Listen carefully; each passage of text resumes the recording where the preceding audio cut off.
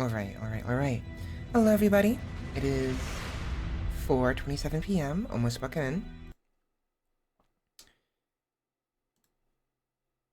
I am late, clearly. I was feeling some severe lethargy. I was feeling very lethargic after I woke up today and was struggling with that. Really bad. It was really bad. I'm better now. I'm much better now, but it's just I don't know. I just struggling. So I'm not ready. I'm gonna go and just was feeling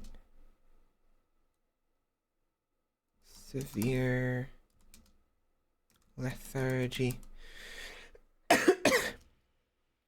earlier. I spelled earlier with a Y. Earlier. But I'm better now. Let's hang out.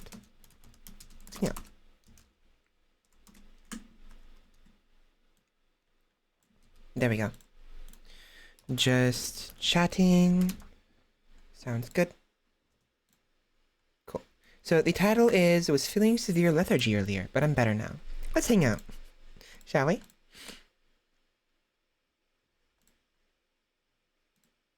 I just put let's hang out. The shall we was just me being me right now. Let me go ahead and just finish the notifications, and then I'll be ready. But otherwise, I'm pretty much ready. I mean, I could just hit the start button, we'll be good. I think a part of the lethargy was, I didn't get good enough sleep last night. I went to bed and woke up at like... Went to bed and woke up at like, I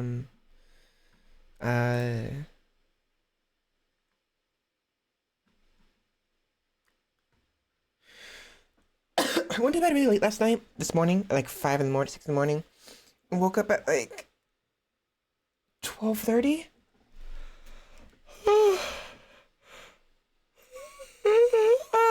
And, I don't know, I was struggling. I was so, like, my mind was just not here at all. It was so freaking bad.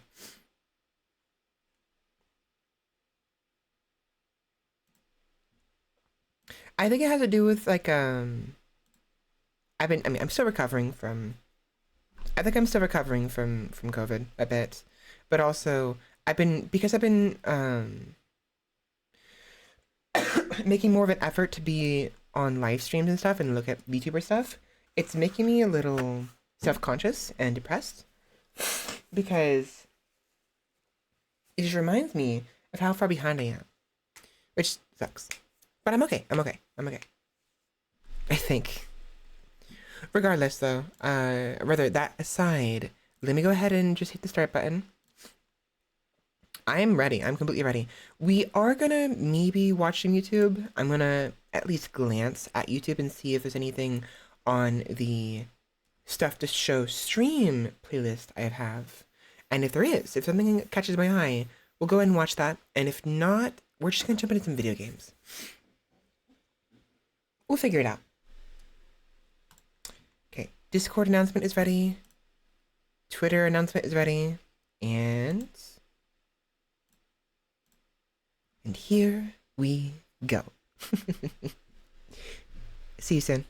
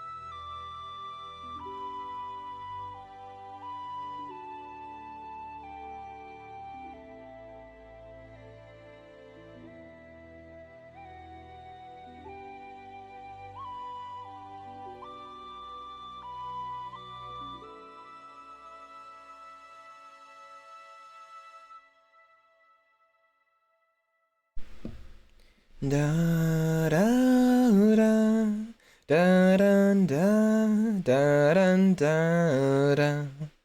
Hello, everybody. Welcome in. Hello, hello, hello. Hi, hi, hi, hi, hi. How you doing? How you doing? Hi, hi, hi, hello, hello. Where am I? There I am. Hi. Hi, Sheppy. How's it going? Welcome, welcome, welcome. Give me a minute. I forgot to turn on my stream on my phone. I need to make sure it's going well on my end.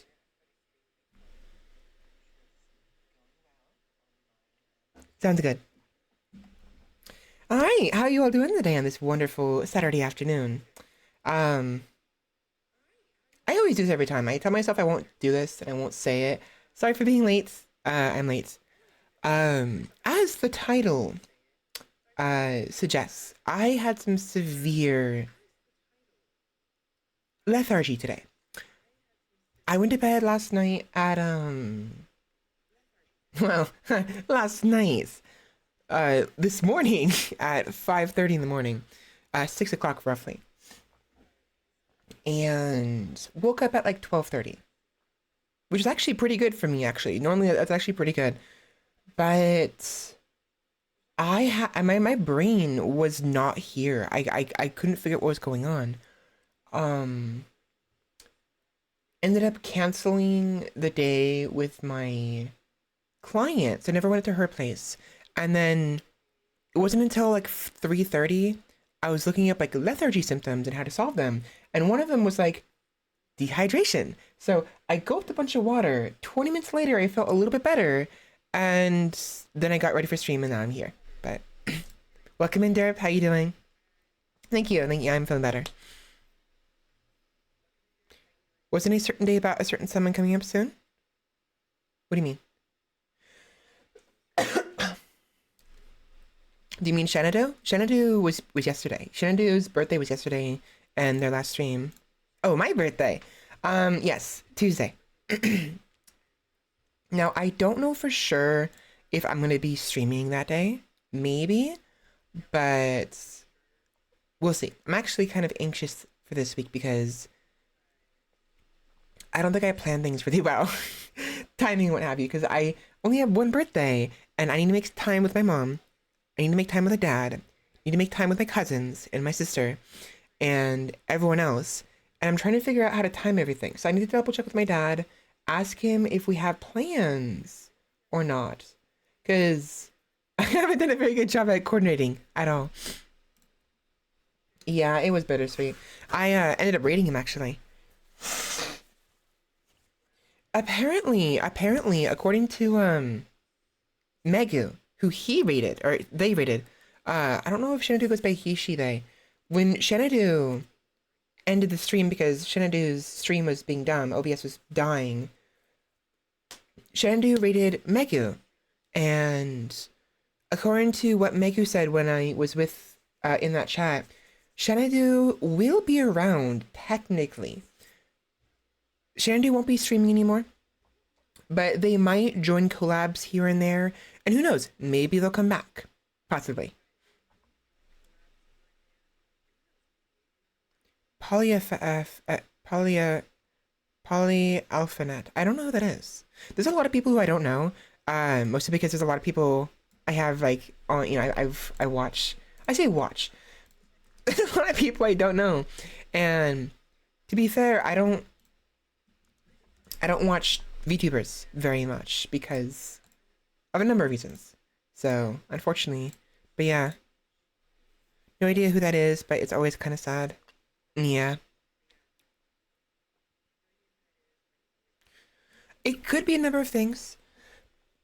Again, the reason why people would graduate, retire, number of reasons. One is just, yeah. It could just be that it's just not their thing. They realize later on. It could be that they don't have the necessary time and energy to invest in it any further, in which case maybe they'll come back when they do. Could be financial constraints. Could just be that they have a better alternative. Maybe they become join like a corporate, like Hololive or whatever. Could be a number of reasons why someone will graduate and retire, but it is kind of sad.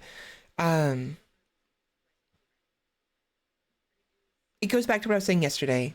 This is my passion. This is my thing. This is my life.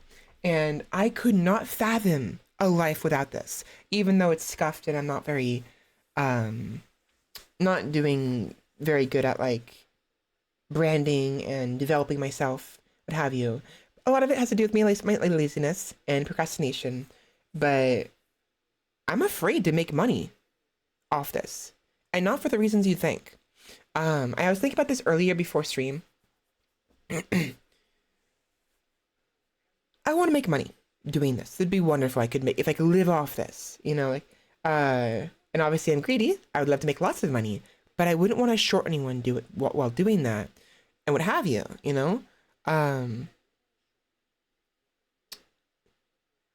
But the thought crossed my mind, like okay, just jump into a scenario. Let us say I do something, right? I give you guys something, the community, you guys, for free. Emotes, certain emotes, perhaps. Later on, let's say I decide that I could make money by charging people for it. I already had it for free, right? Maybe I had it for free as a test to see how people liked it, or what have you, or I simply had it for free because I didn't have an opportunity to make money off of it, or didn't think to at the time. The idea of maybe making money off of it, even though, like everyone else is, when before it was free, it doesn't sit right with me. Because what about all the people before who had it for free and now they have to pay money for it, Or the opposite happening, where I charge you guys for something, some kind of content or whatever, and then later on I make it free, right? Like an emote. Like for instance, there are a lot of I have a number of emotes, not a lot of them. But recently I thought of this, and Twitch added more free emotes or something along those lines. They added free emotes because when I first started, there were no free emotes for followers. And then like a year or two later, they added free emotes. And I thought to myself, should I add free emotes? Should I just like migrate all of my emotes to free emotes? But then what's the point in people like, subscribing, And it's like, I feel bad about making people give me money for free, And yet there are scenarios where maybe it's fine. Like I could open a Patreon and have like a $1 redeem, $5, $10, whatever. And it would literally be just for support because I don't have content. I don't make art. I don't make games. I don't have private streams. I don't have like stuff like that. And so I'm intimidated. I don't want to do that because I feel like I have to give something for you guys to give me money. But at the same time, I don't have anything. I don't have anything. I really don't. And so it's hard. It's hard to want to make money. And I need to. But it's like, I need the money. I want the money because I'm greedy, of course. But I'm also a little too scared about making changes and risk, and my sincerity gets the better of me sometimes, basically, Good question. I can check that real quick, actually. So, I have Chrome open right now, because, of course I do. But yeah, it's hard. I want to make money. I want to do stuff. And I don't know how. And being a content creator is hard, especially for someone like me who I have imagination, but it's very lazy animation sometimes. Imagination sometimes.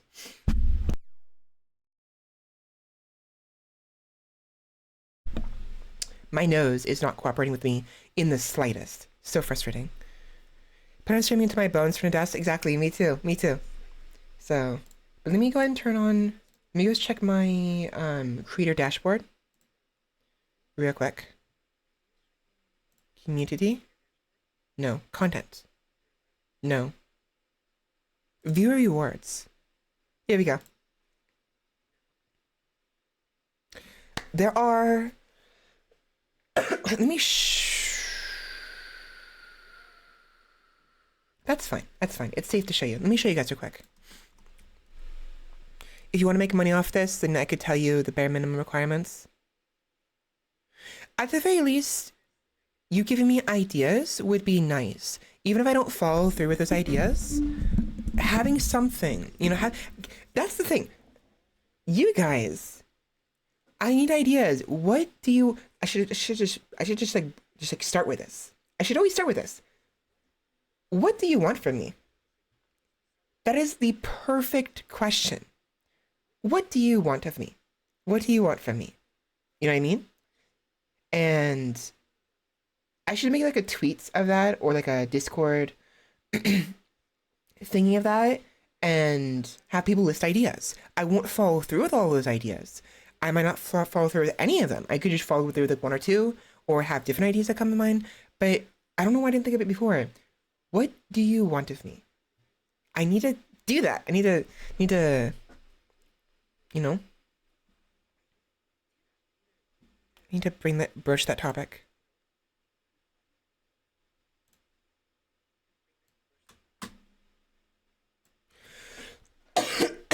Meh.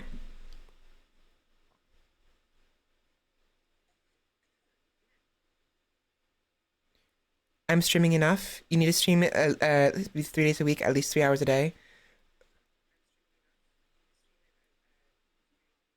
Wait, what? I'm not streaming enough. Oh yeah, I figured that was the case. I remember looking it up online a while ago. There's like a certain amount of days you need to stream, and I want to. I want to stream more often. The issue is been my health and the stress with this and my anxiety and also just the amount of time I have. So I'm actually really excited about the prospects of streaming more often on the weekdays, right? Because originally I was doing hold on, I need to fix this. Originally I was streaming Thursdays, Fridays, and Saturdays. But it became too much, which is why I stopped streaming as often. I'm trying to center this. It's difficult.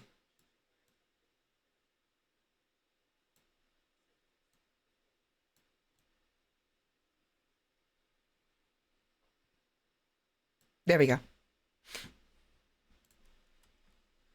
Oh yeah, that's something I definitely need to work on. And I think it has to do, whoops. My available time because of work and other responsibilities.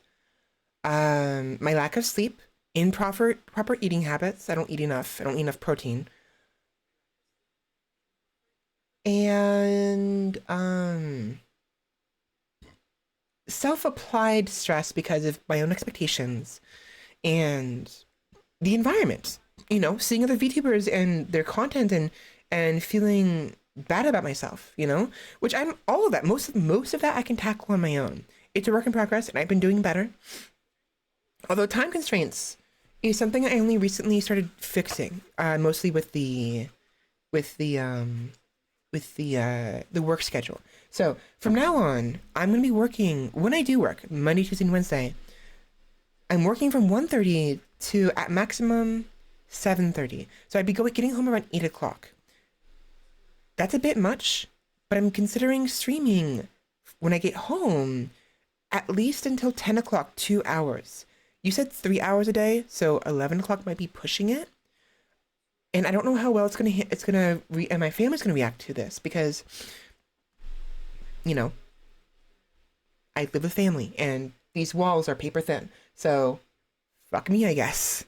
But it's a number of things, and also that too, living with other people, I have to be considerate of their time and their life.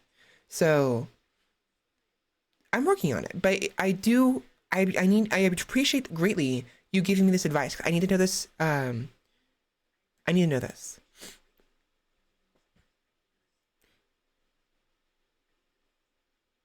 Devil's advocate. I understand. Devil's advocate.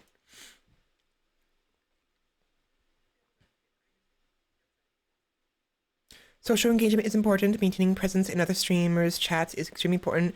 Raid every stream. I need to work on that as well. I don't stream very often. A lot of it has to do with just like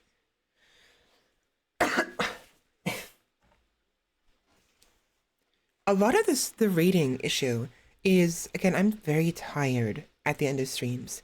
I don't have the mental energy to. I'm not refuting you, by the way, Sheppy. Keep going, please. I'm trying to figure out how these points relate to me and what I could do to resolve my issues. Because I personally prescribe to the idea that voicing your thoughts helps you manage them, and making them, getting them out of your head.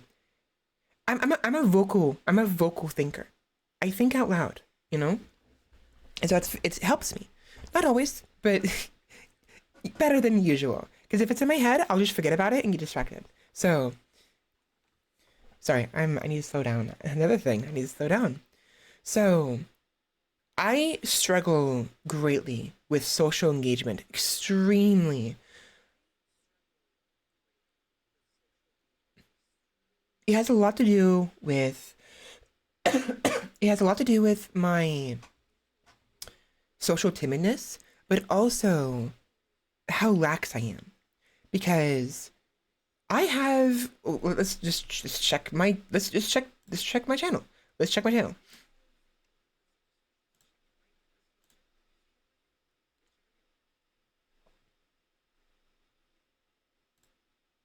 Come on, computer, please. 329 followers, right? Most people who get a lot of followers, even if it's like indie VTubers, like, oh my god, thank you very much for 300 followers, you guys, that kind of thing. I'm not the type of person. I don't do that. I've considered doing it maybe at like more major milestones, maybe 1,000 or maybe 10,000 or what have you. It's awkward for me. I don't celebrate things very often. And there's like so many different things on like Twitter and like the chain tweets, the retweets, the quote retweets were like the one, so I sorry for coughing, where like then and now, or like VTuber versus IRL operator and stuff like that. I don't really engage in those very often. I should, I don't. And it's this weird, like, kind of like, I'm just chilling. I'm just doing my own thing. And I don't, it's a weird disconnect and struggle. I'm fighting with myself to want to be popular and also just want to chill, just don't want to get stressed over it. And also don't want to pile on too many expectations with other people about how social I actually am, because I'm not a social media person. I am not. I had nothing. Maybe Facebook, and even then, I didn't talk to anybody. And it was only because of VTubing. I even got Twitter. Only because of that. And I rarely ever do anything on there. Welcome in, Roomba. Sorry, I was distracted. Welcome in. How you doing? Yeah, social media engagement is half the job and it sucks. I agree. I'm learning and it's hard. I need to do better.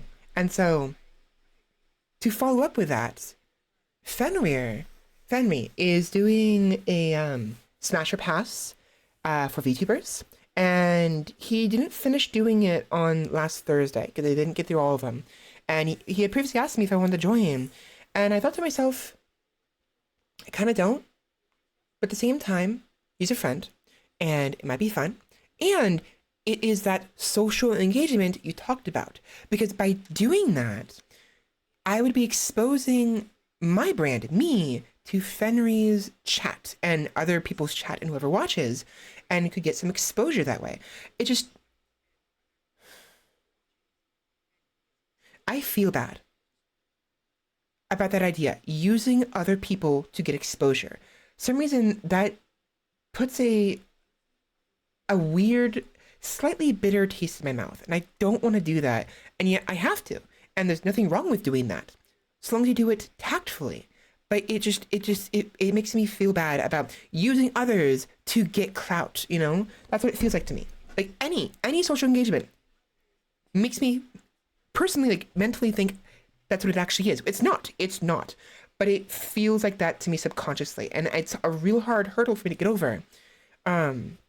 Using you guys, Sheppy, for instance, to give me clout, to not clout, but like make me be more known. You know, it's just fucking like, I don't want to do anything like that. You know, it's not. You're right. It's not clout chasing. It feels like it, but it's not, and it's just exactly. You're right. Both using each other for fun and grow together, and it's such a hard hurdle to get over. So you, at least you guys know what I'm going through. You guys know what I'm talking about. I'm not alone here, right? I'm not just talking nonsense. There was a shit. There was there. That shit was funny. Yeah. I didn't ping my. Yes, I didn't ping myself this time. I made sure to ping everybody this time. I was very careful with that. I'm so pissed off at that so much. Showing. I'm still reading what you guys are reading. I just skipped some stuff, so I'm falling behind what you guys are saying. It is awkward, but showing appreciation even the smallest of milestones go a long way. That is true. That is true. I should do that more often. Or at least try to. So maybe 500. Let's say 500. I'll be chill about it, and when I reach 500, I will say thank you, I guess. You're not using them to pull yourself up alone. Yeah, you're right. It's a collaboration, and that's the point where we're trying to make here, and where I'm trying to make. And it's just, I'm. I've always been alone most of my life when it comes to social situations and like friends and hanging out. I never really did anything with others. I was always a solo person, and I'm trying to change that. We're a community. We help each other and build each other up. That yeah, that is true. I don't think collaborate competition is inherently bad though. I think it's good to have competition because then you can compete with each other to make each other better. It's when you have the very negative, hostile competition, the hostile rivalries, that it goes wrong. Um, Conflict eventually leads to resolution, which leads to better advancements and just like okay, there is this interactive novel I used to read a long time ago. Let me make sure I don't dox myself doing this.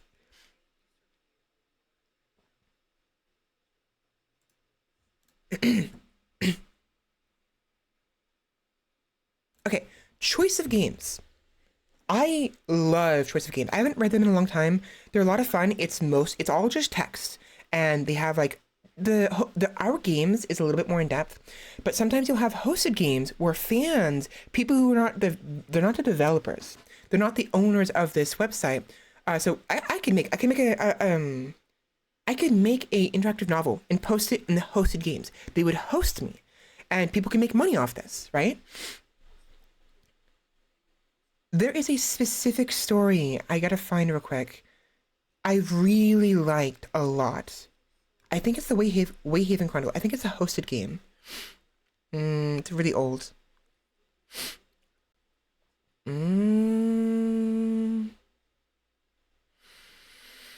need to breathe. I'm going too fast. Where is it? Where is it? Where is it? Where is it? Where is it? Where is it? Where is it? Wait. Where is it? Where is it? Where is it? Where is it? Where is it? Where is it? Where is it? Where is it? Where is? No, not this one. Wrong one. I love Samurai Fuga so much. I haven't finished it. There's multiple books. I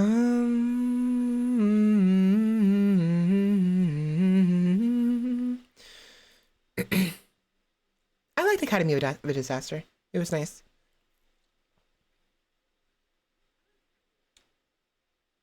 I will recognize it. I'm sure I'll recognize it. I gotta find it. It might have been our Hmm. I thought it was a hosted game. It must be the choice of games.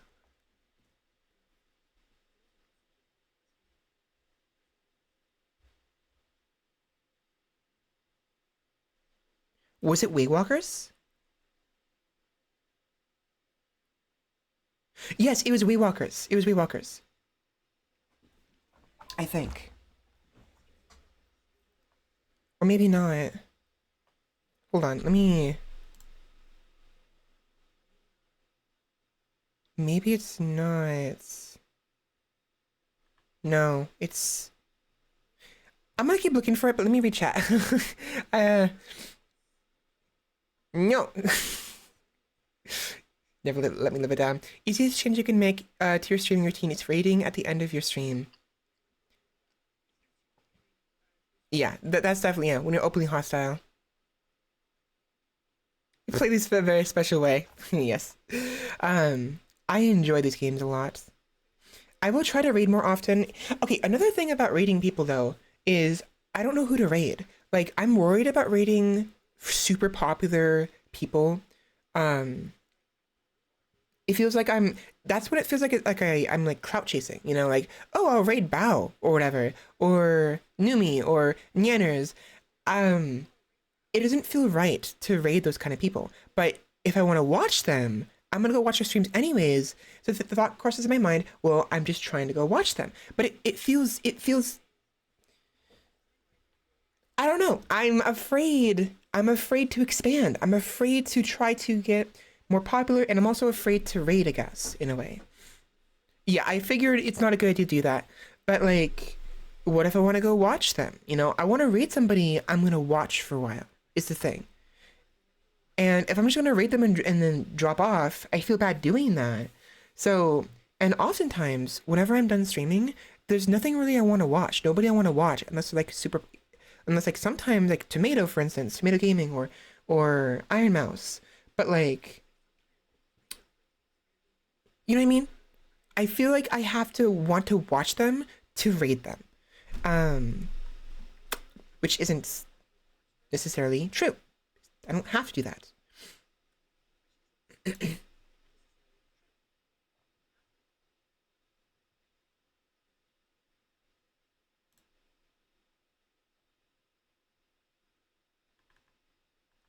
I think it is the choice of games.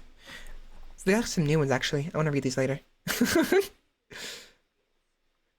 The bread must rise.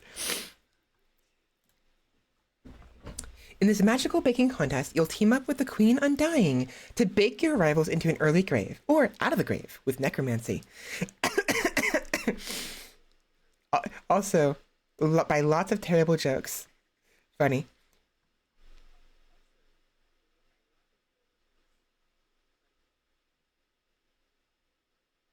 Where is it? I know I have it here somewhere. Or they have it here somewhere. I'll recognize it. I should.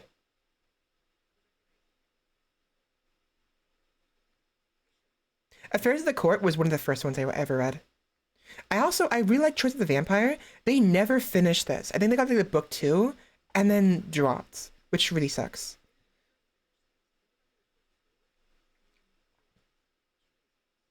Yeah, they went Choice of the Vampire and then their sequel, Fall of Memphis, and then just nothing. Which is very sad.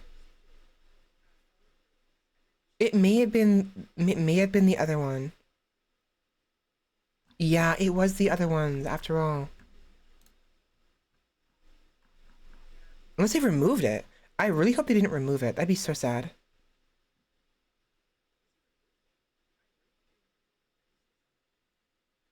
I think it is Walkers.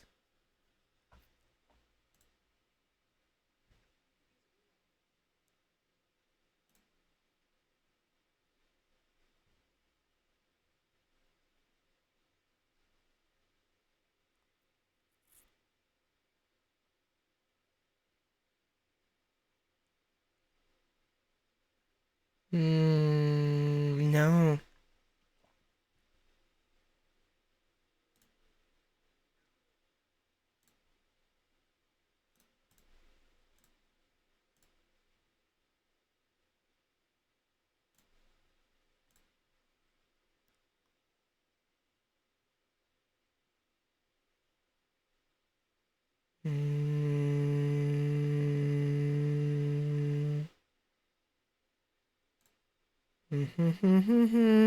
Whatever, doesn't matter.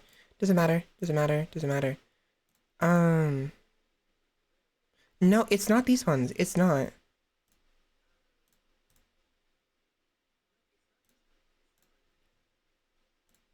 Hmm. Have no regrets being as slutty as possible in choice of games. Oh, that's what you meant.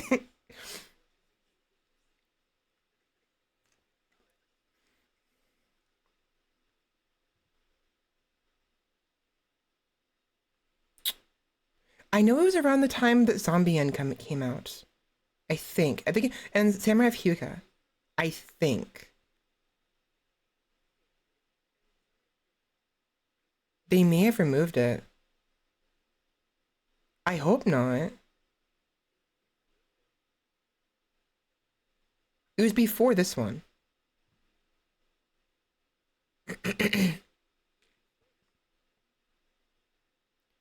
Hmm. They removed it. Unless it is this one after all. I'm just getting confused.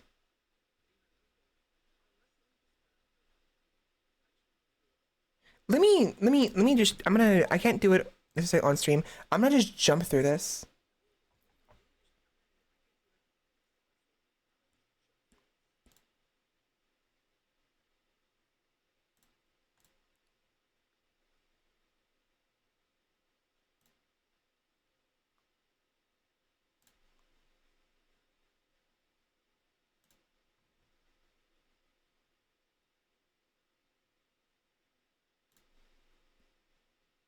Hmm.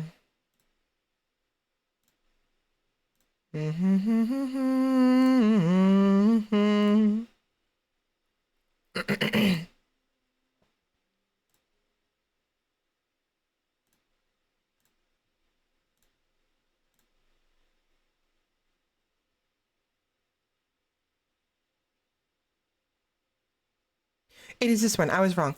I was right. I was wrong in that I was actually right. It is Weight Walkers. They changed the graphic, which confused me. So yeah, most definitely. We'll look over. Or we'll talk about it in a little bit. So Weight Walkers, right? Weight Walkers. Weight Walkers is about a you, the main character, going to this university, this academy, right?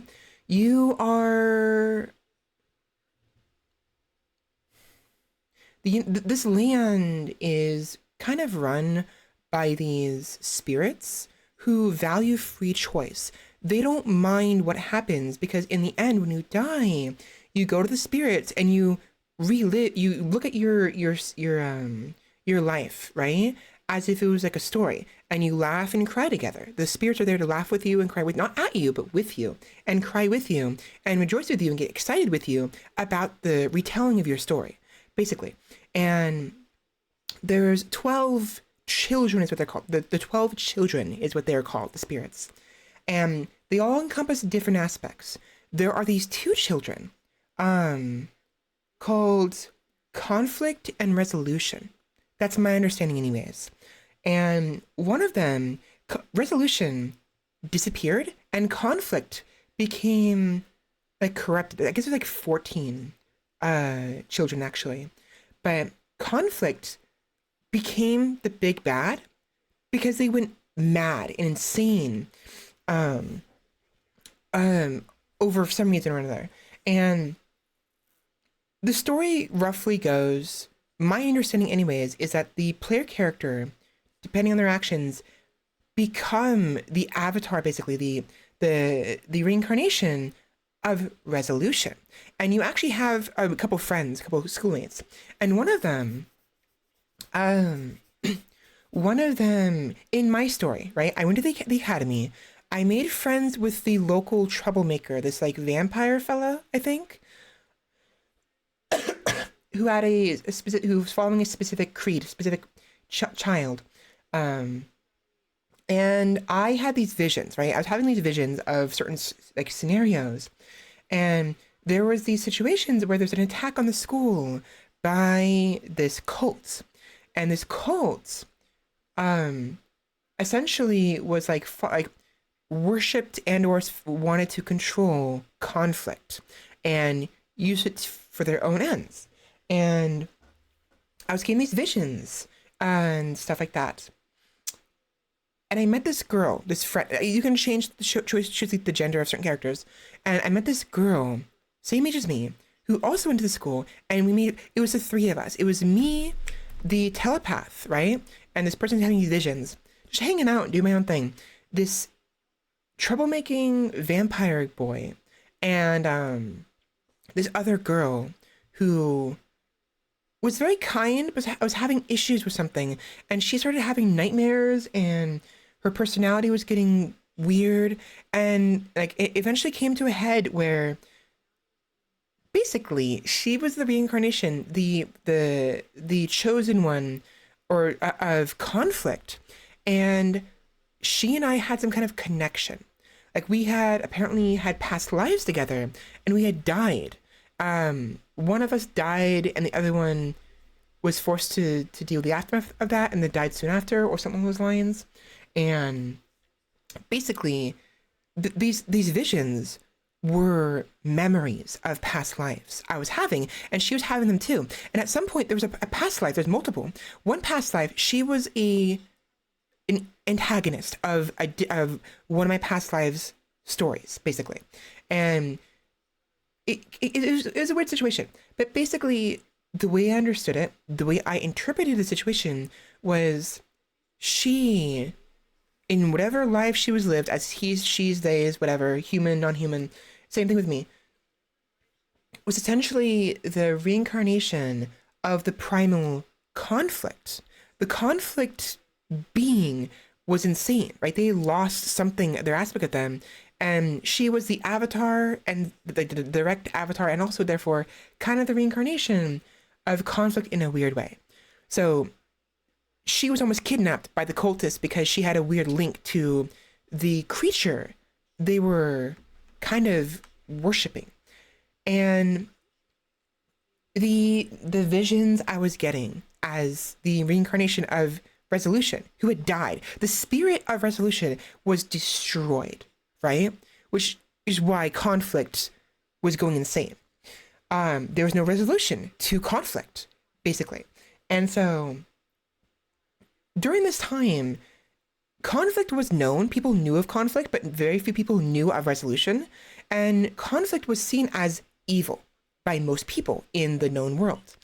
And so anyone who followed conflict was a cultist and needed to be put down, basically. You know, the equivalent of like necromancers and what have you. Not important. Not necromancers necessarily, but like it is just really bad. Even though conflict isn't inherently bad. And that was what I was going through in both stories. In the first one, university, and in part two. It's basically, I was like having a better, deeper understanding of this situation and of the truth of the matter. And it seemed like the story was coming to a head where eventually I would have to help people understand that conflict isn't evil. It's not. Like everyone is afraid of having conflict with each other. And, rivalries, people saw rivalries as like in competition in a way as evil. And it's not, like there's no, it's not good, but that's because of the circumstance, the situation. So I surmise from these two books that the player character, at least me, I don't know if there's different ways you can go about it. Maybe there is, but I was the reincarnation of Resolution. My soul, as the spirit of Resolution, was fractured and damaged almost beyond repair. And it took me several reincarnations and lives to get in a better shape, to be physically, spiritually a little more repaired, healthier. And book two ended basically with me trying to save this other girl who I eventually developed a more close relationship with from her visions and from the cultists. And there's a point where we agreed with this teacher to dive into our memories, do spirit diving, basically. And we both dove together into each other's spirits, into each other's memories. And we're experiencing these visions and all of these past lives together. And because we laid down, the professor watched over us as we laid down in beds in this like nurse in this like a nurse's office or whatever, or maybe their personal office, and going through all these conflicts, and like that you figure out that the other girl is like, at one point she was this like this young man who was not doing necromancy, but she was like he was like some kind of like scientist or some kind of like a scholarly person, and things were going really wrong to the point where they were like the dark side. They were fiddling with the dark side kind of situation, you know? It's a weird situation where like, similar like that. And, but not quite, you know? And I remember there's a point where in those dreams, you have choices. And either it's because they're the choices that you would have made had you been in that situation. Therefore, it would make sense that the past you made those choices, or you were actively manipulating the past. I don't think you were actually manipulating the past. I think it was just you were remembering the choices you made as the past version of you, the previous life of whoever, of me. This is me we're talking about. So basically that antagonist, the past me, was kept trying to take their side. And eventually those actions of constantly trying to take their side and be with them and tell them they're okay got to them. And the antagonist was calming down, you know? Like I need to. And they were just doing the typical, like, I don't want to do this. I have to do this. It's the only way. You don't understand. Those kind of conversations, you know? And like like bringing them closer and like hugging, you know, it got to a head, and eventually my past life died. Someone killed me, and I think in front of the antagonist, and they were distraught, right? This professor, the scholar, was like, his heart broke at this. And then things just blew up. And then they became the big bad of that generation. That was like several like generations prior. And ultimately, it seemed like someone was intentionally trying to keep me and keep resolution from conflict because of their own desires, their goals, you know, their machinations. So eventually we both woke up, and I don't remember how it went about. I think she actually got kidnapped after that because we got attacked again a second time. Because in the first book we got attacked. The whole university got attacked. The second book was mostly about the resolution of that. So yeah, first book was the conflict. Second book was the the path towards resolution. And I guess the third book, it's supposed to be a trilogy, would be the culmination of all of that. But if you look, there is no third book at all. Which is very, very saddening. I'm very sad there's no third book. There was no proper conclusion, you know? Which upsets me. But, I mean, the author, I don't know what's going on. Everyone has their own lives. It's like with the VTubing, you know? Everyone retires and just gives up at some point, and it's entirely their own prerogative. It's they doing their own thing. Maybe they don't have the time to do this, make the story anymore. Maybe they don't have the direction anymore of where they're going with it. Maybe they don't know how to end it, you know? But it was I liked the story a lot. And I liked making friends with the vampire kid. We had some fun. I did a really good job at playing with him, like doing pranks or what have you, but also find the right opportunity to be like, okay, let's back up a bit. You know, that prank is going too far. And because of the friendship I built with him, he trusted me. And so he calmed down a little bit. He wasn't as hostile in his pranks.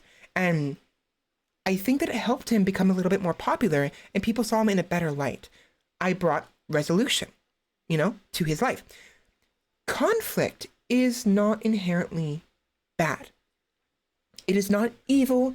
It won't bring you ruin necessarily, so long as you have resolution. In fact, conflict and resolution can deepen one's bonds and make things better. Think of it like a personal relationship with a lover or a wife or husband or whoever. Even friendships, even family ships, with your family. Often, not always, but oftentimes you hear about how these two people are fighting with each other like cats and dogs. And yet, after the fight's over, they're the best friends in the world. It's because when you have conflict, when you fight, when you argue with each other, you are essentially, if it goes properly, if it goes the right direction, you are bearing your heart to the other person in that conflict, And oftentimes you see in like dramas where like two lovers or husband and wife, they're fighting with each other and arguing because of like misunderstandings or because lack of communication,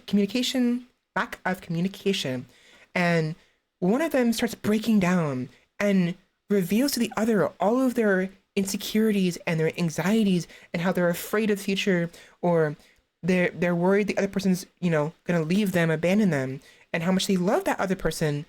The one who's crying is saying all this, right? And the person who witnesses this is like, oh. And then like the other person's crying and the person who's not crying is like, oh shit. And then it slowly reaches a resolution, and the other person, hugs the crying person, says, I'm sorry, we'll do better, and we'll communicate. And sometimes those dramas go where like it seems manipulative by the crying person, but in the proper ones, in the good ones, the crying person also tries to do better in the communication department, and things go well, supposedly. But a lot of the drama has to do with miscommunication, conflicting desires, and the conflict those produce. In order for things to go well, resolution must be found, And sometimes it requires being at each other's throats, Like a full-blown full-blown relationship war, Not all conflict is good. It isn't. But it's not evil. And so competition and rivalries aren't bad, especially with VTubing. And it's like with history. The reason why we humans, why we've developed so much is because of the rivalries between conflicting nations, the arms race, the desire and push to have better swords and armor, and eventually have better, range weaponry, from bows, from slings to slingshots to bows to muskets and flintlock pistols to guns. And sure, that's not good. Better ways of killing people isn't necessarily a good thing, but it led to other innovations, better ways to hunt, provide food for your family.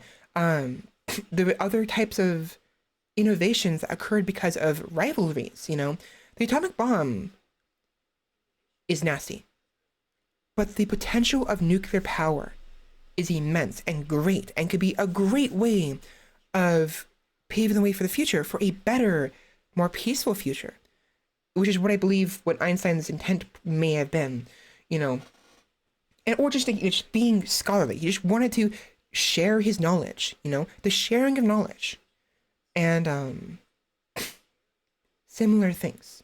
So, as an example, if we hadn't had the conflicts of the seas, the ships we had back then, Columbia area, may not have gotten as advanced as they did, at least not as fast. And then, Columbus might not have never had an opportunity to travel the seas to America. And there's so many different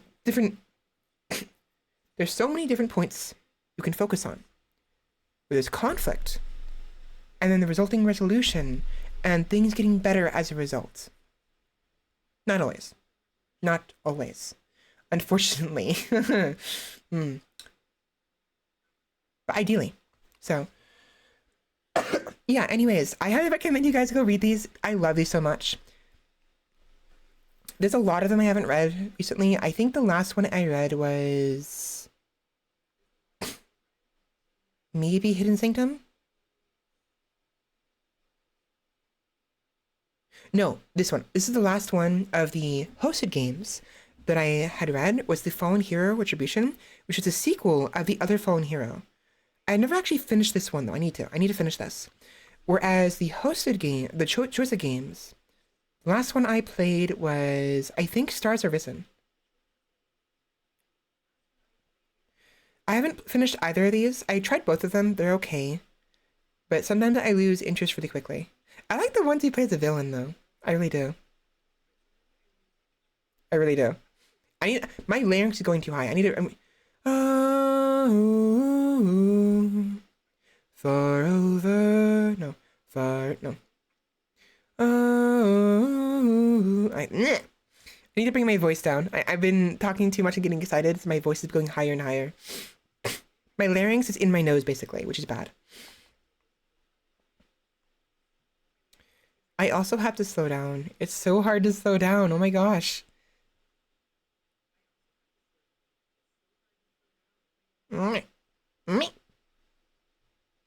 Anyways, go watch this. Watch. Go play this. They're fun.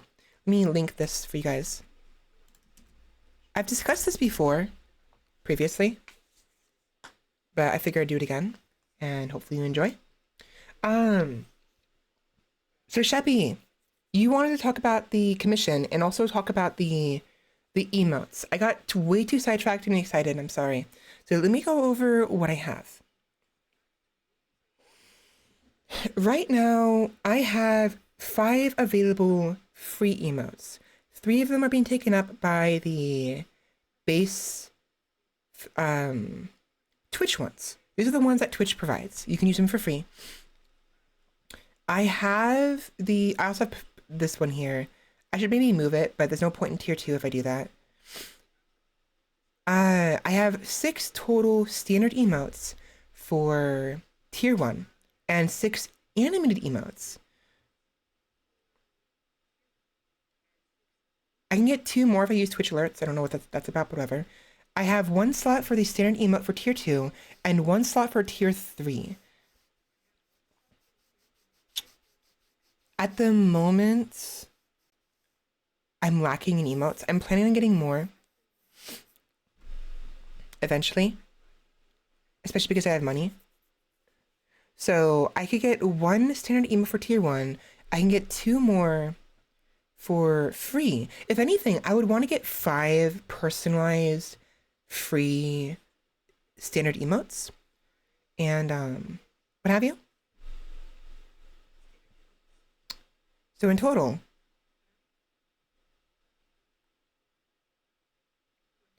I have 8 open emote slots, potentially, and then 6 animated emote slots. I'm lacking. I'm very lacking. Yeah. So, I'm very lacking though. What? I have ideas though. I have ideas. Oh, ooh. Speaking of emotes. Let me. Hold on. let me calm down first.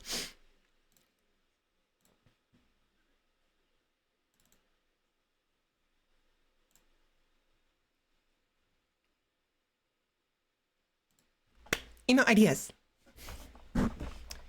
I had this idea last week while I was still sick in bed. Not in bed. sick at home. Of ideas of emotes that we can do. So, Tomato Gaming is someone I enjoy watching, and they have this dagger, right? As an emote. Let me actually show you. I'll do it in the office.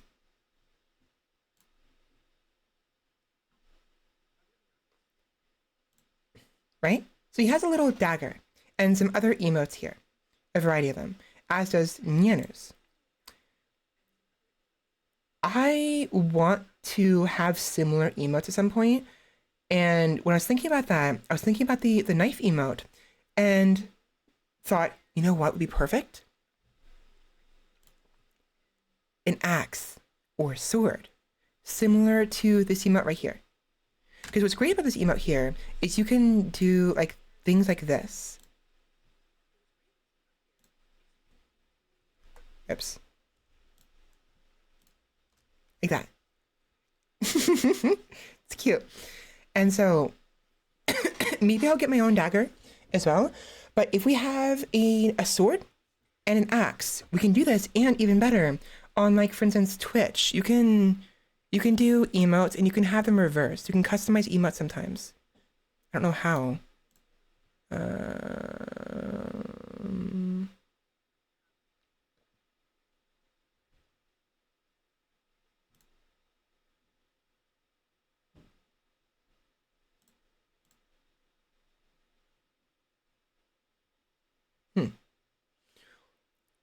Where is it?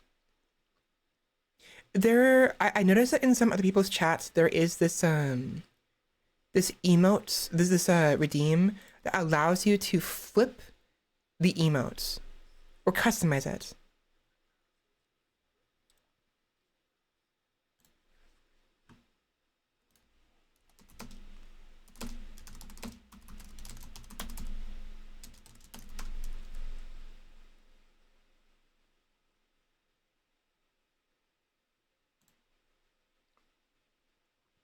Modified emotes.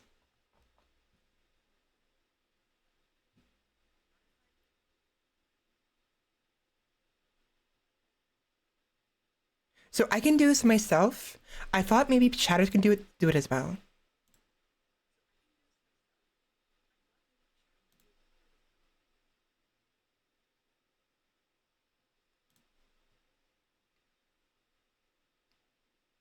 Wait.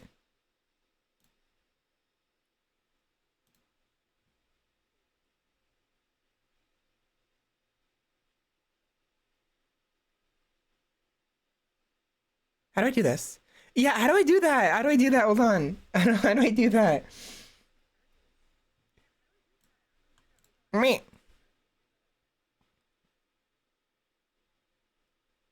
I don't know. Open settings. How do I do that? Do I not have it?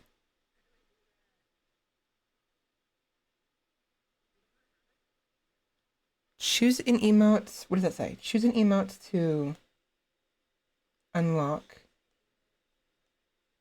Modify, there we go. Modify single emote. There we go.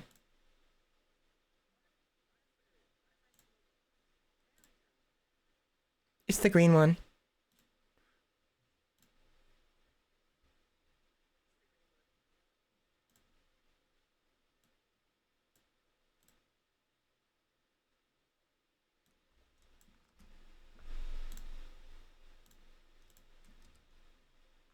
There we go.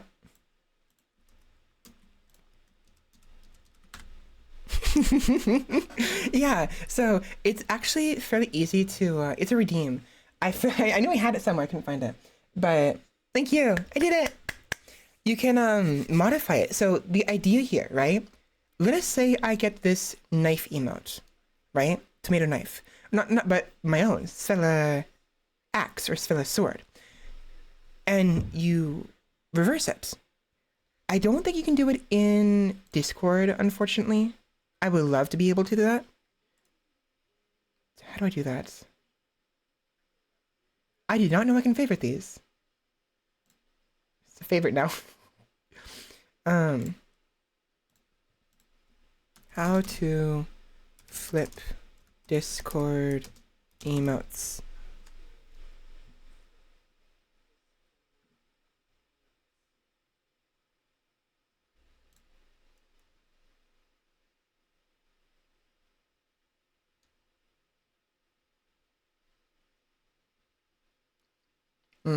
I think the best thing I can do is I would have to do it manually myself, where I have to add those emotes.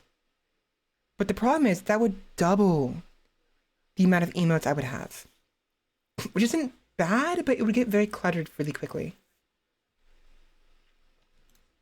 Can you modify Discord emotes like flip?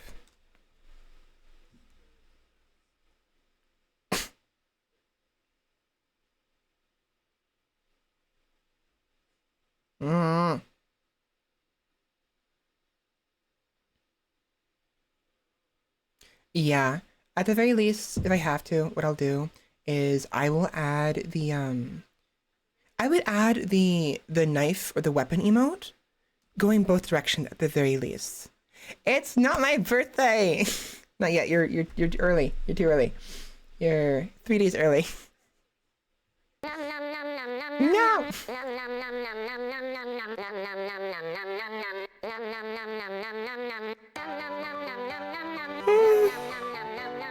I'm so tired. I'm hungry. I need food.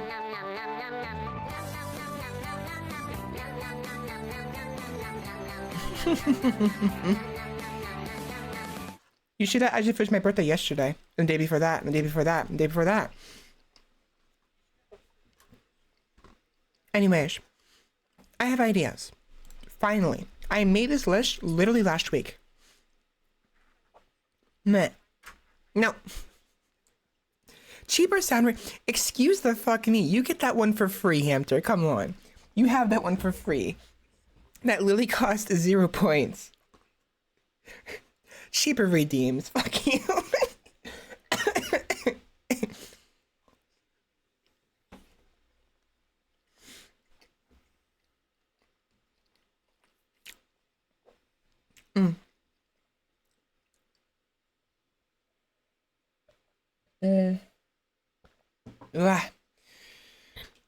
Anyways, I have some ideas here. So fingers to chin question. Basically, this is the confused one. It's this one, the thinking face.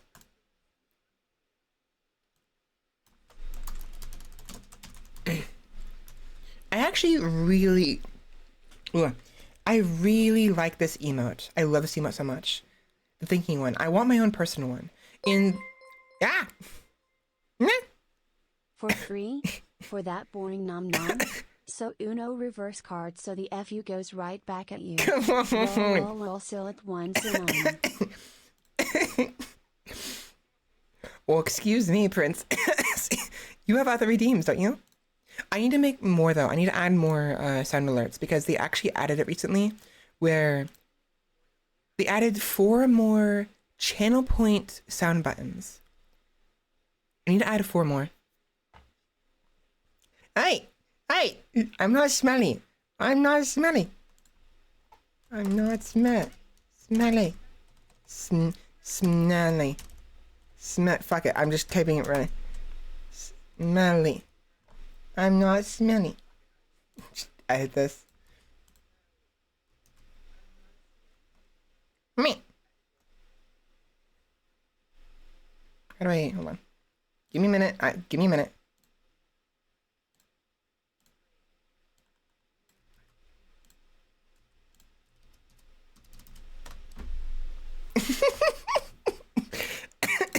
I'm dying. I'm okay. I just can't stop coughing. Right. Yeah, I want to get more emotes. I need to. With this. Yeah. Okay. But anyways. I'm making progress. Progress is what I'm saying here. Is between having the I want a thinking face. I want a giggling one. I want an alluring one. I want cat eyes of some sort. Vampire eyes glowing. So I'm taking these ideas from the other from Tomato and Neanners. Like, see these eyes right here? I would want something similar, but with vampire eyes, or like menacing, a little alluring, but also scary a little bit. And I would also want the spaced out witch one, because like the freaking where is she? Where is she? Where is she? Where is she? Where is she? Where is she? Where is she? It's fine. Oops. It's fine. Just like look at her eyes. Look at her eyes. There's nothing going on in there. She is just so like zooted right now. She's so freaking high. I would love this to be an emote, but like a little bit more, a little bit more off her rocker. You know, a little more crazy. Like clearly her eyes are like not. Yeah.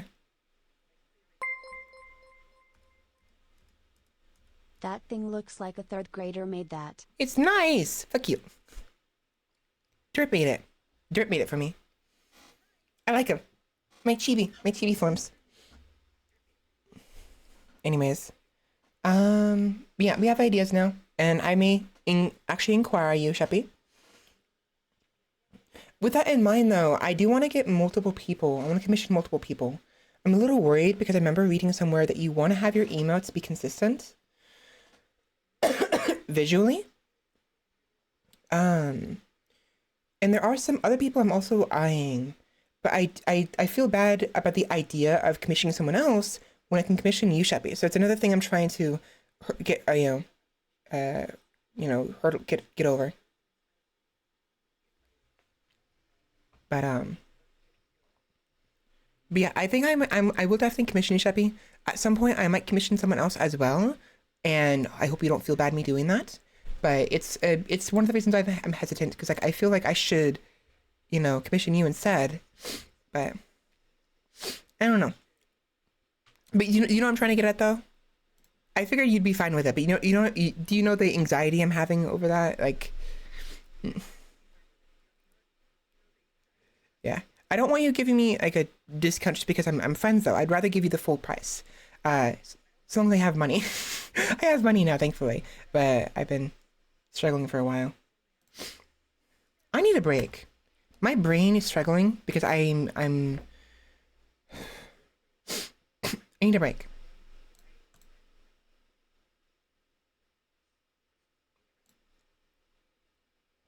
Yeah, see, these are the default emotes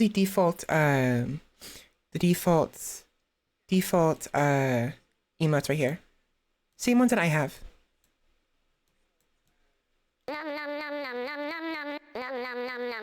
Okay. Good to know. I may inquire upon your book. Num num num num num num num. Okay, I need a take a break. I'm gonna walk around a little bit, get some food, get some more water. I have a shake here to drink. I haven't been drinking it. I'm gonna gulp this real quick. And then I need to eat better. I don't eat enough protein. I'm gonna get like a chicken sandwich or something. Mm.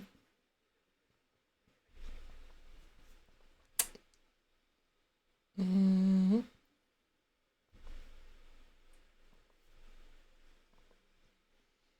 Mm.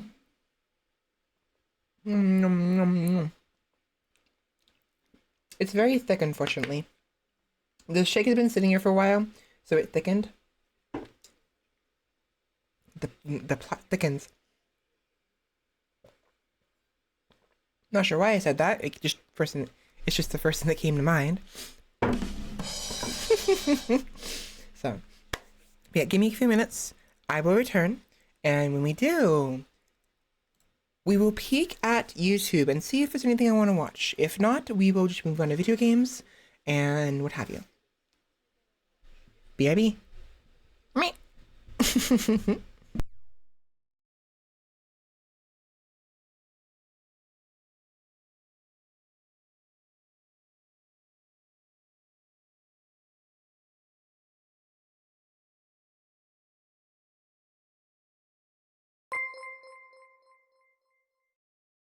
Better not take too long.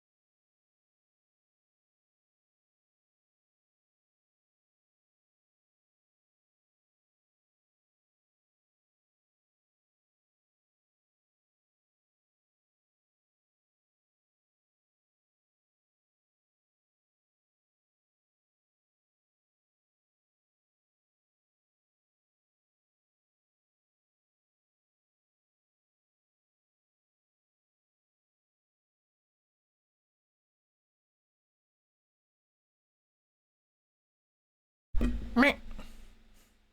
I'm back. Okay. A little better. I calmed down a little bit. I got myself a chicken sandwich because I'm hungry. My shake is nice. I like it. I'm still gonna sip it, but I want solid food. Thank you, thank you. So I got a chicken sandwich. Hot. Okay, so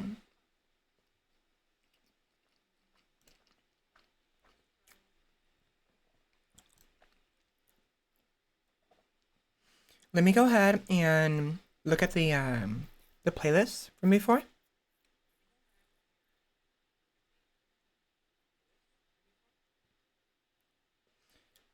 I'll look at that stuff later. I have way too many tabs. My computer's gonna be lagging really badly, so bear with me. I'm gonna turn off, ooh, right. There was those things you wanted me to watch, wasn't there? Yeah, let me check that real quick.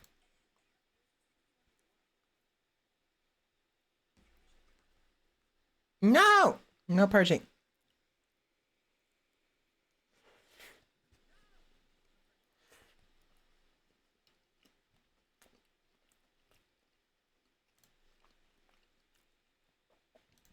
Yum, yum, yum. Oh yeah, I remember watching. So you posted Double King. I actually watched that myself previously.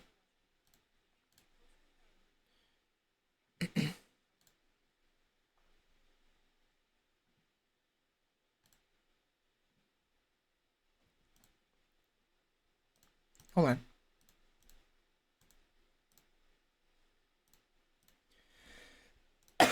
We'll watch those first. Welcome in, Cyclop, by the way. How's it going? I have too many tabs. Again. Oh my god. I put this on the wrong freaking... Ah, damn it. Whatever. It's fine.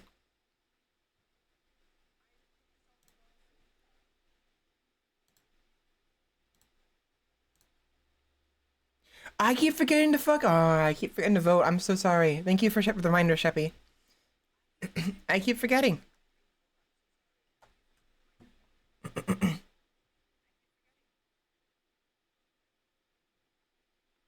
Taking a shower because with Stinky. Hope you're all doing good.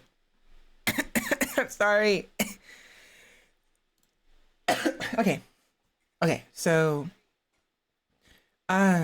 previously, back before I got sick, Sheppy had posted some stuff we can watch in flat screen TV. And this is the first one. We have some other ones right here. I killed the tabs so it's a little bit easier on my computer, but they're all right here. And we'll get to them momentarily.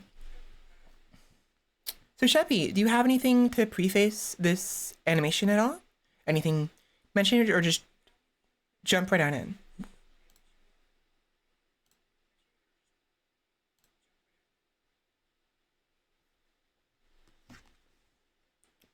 Same goes for the other animations. Just jump in or something to preface or any comments?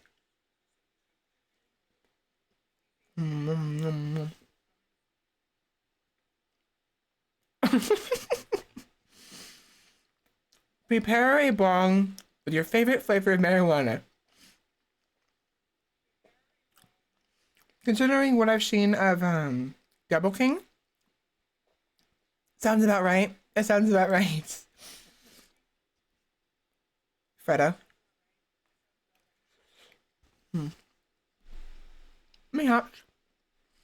Let me go ahead and make sure the audio is proper.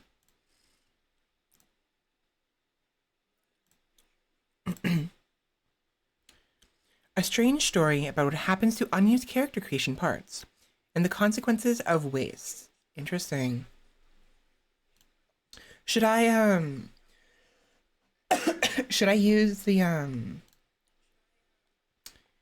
full screen or should I use the overlay?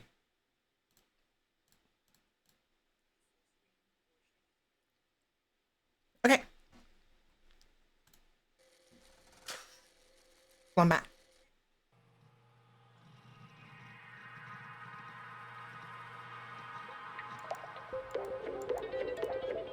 Let me know if you can hear it okay, and if you can't. Those feet. Do you hate it when it glitches and there's just like, it's the same one over and over again?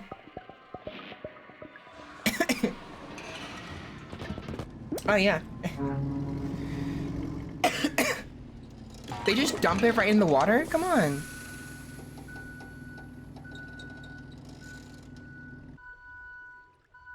That can't be healthy. Feet.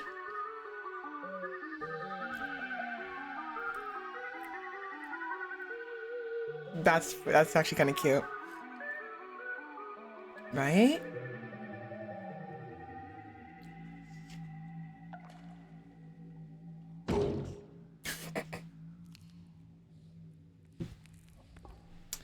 So do the parts come alive or something like that?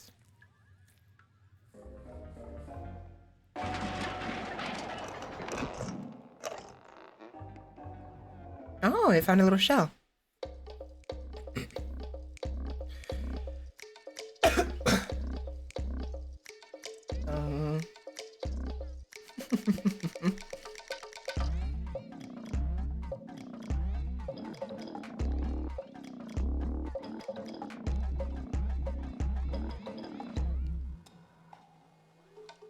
Bone.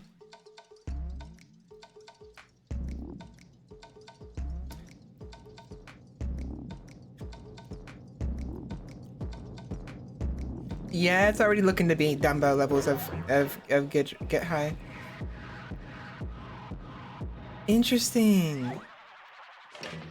Up.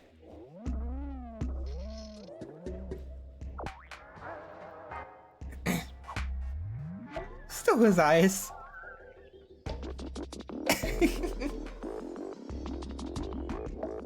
Rawr. What is going on here?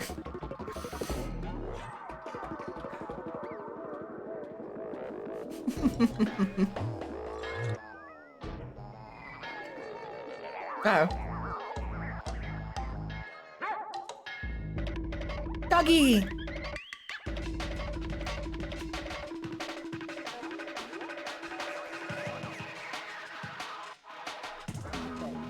Ugh.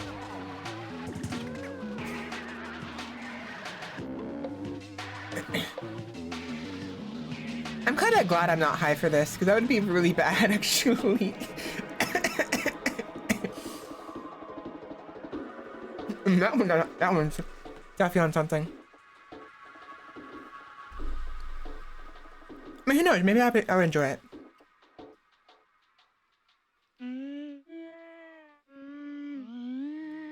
It speaks.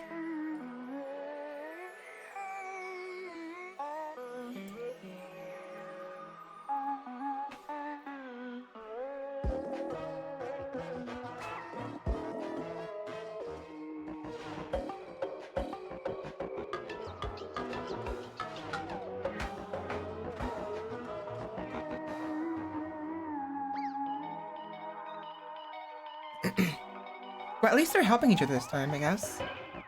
Not sure if it's a good thing or not, though. We crashed.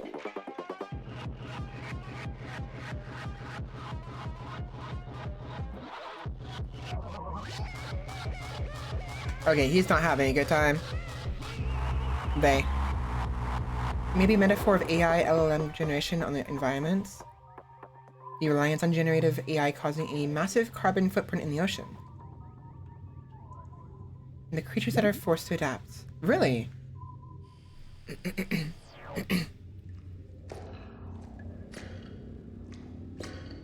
Yeah, how does the AI affect the ocean?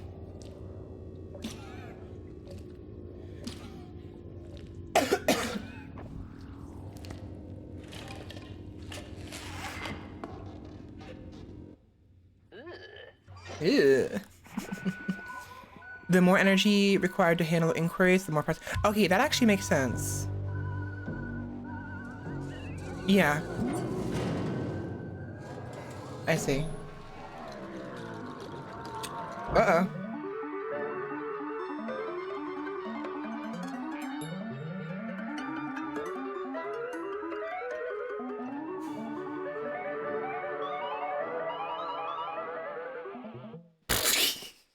Implying the submarine's some kind of like whale or something.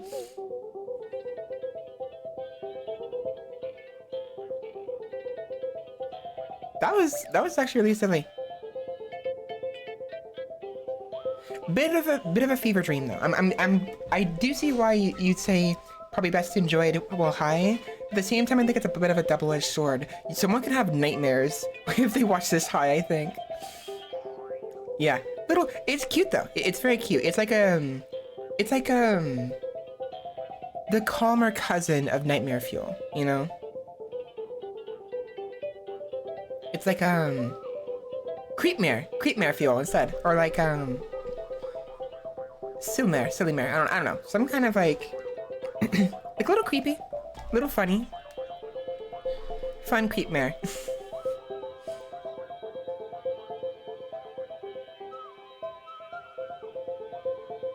GB fuel. Heebie-jeebie fuel, yeah. What was that?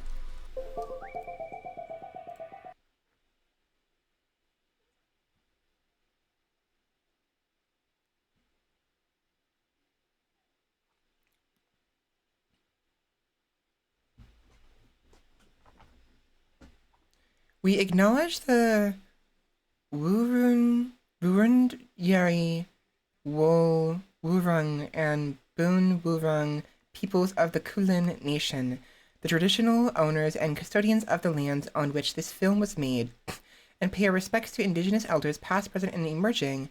Sovereignty has never been ceded. It always was and always will be Aboriginal land. Is this like is this like a just silliness, or are we like? Oh, that doesn't sound nice. That it's happening, you know. Wombat. The Kaizo trap. I remember that. It is such an old film.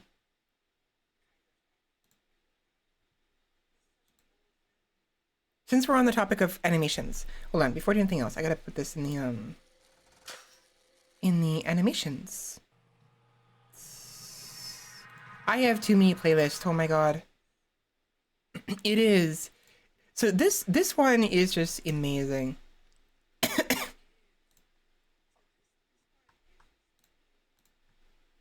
Photosensitivity warning, of course. Then again, always photosensitivity warning whenever you're watching anyone's streams. I'd explain it, but I think it's better just to watch. It's a very cute animation too. A loving wife who buys her husband a Nintendo because he's been wanting one for a while, and he came back from work tired and what have you. It's kind of cute how he was like hesitant at first because he didn't want to just like leave her behind, you know. He's like, "Can I?" And she's like, "Yeah, go ahead." And then this happened. Honey? The music slaps, by the way. If nothing else. Yeah, she does. This is basically, it's interesting too because I would think, like, when was this made? 8 years ago. Was this made before or after Undertale? Because it's very, like, don't give up mentality.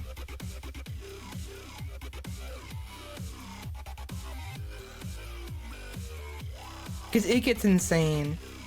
Controller. Let me make myself, oh, that's fine. I think I can make myself smaller.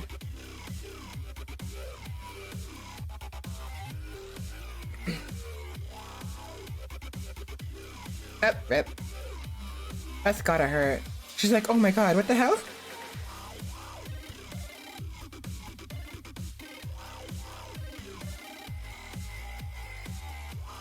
I'm looking up Undertale.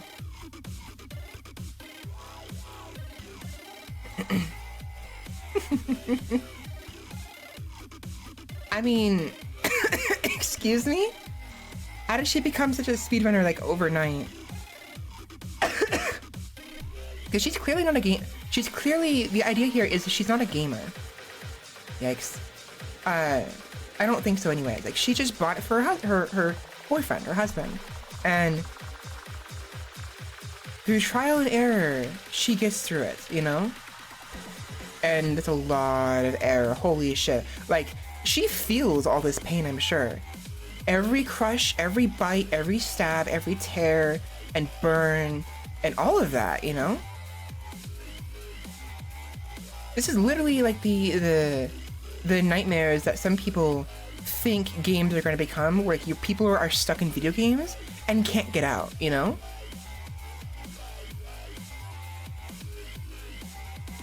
Right? She just shell jumps. Holy shit, I can't even do shell jumps.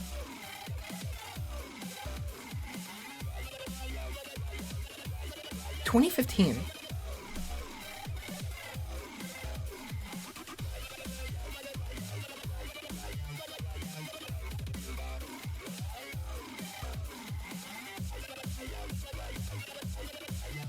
That's not her boyfriend. Hmm.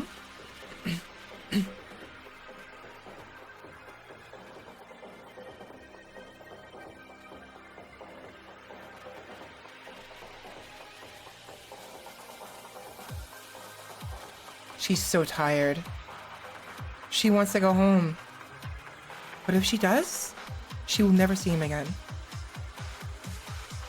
And she's not about to leave him behind.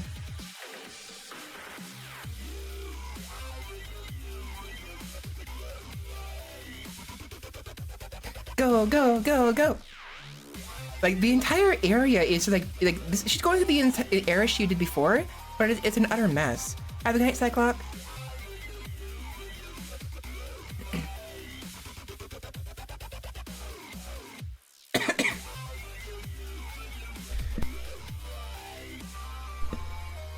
And she's kicking ass. Okay, it was her husband, just possessed.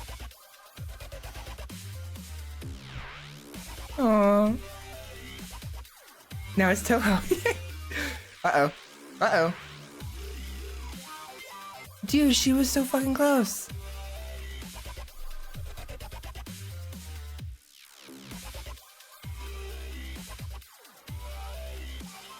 Ooh.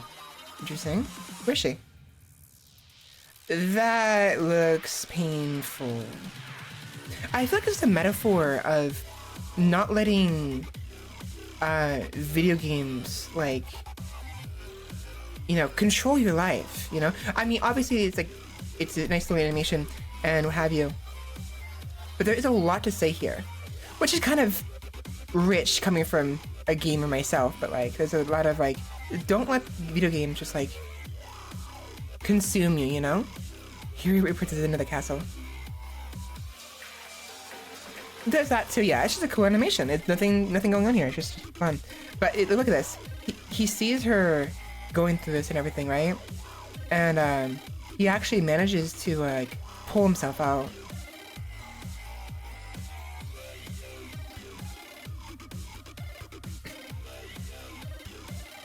That has to freaking hurt. Imagine like pulling out a drill out of your face.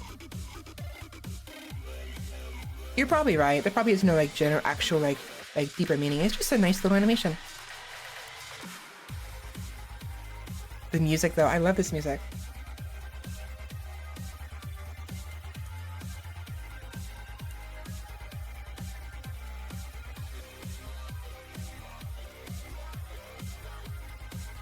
Where's the key though? Right, there was a lock at the beginning of the level, remember? There was that little platform with a lock. Where's the key? See?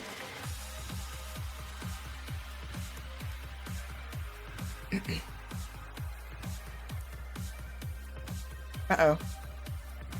Oh, she has it. Wait, when did she get the key? It's a bounce pad. How cute.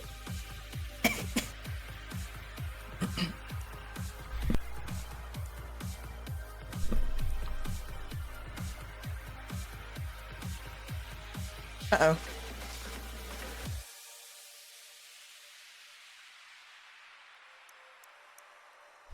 Got it. Just barely. That was close. This is really close. But look at their house. It's like, it was abandoned. It sparked. You couldn't see because I was in the way, but the game console sparked and they're like, oh god.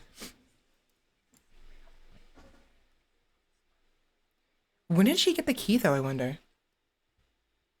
This video has a number of Easter eggs and secret videos attached to it. Oh, does it really?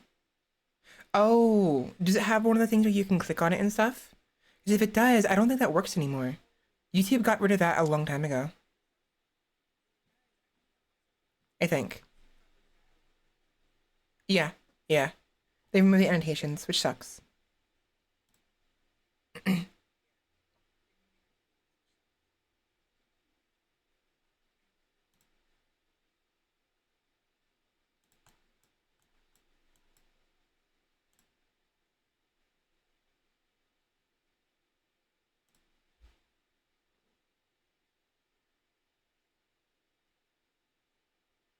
Wait, what?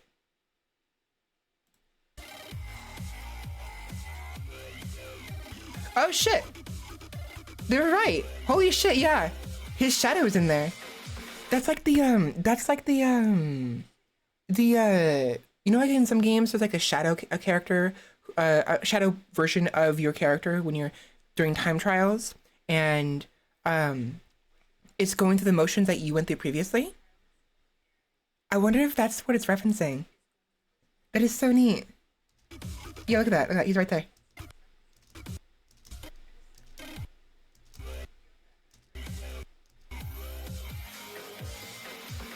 Oh, he's right there too. Look at that. I mean, he's everywhere. He's glitching everywhere. He's like right there. That's neat.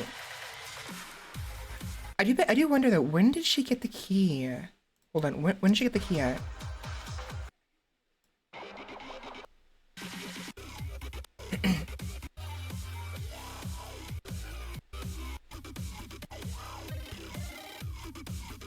Keep an eye out for when she grabs a key.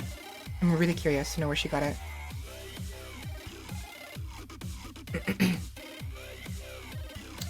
Happy lurking. Well, I wasn't paying attention.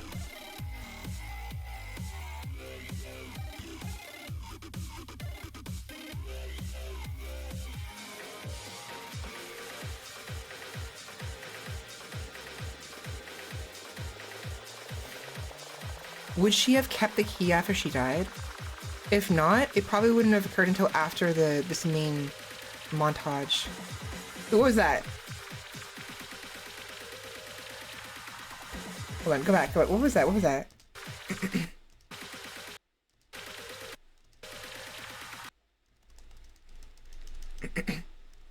She died from a coconut falling on her head.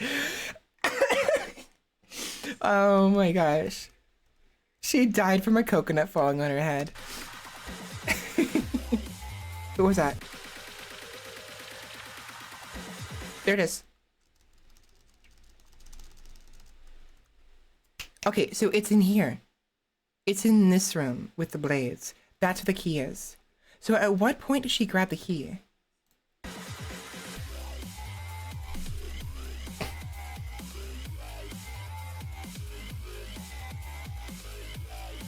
Not here.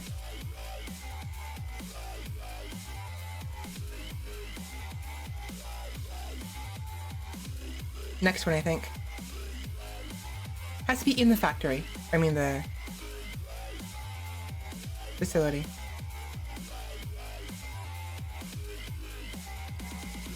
In here.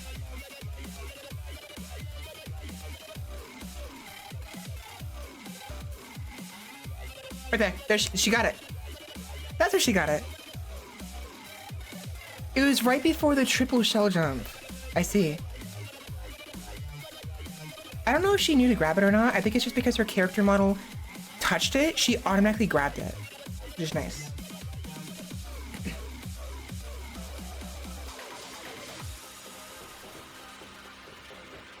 This honestly right here is just like a really heavy scene, honestly.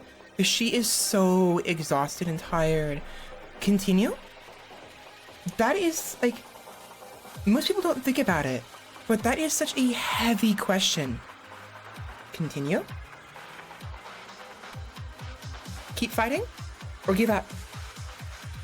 And the consequences that come with that choice, you know? Wait.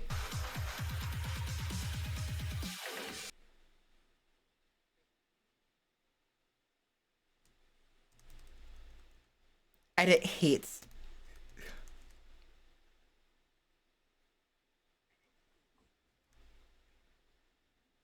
Alan, please add in IHN memes pseudocode AM went into my mind. He walked smoothly here and there and looked with interest at all the pock marks he had created in 109 years. What?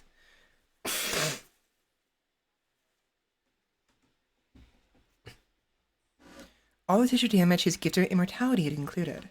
He smiled softly at the pit that dropped into the center of my brain and the faint mouth soft murmuring of the things far down there that gibbered without meaning, without pause.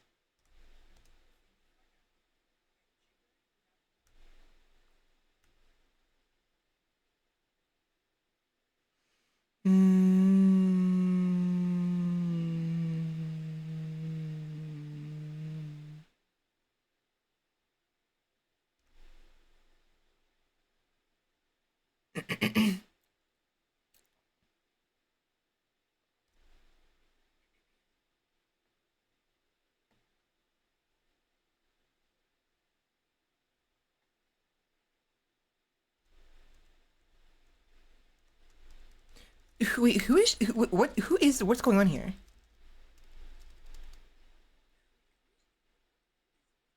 Oh. Really? I've never read that. I know of it. I know it's like a really, like, it's a horror. But I've never... I didn't know about that. So, this implies that something happened and he, whoever he is, gave somebody immortality? Or whatever? Yeah.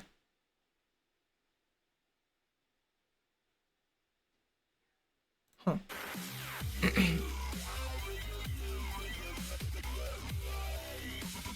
I'm gonna look at the comments. See what else there is.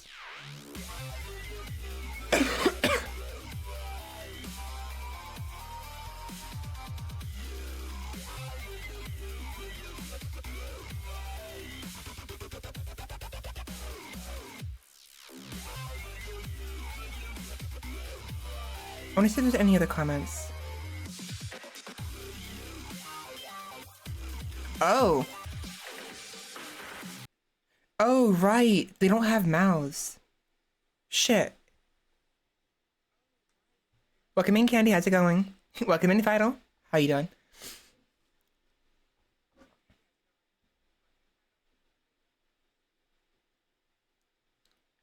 Yeah, that's very fitting. I agree. Oh, yeah. I don't know if I'll ever play that. I mean, I play a lot of games, and I'm curious about it, but I don't know.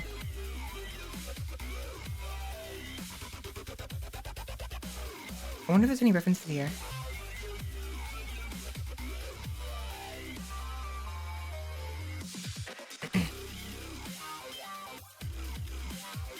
Okay, so...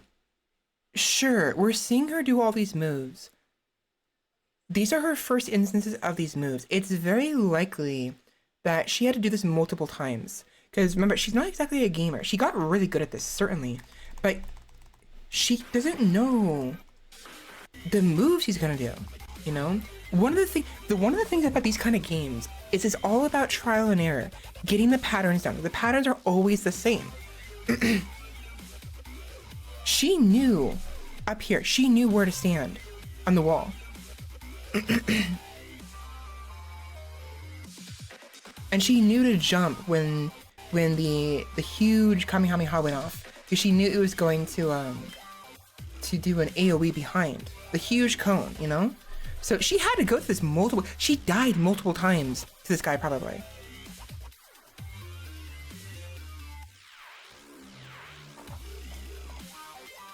It does. Yeah, she died many, many times. She is so over it, though. She's so tired. She's like, I don't give a fucking shit. Let's do this. Her the bags under her eyes.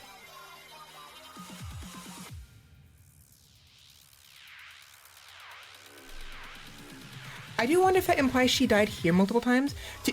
I think there is some skill. Like she probably is able to see some of the attacks coming. I feel like this one's probably her first time. You know, because you get a feel for the attacks. You get a feel for how the game works. So you can predict some things, you know. And not all the attacks are in exactly, like, instant death. There are some gradualness to some of them. But I am inclined to believe that she probably had to go through multiple times through most of these. You know? That is true. Her hitbox is smaller than her body. That's fair. That's fair. Yeah, after this fight, instinct just takes over completely.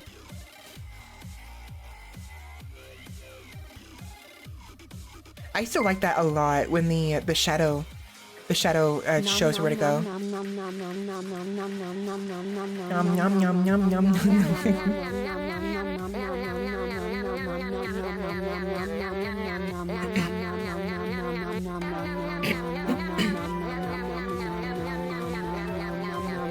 I'm really curious to know if there's any other Easter eggs.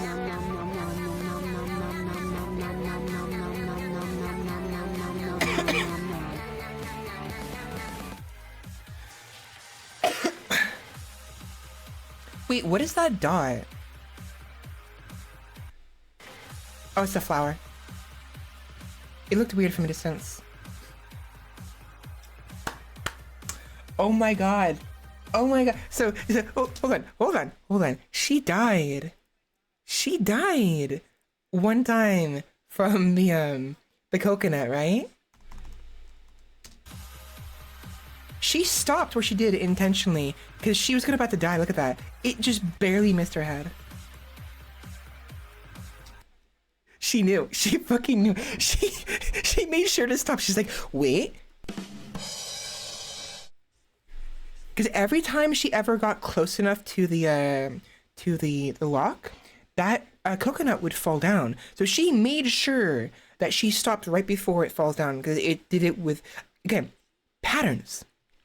Games like these, most games, are about patterns and memorizing those patterns, becoming instinctual, and knowing how to dodge them and get past them to succeed. So she was not, yeah, you're right, she was not about to do that all over again. She was like, fuck that. So.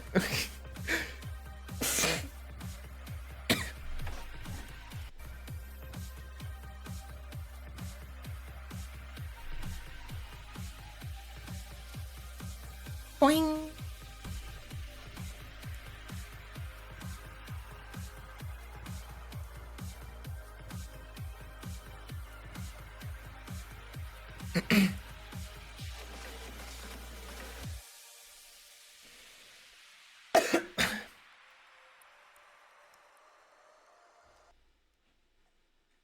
Something in Mike. I can't read that.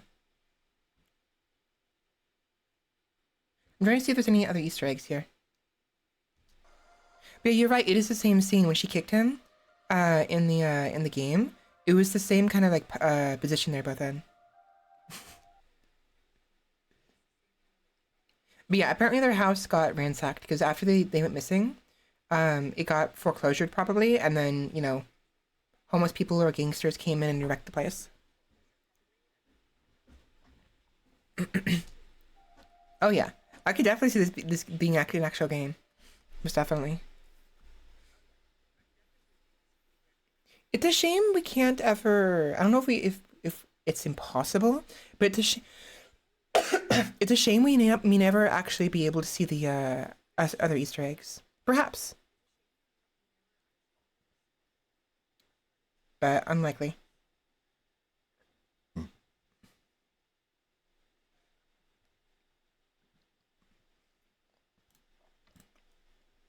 I wonder if Guy Collins is still active. Yeah, 3 months ago. Hmm. I'll watch more of this later, though.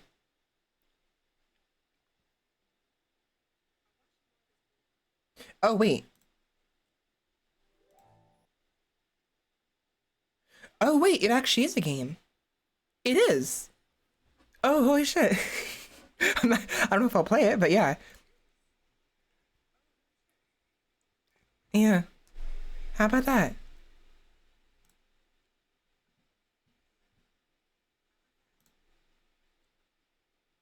Kaiser, Kaiser Trap. So, is this only... How does this work? Okay, it's a work in progress. I see. It's not finished. Nuzlocke challenge has been removed. Huh. Let me go ahead and link that real quick. Let me... Well, what I'll do, I'm gonna link the speed run here. So go to this video, and it's also a link to the game in question. Meh. Yes, do it. Do it. No, you don't have to. And that was only 1 year ago when the speedrun was done. So 2000, so 20. This is actually really recent too. Yeah, you're welcome. It's fair that you didn't know because it's very, very recent.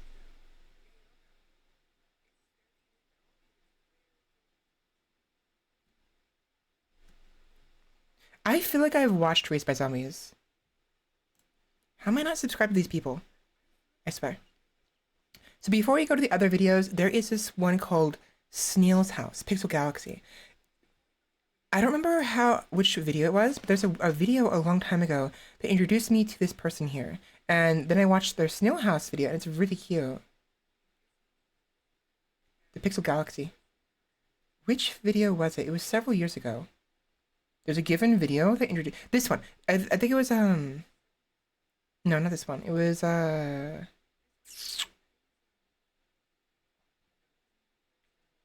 was listening to their music a while ago. Snail's House.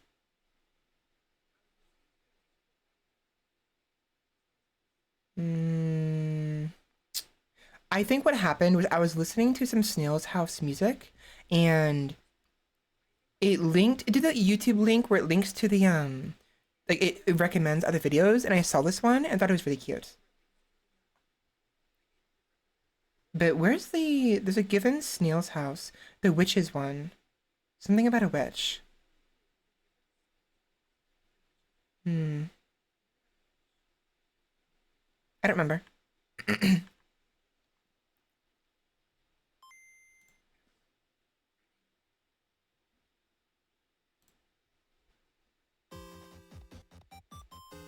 It's a very cute video. What it is I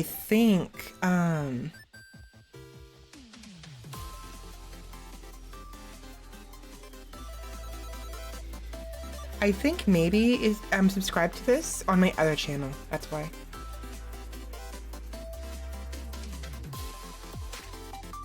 I feel that too much. I feel it way too much.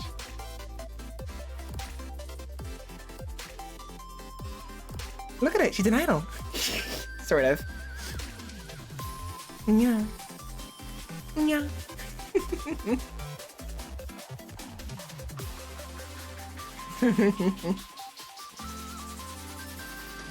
And then? Girl. Snail girl. For no reason. She's like, look. She's cute. Ah, in the sky. That's just like resignation. She's like,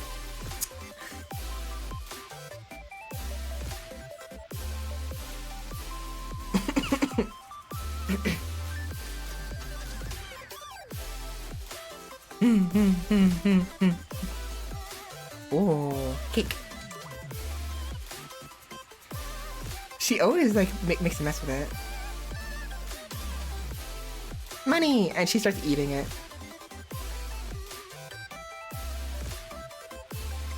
And when she sees Kirby blow up like that to go fly, she wants to do the same thing. She's like,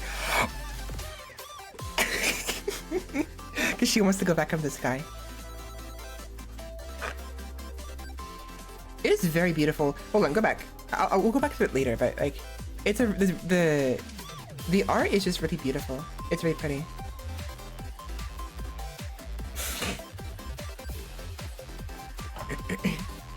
She just grabs her in the middle. So cute. It's like, look up there. And then she's like, excuse me?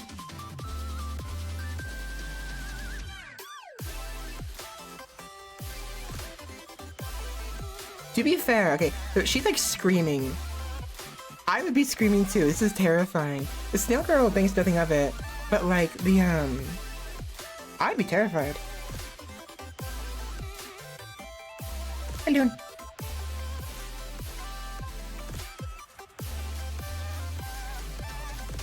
Say bye-bye. Bye-bye. I had fun. Nap time.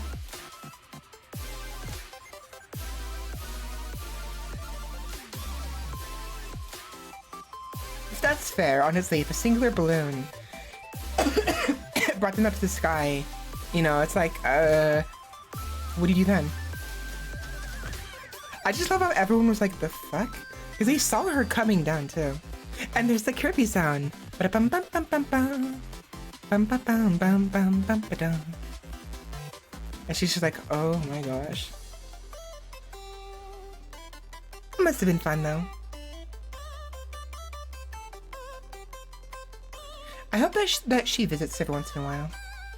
You know? Yeah, look at that. She's longing for the little one because she was cute, and she was. It was interesting too. It was fascinating because like the flying up in the sky and stuff.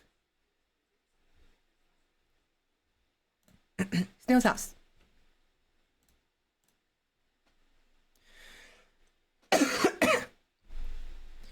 But there's the witch music. There's a specific song that got me into Snail's house. I cannot remember where it is. There's some music, specific music. Let me see if I can find it.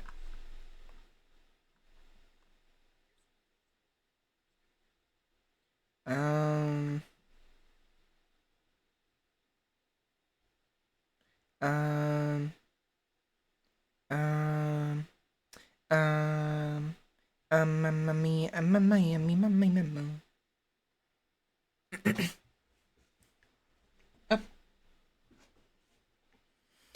Sheppy, do you know what song I'm talking about? There was this like, it looked like this. It looked like this.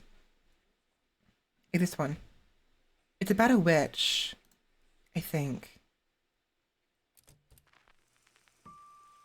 I don't remember. I think it was on Spotify that I last saw it. Maybe. Oh, actually, it may be In Love with the Ghosts. Yeah, this is. Oh! They're different people. They're different people. Okay, it's In Love with the Ghosts. That's who it is. That's why. That's who I was thinking of. What the hell is going on here?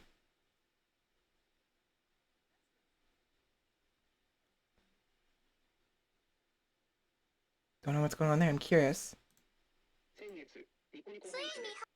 We'll get that later. Yeah, In Love with the Ghost. I don't know. Okay, actually, I need to remember that all of these subscriptions are not on this channel. I'll have to resubscribe to things. Here it is. This one. Yeah, so I was listening to some In Love with the Ghosts, and that eventually had the recommendation of Snail's House in the recommendations.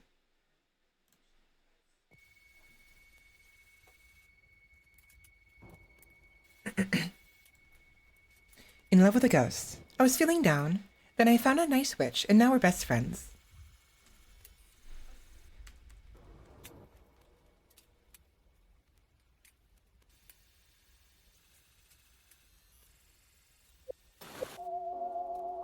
Dun, dun, dun, dun, dun. Bum, bum, bum. I can't sing right now. This brings such memories to me. I used to listen to this all the time. Bum, bum, bum, bum, bum, bum.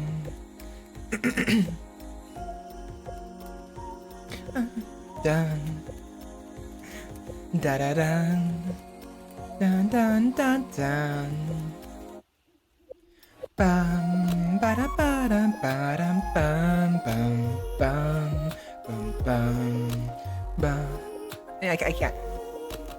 It's so cute. Da da da da da da da da. I missed the song. I missed it so much.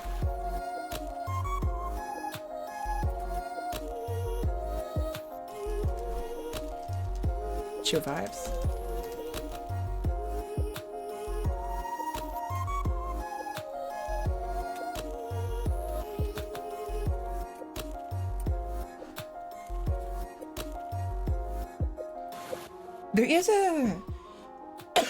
There is a layer of sadness to this, I think. A weird, like, subtle, like, sadness to it, but very cheery, like almost like cheery sadness, if that makes sense.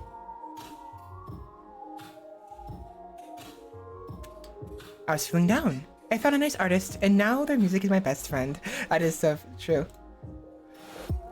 I was feeling drunk, then I found a nice dragon, and now she's my maid.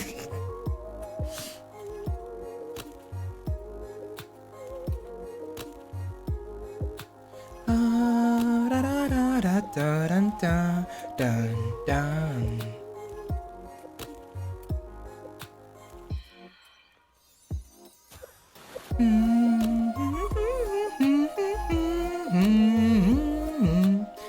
Wrong lyric. Not lyric. I'm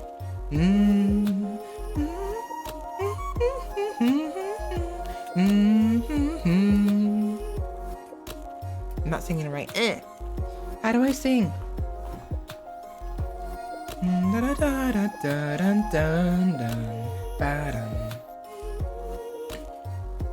Oh, right, definitely. I meant to do that earlier, then I got distracted with the animations.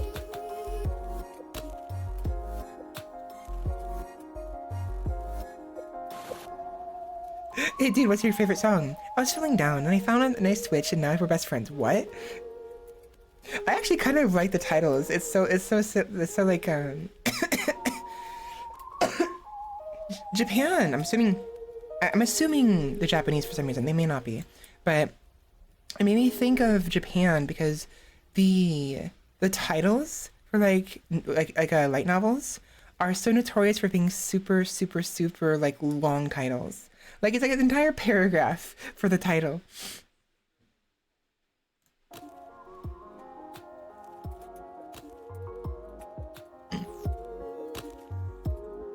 I like that too. Went left, then right, and then middle.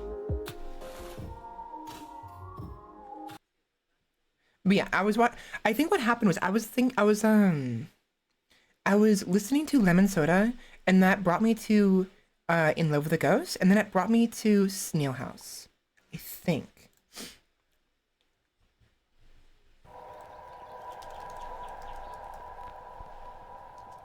I think it was Lemon Soda. I don't remember.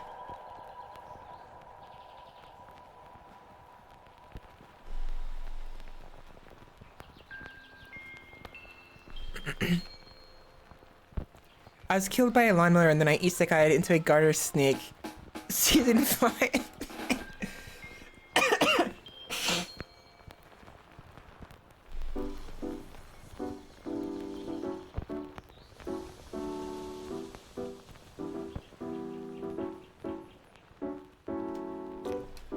I was a VTuber. I was a VTuber Valkyrie, and then I passed out on stream for not being able to breathe right because I'm stupid, and then woke up as an actual Valkyrie.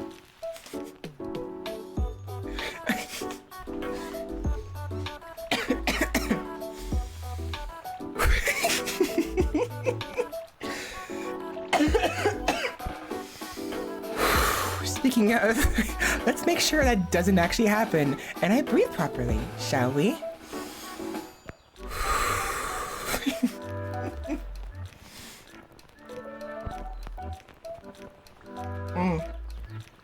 Oh my god.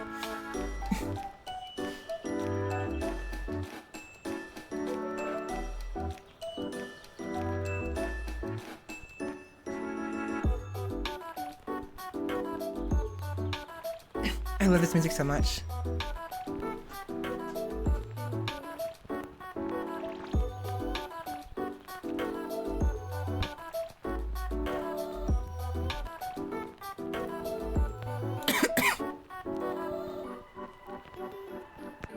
Bum bum bum bum bum bum bum bum bum ba dun dun dun dun dun dun dun.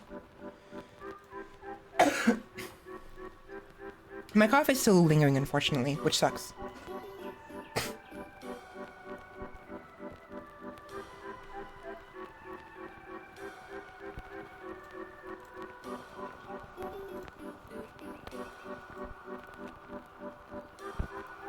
I wonder if Ghost is still active.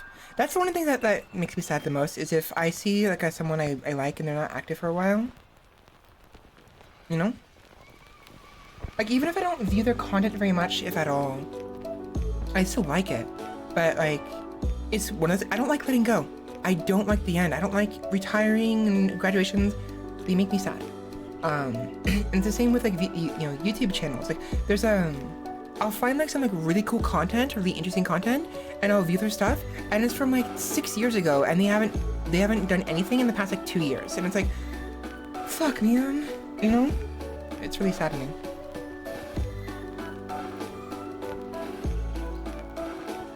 It also has to do with like my desire to know if they're still alive. Like the thought, it always crosses my mind. Like, I hope they're still alive. They're just doing their own thing, you know?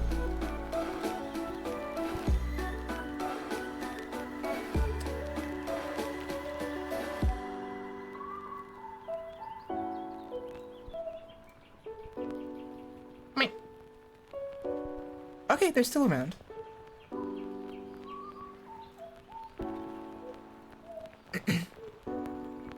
They might be only posting to like Bandcamp and Bandcamp and what have you. They may have given up on YouTube, perhaps.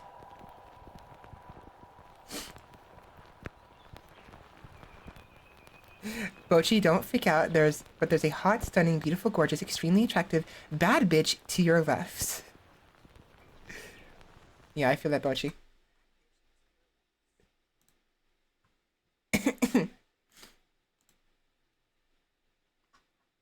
Yeah, unfortunately, and I think I'm like, it's far too easy for me to get attached as well. So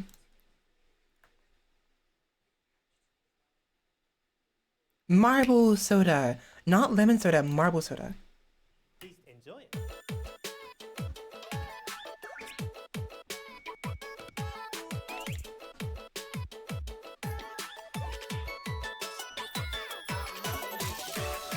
I'm busy.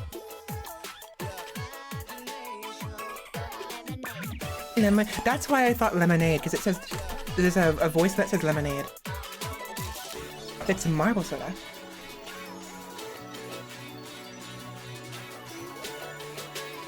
Yeah, this brought me to In Love with a Ghost, and then I this is my thing. I have this weird thing where I will go down rabbit holes trying to find origins of certain things, or like trying to find like it becomes a thing. It's really weird, and it's a constant struggle because I'll see like some like art of something on like a YouTube video or TikTok or whatever, or like on a Reddit post, and with no mention of the source. And then I'll just be like right click search image, and I'll just like spend like several hours trying to find the original, and it's kind of stupid. It's really hard to deal with. What was that? What was that?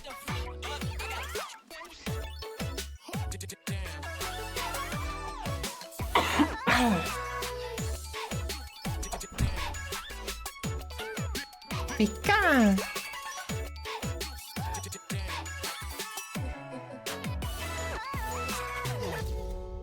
I need to recalibrate my voice.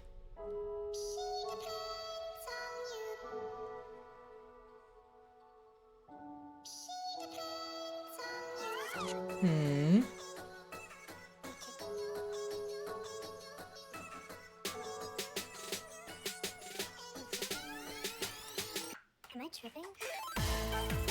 And then he just turns it around. So this requires so much memorization. You need to remember which button does what and which combo of buttons does what. Like, excuse me? I mean, it could also just be like improv, like he's just improving the buttons. And there's like some background music that is consistent, that is like the bass. But like, I was always astonished with this person's work. Cause like, holy shit. Sean is a piece of shit. I hear you're a fucking mini fighter. Marble soda. Marble soda.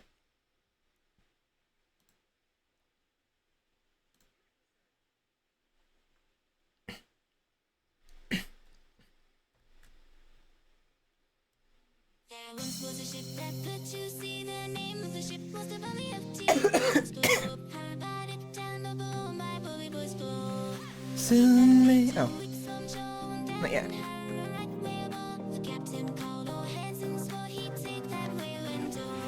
Soon may the wellerman come to bring us sugar and tea and rum. One day when the tonguing is done, we'll take our leave and go. This is fun. I like Gumi a lot, actually. Like, I like the other Vocaloid, but I think I really fell in love with Gumi because of the Stone Tower remix. Soon may the wellerman come to bring us sugar and tea and rum. One day when the tonguing is done, we'll take our leave and go.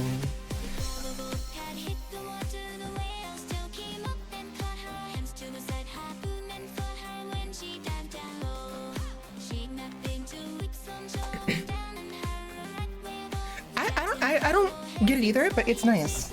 I think what it is, okay, you know what it is? Someone did it really well. Made a really good cover of it, or their own personal one, and it just clicked, you know? And it's honestly, it's like, I think it's the same kind of like, it's very meme-ish. It's the same kind of vein as memes, you know? Is memes, you know, if they hit just right, they become a thing, and everyone's on it. But what's funny is, it's actually nothing new. This is just how we humans function, is whether it's a joke, or a phrase, yeet for instance, I guess, or what have you, or a song specifically.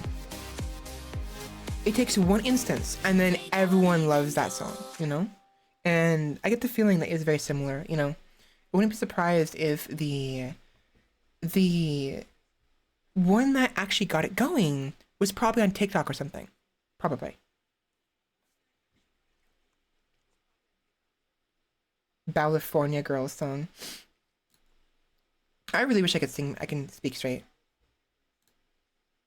Yeah, this one. I don't know why. I really like Gumi.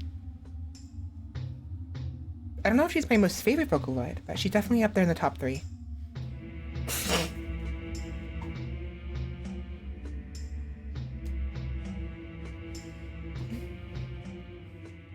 Bum bum bum bum bum bum bum bum bum bum bum bum bum. I need to play Majora's Mask, like desperately. We have not played it at all. We got through Ocarina of Time and never actually played I've actually got around to playing Majora. I think Majora's Mask may be one of the best, if not the best. I mean, not including the more recent ones, like Breath of the Wild, what have you, but ignoring the most recent Zelda games, Majora's Mask may very well be the best Zelda game. I actually really enjoy Twilight Princess. I do get the gripes. And I enjoyed Skyward Sword, even though it was a bit messy. I want to say Majora's Mask. It was the best. It is the best game, save for Breath in the Wild, you know. But yeah. It did feel a bit restrictive though. Like I would play that game, and because I was always alone, I would play it and get like lonely. Cause like, you go to like the ocean and it's just vast nothingness, and you can't go anywhere else. I was a very lonely kid, honestly, and I was too afraid to make friends. Cause friends are scary. Yeah, exactly. I do like Agatha too. She was really cute, but yeah, Agatha, Twilight Princess was one of my favorite games because of the gritty atmosphere, and Majora's Mask is just peak. You know, it's literally peak, the peak of the tower, you know, the stone tower. And I think it was Stone Tower Temple. That song, it just got to me so much. It's in general, Legend of Zelda games are really good because they have such great music. Like the developers, the orchestra really knew what they were doing. And also, reversing certain songs from Ocarina of Time to make the Majora Mask's music was ingenious. It's very simple. Very simple. Anyone could have came up with it, but it was ingenious, you know? Because like, Song of Healing is just a Saria song backwards, you know?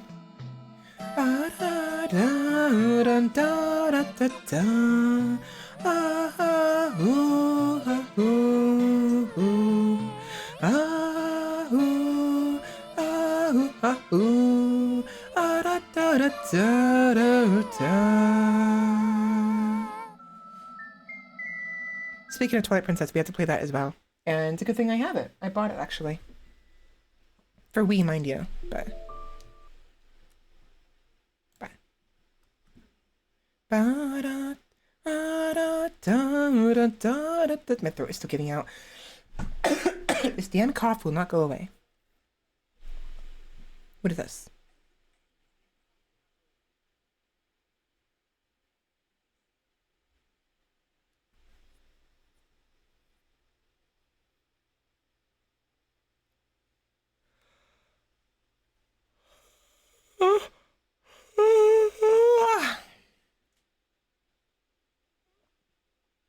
Yeah, see, this is what we were talking about earlier.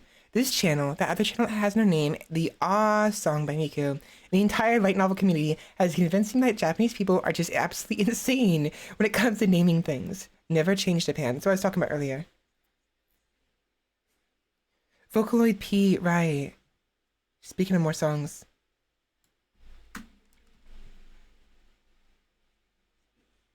Oh gosh, speaking of those songs, there's a specific song that really gets to me.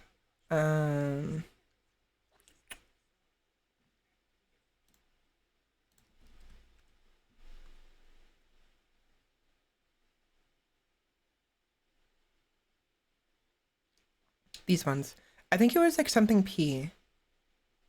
They were related to Crusher P.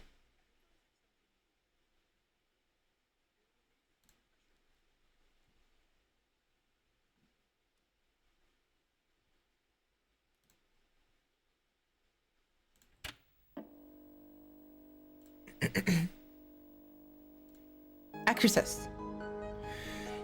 I think it's just called Exorcist. The clock stopped ticking forever as of. How long have I been up? I don't know. I can't get a grip, but I can let go. There wasn't anything to hold on to though. Why can't I see? Why can't I see? All of the colors that you see. Please can I be? Please can I be colorful and free? Da da dun da da dun dun da da da dun. Dun dun dun dun dun dun dun dun dun dun dun ba da ba da bum. Ba ba da bum da da da da da dun.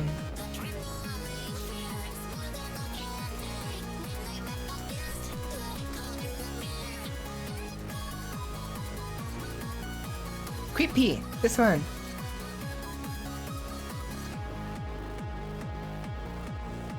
Let's see what it is.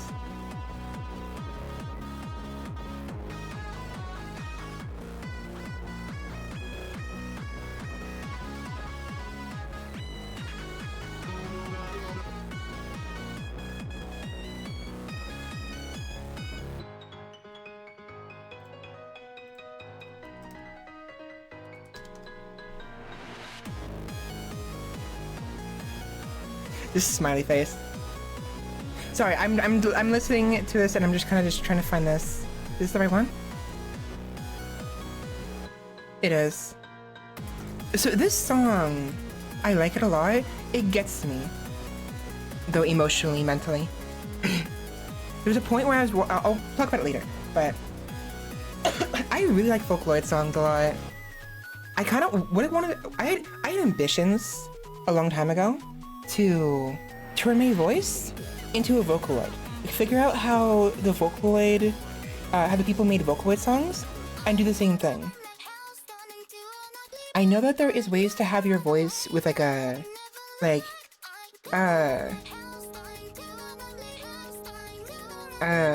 what is it? The voice, the text to voice, the TTV or something, and there's the AI voices and what have you. I know that, but something about Vocaloid sounds a lot more fun. I would probably try that first. I'll try to whichever one would be most easiest for me to get started with. But I would love to turn my voice into a Vocaloid voice. Seems like it'd be fun. And I can have a duet with myself. Oh my god.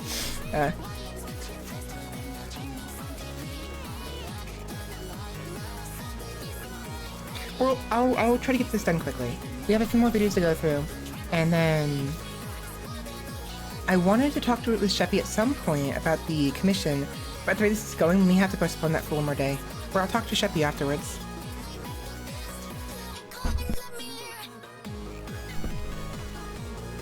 I like that phrase, echo in the mirror. Not the reflection, the echo.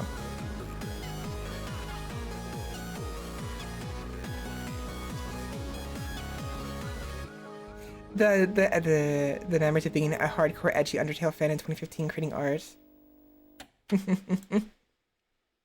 9 years ago, oh my god, I feel old. No.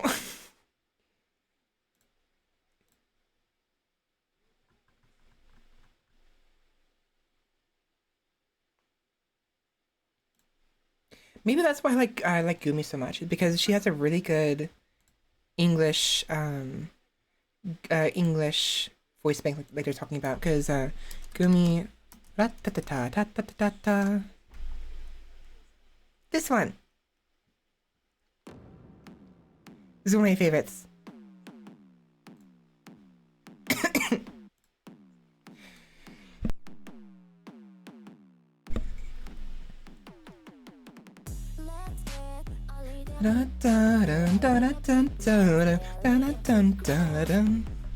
Wrong lyric.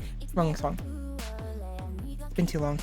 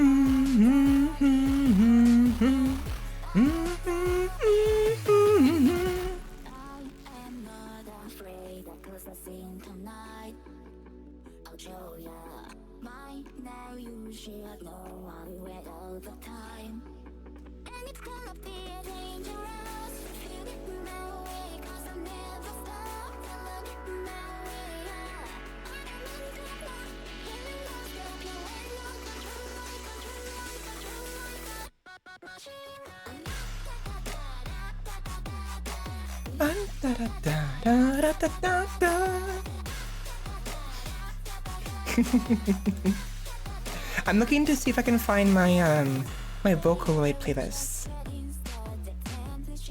know I have one here without Vocaloid stuff. Okay, not Vocaloid. It's not music Vocaloid. It's literally just Vocaloid stuff.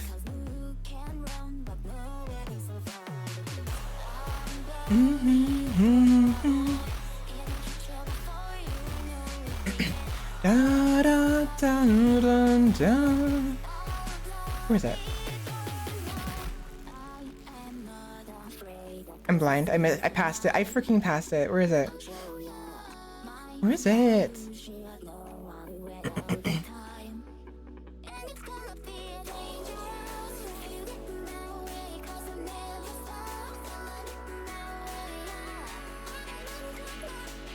I am blind. Where the hell is it? I just saw it.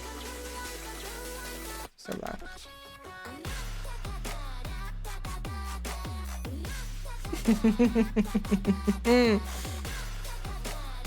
Sure, by all means. Where is the Vocaloid? Here it is.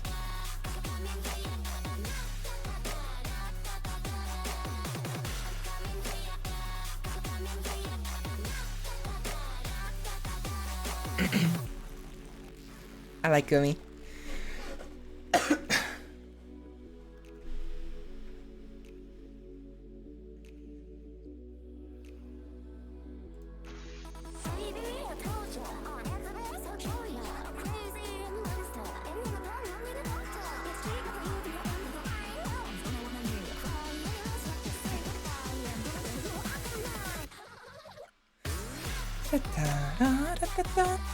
Yeah, it's interesting how they someone made a comment about it.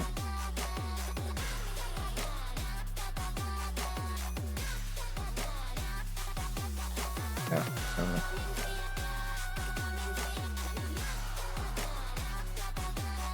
At 15.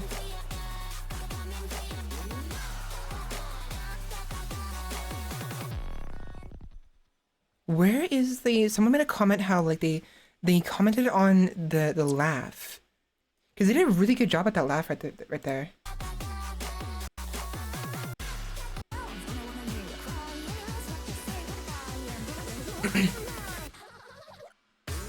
right there.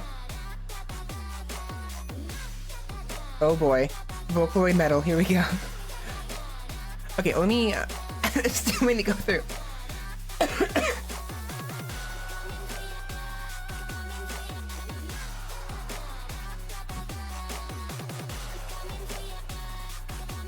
You're making my tabs even worse. Yeah, here we go. Why is no one talking about the fact that someone managed to make a Vocaloid giggle?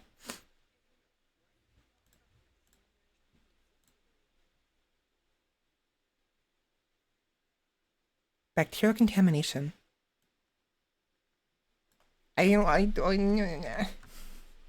have no time and I must content. Vocaloid bacterial contamination. I recognize that. Yeah, I recognize that.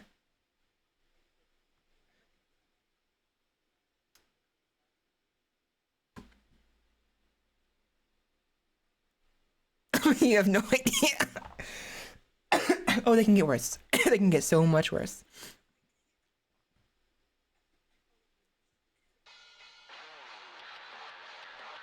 Greatest shits.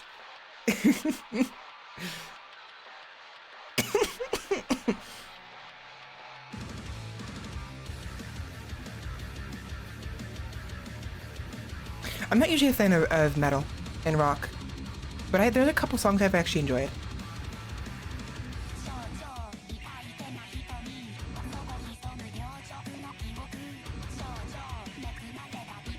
Having fun, Sheppy? Alright.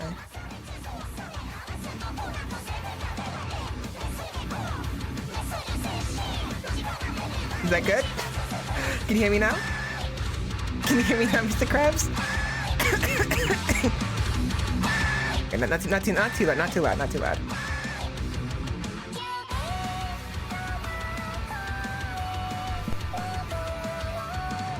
I cannot stop coughing, oh my gosh.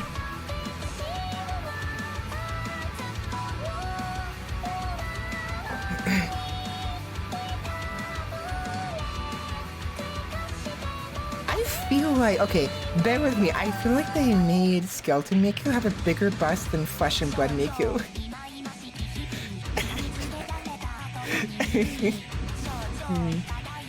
Oh my gosh.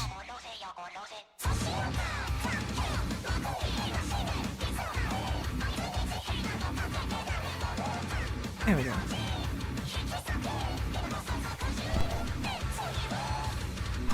I wish I could stop coughing. Do I have? I don't. But maybe I had subtitles on.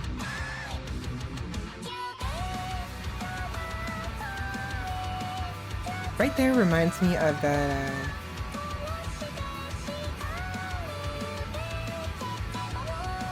For some reason this part reminds me a little bit of Love is War. Is that fair to make that slight comparison? It could just be the inflection Miku's doing. It just sounds a lot like I think it's what's called Love is War.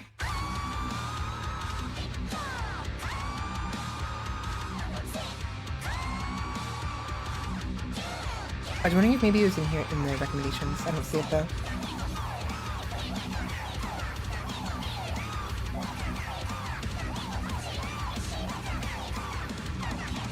But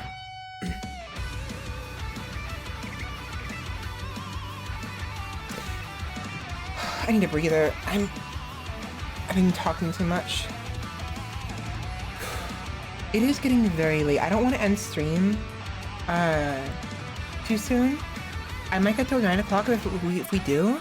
I might have to start becoming more and more quiet because it's getting late.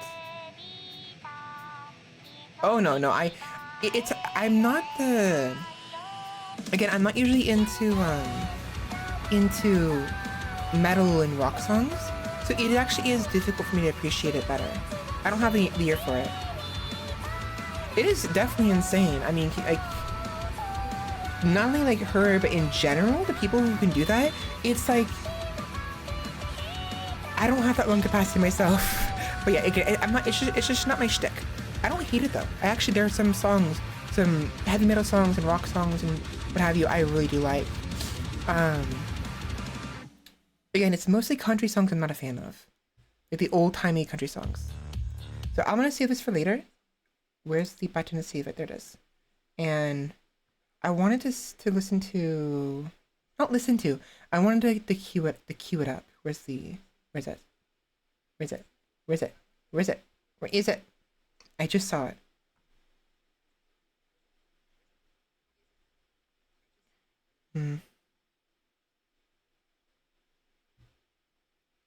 Oh my, oh me.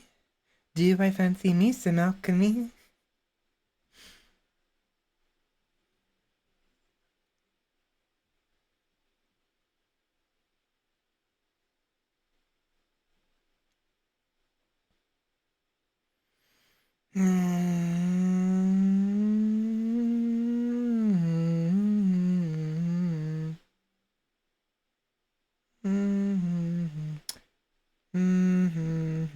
Fuck it. I know there it is. So, piece of toast. I love AMVs so much, and this is actually a really good AMV. Honestly, really good. Before we watch it though, let's go watch the other stuff. We have a lot of other things we have to go through. I still haven't gotten to the actual animations that Sheppy wanted me to watch. So let's see what this is about.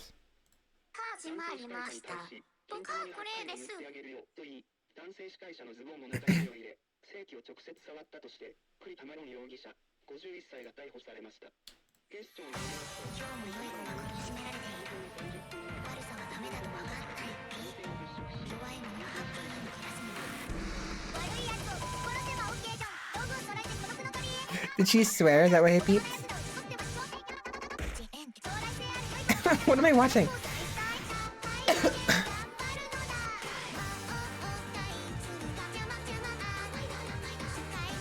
I have no idea what she's saying. Hopefully it's not something really bad. I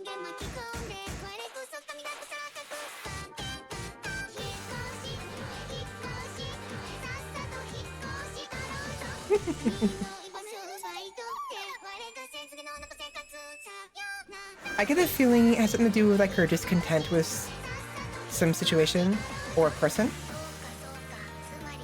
Because obviously, so this little doll right here is a curse doll. What people do is they'll make a straw doll and they'll get like a piece of hair or of some sort of the person they're trying to curse, and they'll put it in that, or in this case a picture I guess, and then they'll nail it to a tree. Sometimes they'll also just do stuff to it, like stab it and like poke it and stuff like that, with the idea that they're doing that exact thing to the other person. It's a curse doll. So she's trying to curse somebody. For what reason? I have no idea.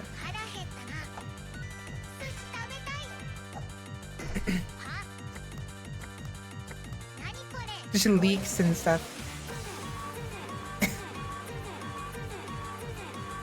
What is going on? She's like, what the fuck?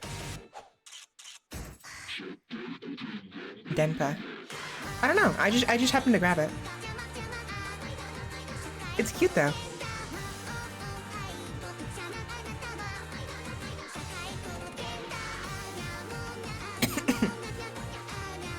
If we keep going though, I'm never gonna actually do the other one, so maybe later, if you can remind me of that, I'll listen to more of that later, I guess. It's cute. I like it. Not my favorite though.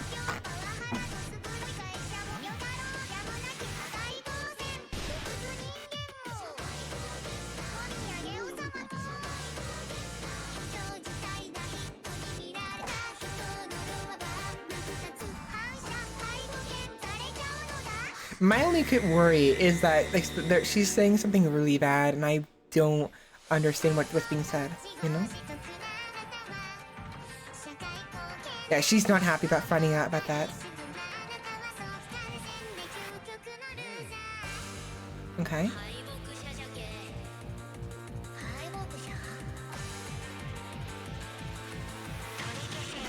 And she just pulls out a freaking magnum, excuse me? I mean, to be fair, if the curse isn't working, just take the matters into your own hands, right?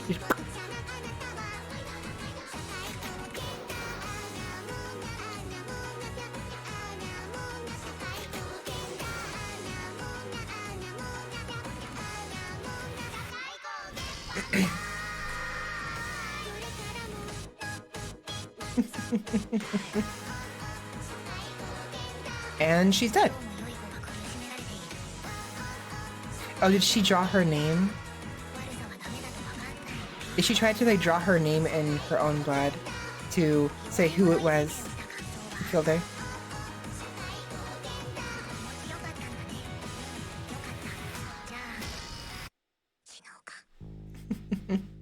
It's cute. It's very cute. No idea what any of it means though.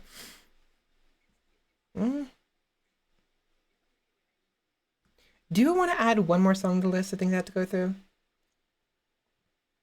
No, not right now. I'm getting tired. I'm getting really tired. I gotta go quickly. So, moving on from that, while I try to conserve what little energy I have left. My throat is being dumb. So, this song, Exorcism, has... So, Sheppy, you mentioned you don't like eye gore. There isn't really eye gore in here, but there are eyeballs that move across the screen or like they turn in place. No eyeballs are being removed or placed in. It's just there's eyeball imagery. So, Sheppy, are you gonna be okay? Sheppy, Shep. Okay, I'm gonna double check real quick though.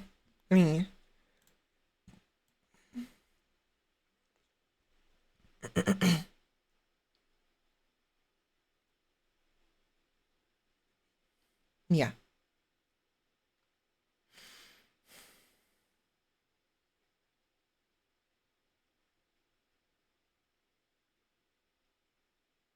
So this song is it's got some meanings to it. It the obvious answer is it has to do with the movie Exorcism, right? But some of the people had surmised, made the ideas that it also has to do with abusive relationships, which makes sense, you know.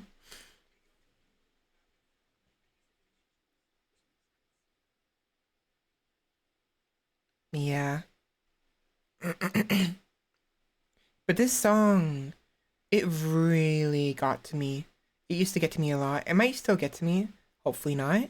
But it fucks with my head and it fucks with my heart really badly. And not in the like I hate it, but in the like I feel for the singer, you know. And something about the tune is very like it grips your brain, you know.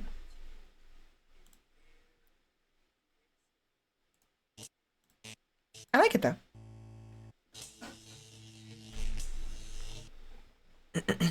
Flashing lights ahead. Take precaution before watching. Of course.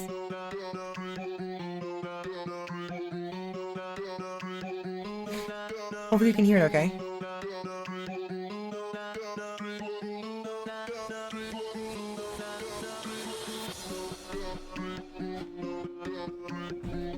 I used to listen to this like I remember there's a couple nights I would just listen to this like on loop and just stare at it. There's an obsessive type side to me. I forgave you, I forgot you, you possessed me, you controlled me, you loved me, yet you'd hurt me. I don't remember the lyrics completely. Speaking for me, I am this human being. Speaking for me.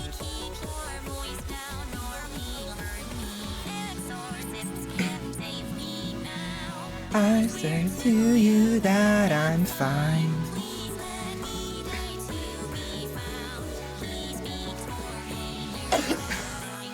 Speaking louder in my own voice, or by the voice of a demon inside. Nah, yeah. I'm gonna stop singing. I can't sing. I can't keep up. I think I actually tried to do a cover of this a long time ago. Never actually got very far.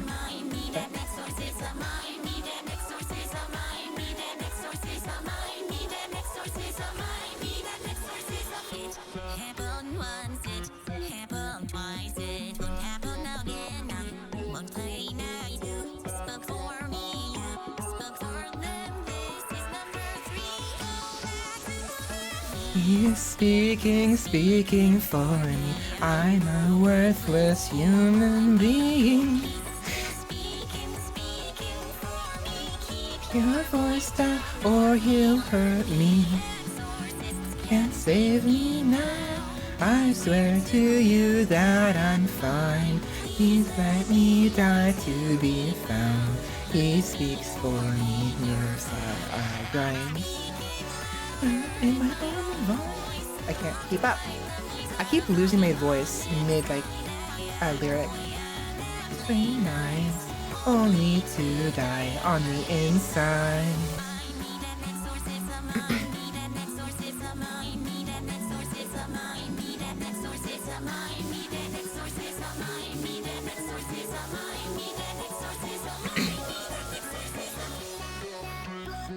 I think it is this tune right here. It's just it grips your brain. It grips your brain.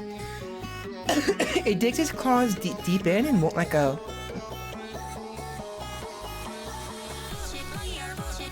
Bullshit liar, bullshit liar. Only word like you were here to fucking die. Bullshit liar, exercise me, get the demon out of me.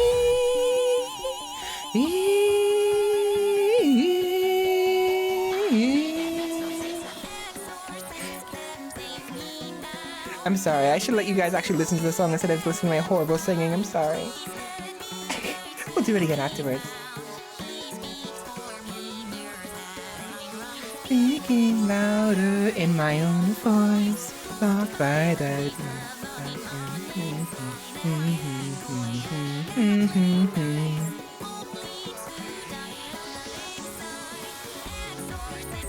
It is a good point someone made in the comments that the fact that the song never actually stops at the end but keeps going could imply that she never actually escapes. Walk by back was a demon inside. I can't. Why do I keep losing my voice? What is going on? I can't.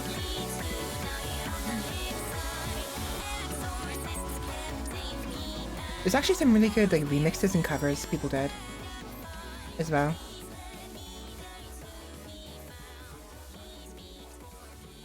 The fact that the song fades out with the chorus instead of having a definitive end may signify how the person singing isn't actually getting out of the bad situation they're in. But yeah, so it's you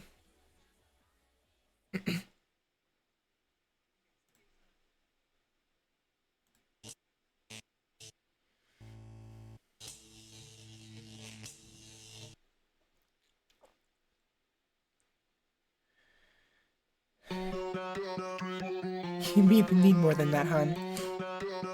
She needs Snickers and then she'll be fine.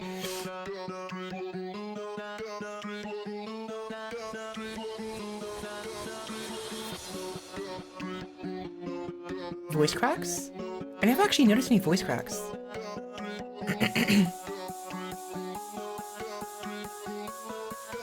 Oh yeah.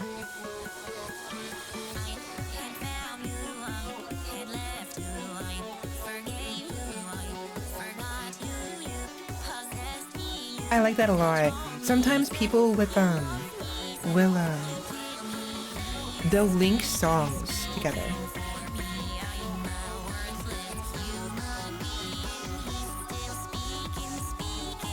Also, I love the art. She's really pretty. I'm fine. Please let me die to be fine. I said I wouldn't sing, I'm sorry. It's so hard not to sing. Yeah, I was very obsessed with this song. Like, it was actually unhealthy.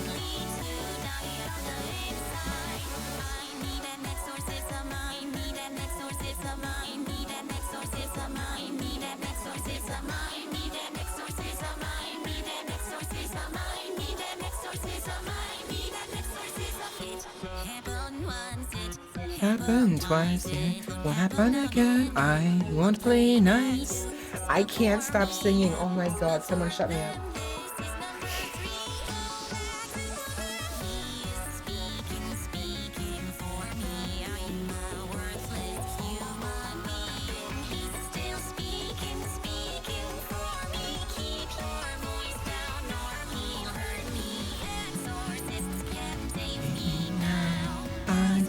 You that I'm fine.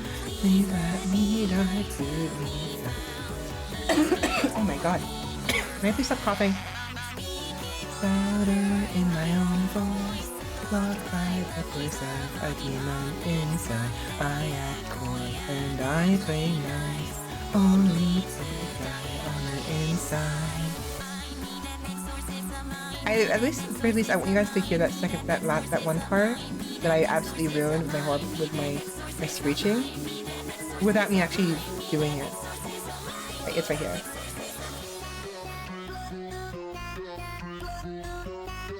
Bullshit liar, bullshit liar, bullshit liar, bullshit liar.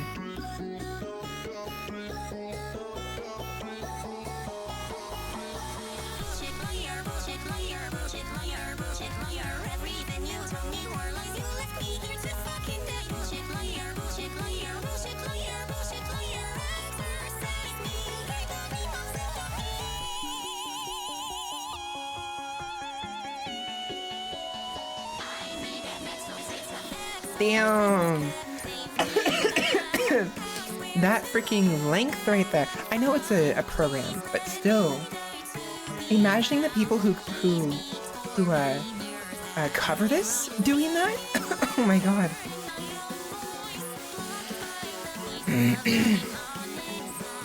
I act coy and I play nice, only to die on the inside. I won't do any more than this.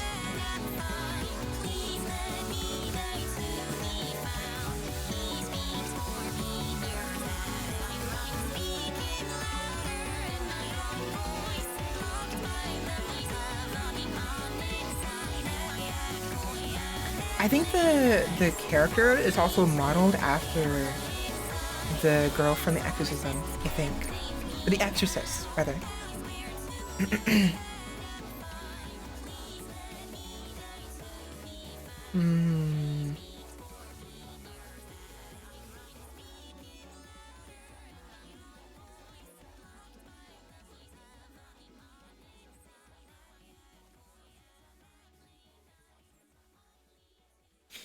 To make a long story short, yes, this song is inspired by The Exorcist. Also, before I get emotional, note that the physical version of my album is released.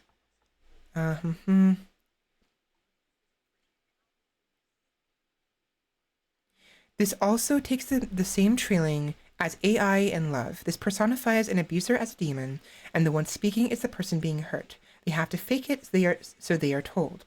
They have to smile, so they are told. They are the host of the demon, so they are told.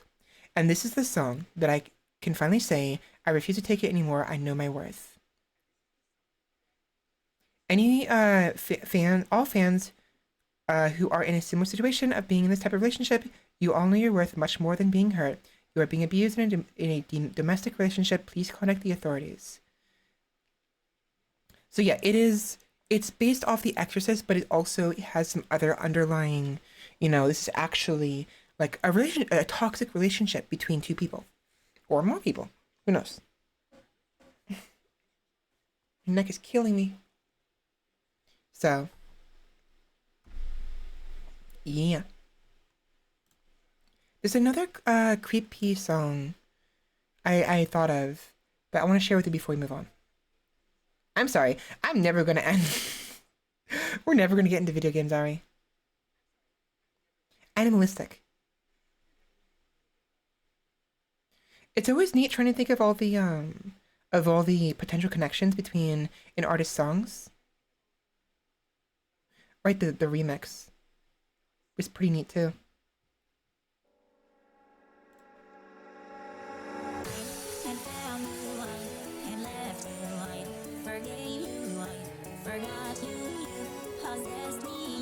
This one has a more lighthearted feel because of the piano.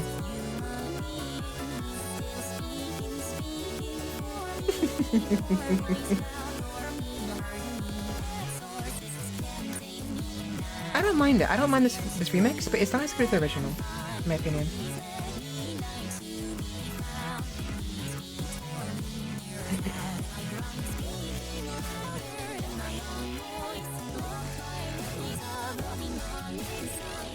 Okay, I like that part. I like that one.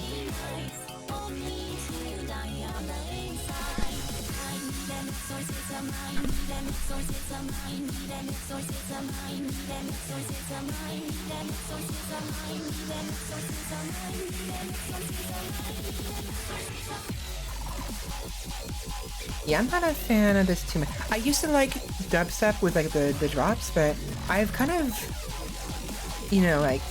kind of eased out of that. Sometimes the drops are good, but this one, it's as they would say, too dirty for me. I like this part with the piano. Not bad though, not horrible. This one is interesting. So this one is about MLP, specifically Rarity, because Rarity has a cat, right? Apparently there's this like creepypasta going around, and this one is about that. It is about that creepypasta, I think. Is Mommy pretty? Is Mommy pretty? I'm still here, we're still here.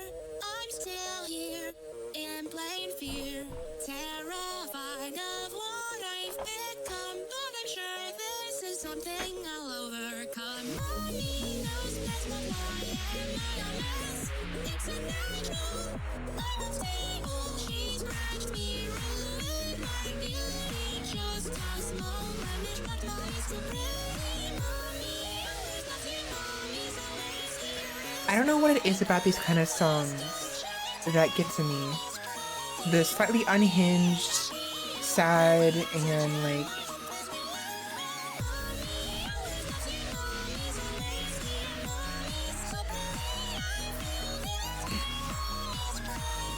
You know, I don't know. I don't know what it is about these songs that get to me.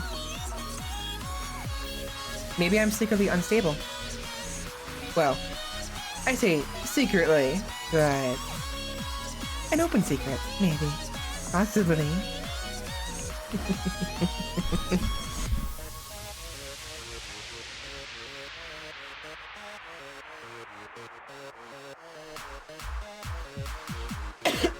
Actually.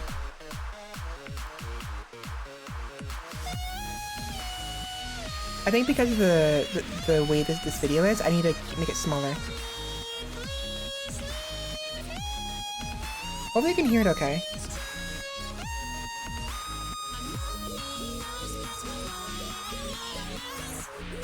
Maybe I should turn it down a little bit.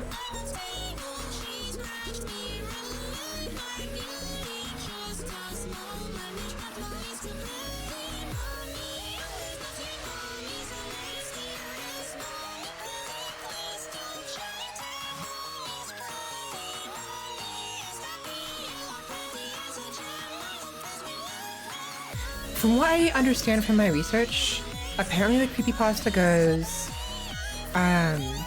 Rarity was scratched by her cat, and she actually ends up killing her cat, I think. And, then tries to do something to, like, revive her, or, I think she stuffs her. Like, because Rarity's really good at, like, making clothing, right? And so she uses her power to stitch her back together, or something. I don't remember, but like Rarity goes insane a little bit, like,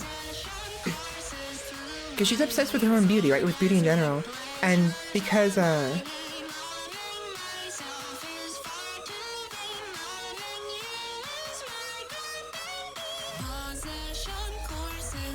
my veins, yeah. But yeah, basically, she gets hurt and she lashes out instinctually at her cat and throws it across the room, and it dies on impact. And then she didn't realize what she had done until it was too late, you know?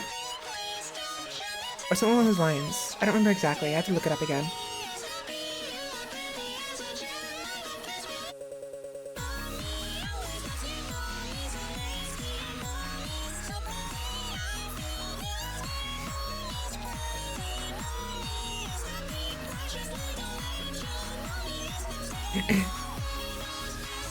Mommy knows best. Mommy knows best. Mommy knows best. Mommy knows best. Mommy knows best.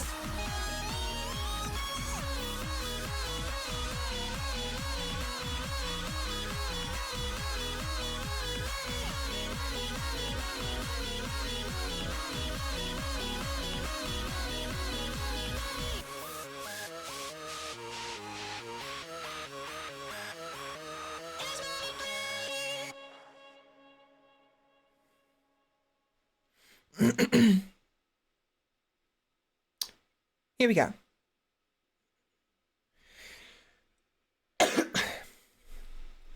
Little Miss Rarity is the story. Yeah, it's a creepypasta.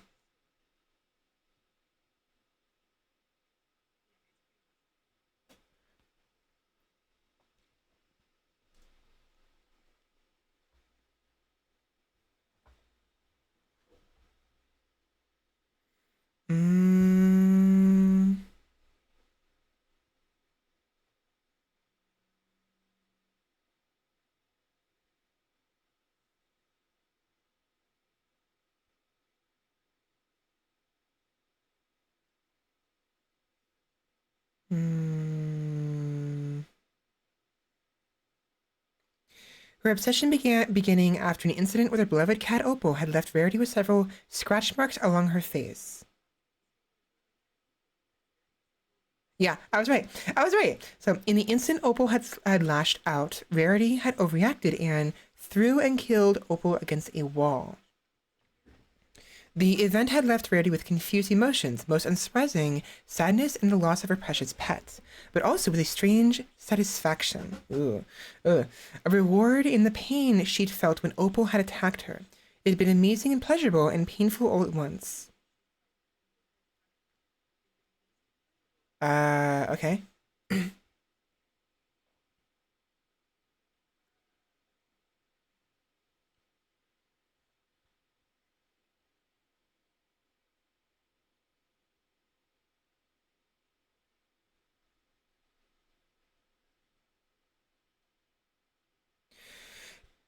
She was suing a doll. She named it Pinkamena after her lost friend, who's apparently dealing with her own confused mind and emotions.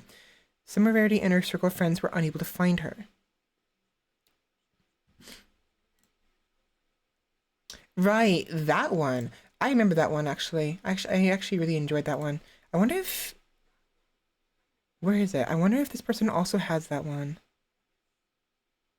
There was a Pinkie Pie creepypasta song someone made.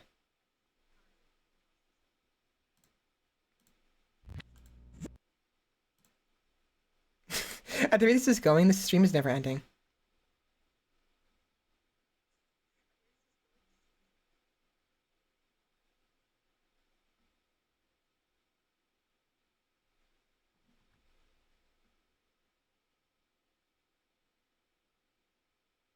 Why do I recognize that?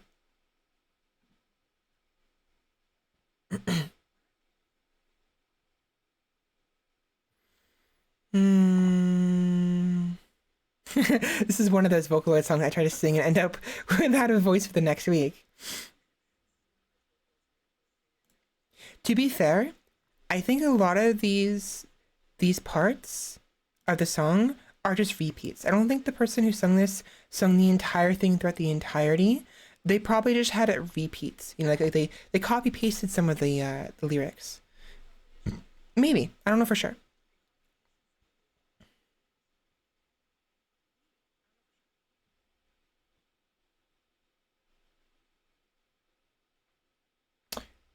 Oh no, I'm thinking of the other one. I'm thinking of the lullaby.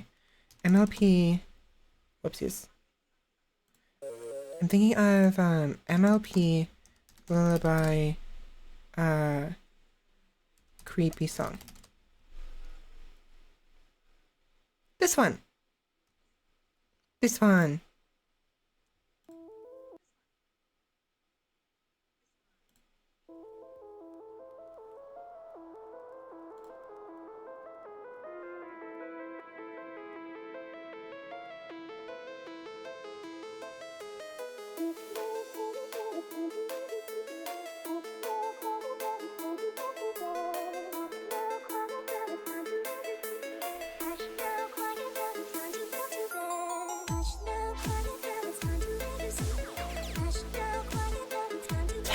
Years ago.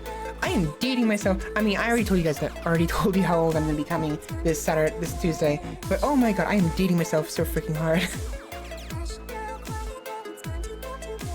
Hush now, quiet now, it's time to go.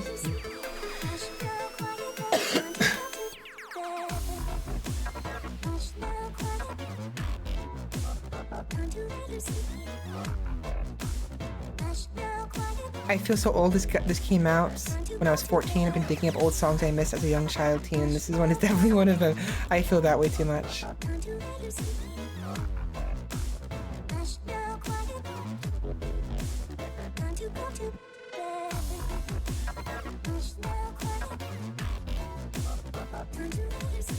The fact that almost no one can ignore the creepy side of MLP is only amazing. The stories that everyone made up because of these characters is awesome, and it always fits the characters so well. I haven't listened to this song in over 4 years, and now I know why I liked it so much. I just love the fact that the creepy side of MLP is scarier than anything else in a childhood because the show is literally so innocent. I kind of agree with that. The more innocent and pure something is, the greater the opposite becomes, you know? It's literally like the extremes. If MLP is like the extremity of like innocence and friendship, then when you play around with its antithesis, it just is that much more powerful, you know? We are, unfortunately. But yeah, 10 years ago, that was when I was still in college, I think. Or just got out of college. I gave up after 2 months.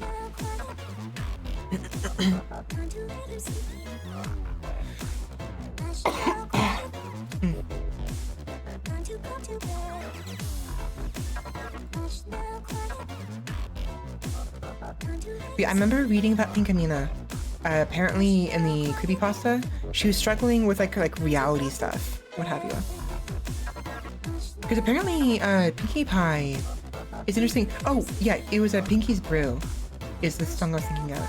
So apparently Pinkie Pie, because of the gypsy blood in her and her family, she breaks the fourth wall so much. Like she's aware of things, you know? And in the creepypasta, Maybe you'll have a lovely little dream. computer? Please? Fine. I'll do. Hold on. She blinks at the end. Oh, let me get rid of the creepypasta. That's probably doing it.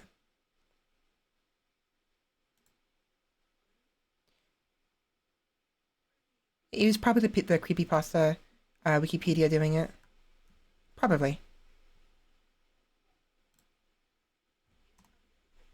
Little dream. Blink! There it is. Well, I forgot what I was saying. But yeah, so, oh, right, Pinkie Pie. In the creepypasta, her nature of the fourth wall break, what have you, it starts to mess with her really badly, I think. Oh my god.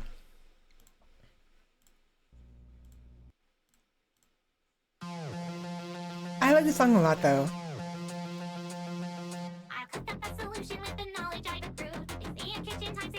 How am I not subscribed to Living Tombstone? I don't understand. I swear there's...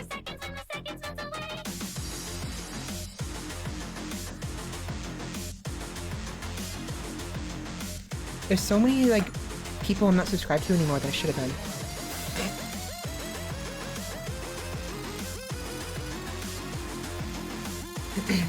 Oh, also the Gypsy Bard remake. And the one I like more this one.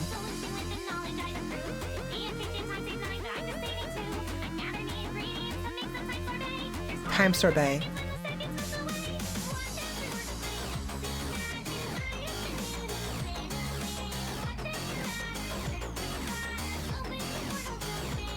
Honestly, I think I like Twilight Sparkle the most, but behind Twilight Sparkle, I actually really like Pinkie Pie a lot. Yeah, it's true. This isn't quite creepypasta. You're right. But it's still it's similar vein, I think. Not exactly.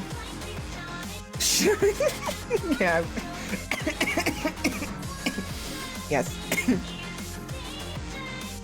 Yeah, you're right. It's Friendship is Witchcraft. I forgot about that. So we're kind of we're easing out of we're slowly easing out of the creepypasta into the other UAs. UAs? No, AUs. Alternate universes. Blech. What? Let's do it backwards.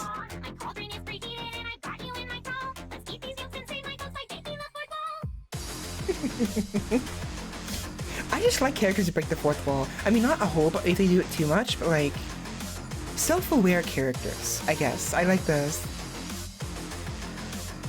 Which is why I did that in my poem. You know, the me in the poem was breaking the fourth wall. It's just so much fun. Sea Pony Tears and Provolone. I like that whole lot. He might be my favorite comic book hero, actually. I don't read much comics. But what I have, what content I have consumed of Deadpool, I've enjoyed a lot.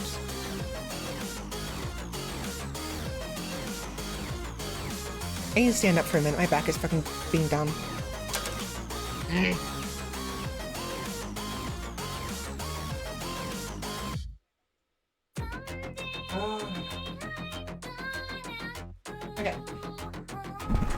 I did some rotations. Hip rotations.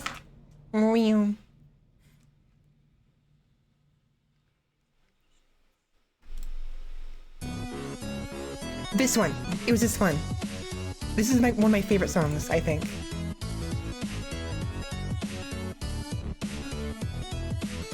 It's so old. Oh my god, I haven't heard this song in forever.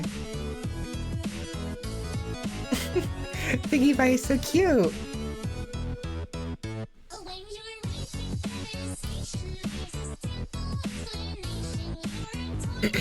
Creation by a crystal ball.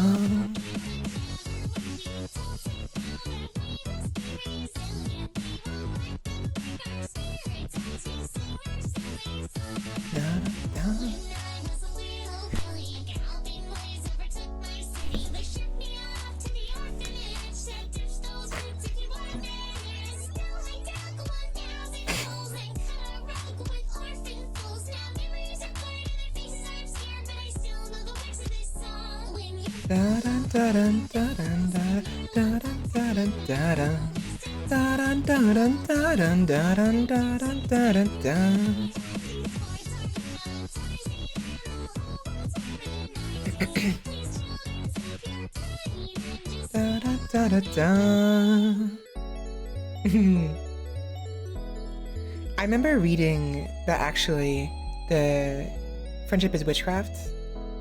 It's been too long. Way too long. I need to read it again.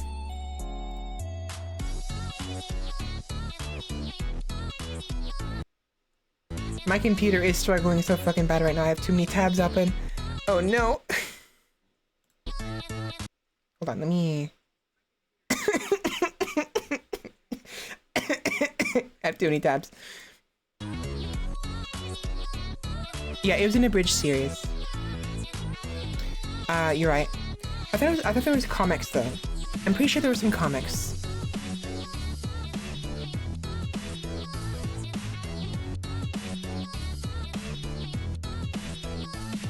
I'm hearing Dizzy. I'm also hearing Glizzy.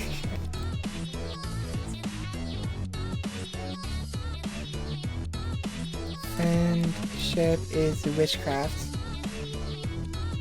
I'll have to watch that later.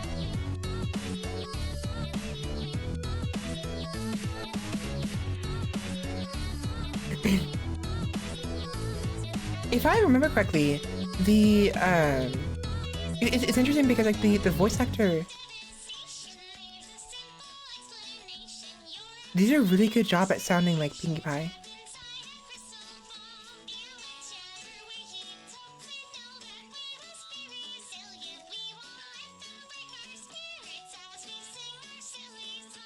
Aww, she's so cute.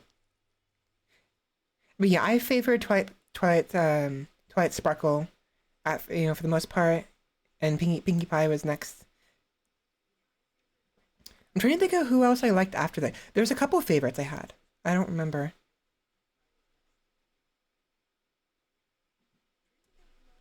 I'll leave that there for now. We'll leave it later.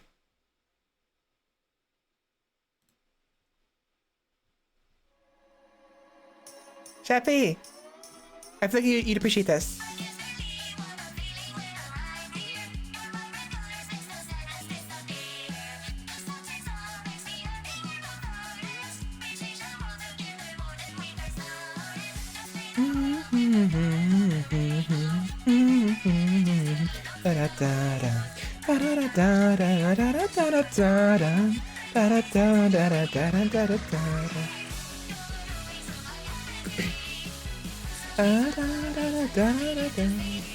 Yeah, I don't remember the song anymore.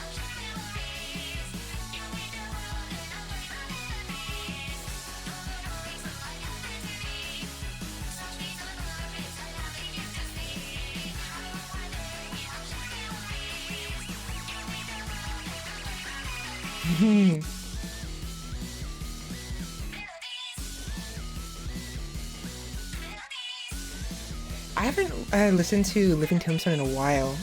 I need to listen to them more.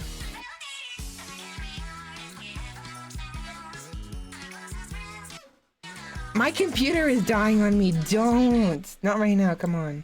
I gotta hold on.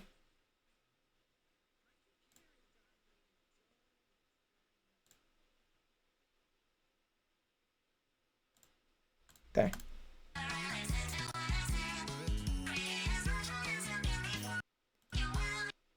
Oh my god, computer, please. Please. I don't want to.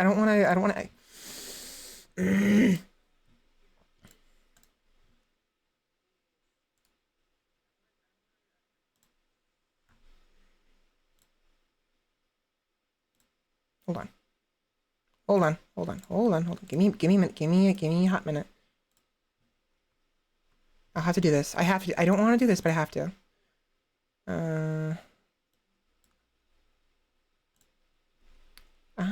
12, 16, 20, 23, and window 1. No. Shit. Window 1.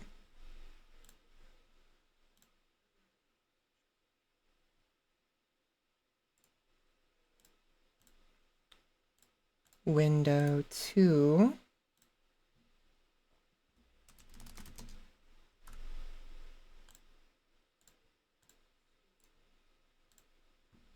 And window 3.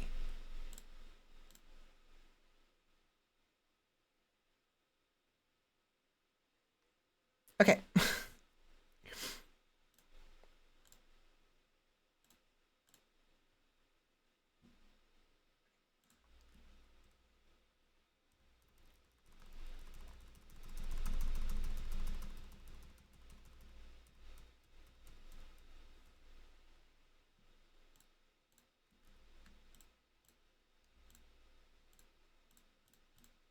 There. Fucking finally. There. It's the only window I have, okay? Look at that, it runs better. I wonder why.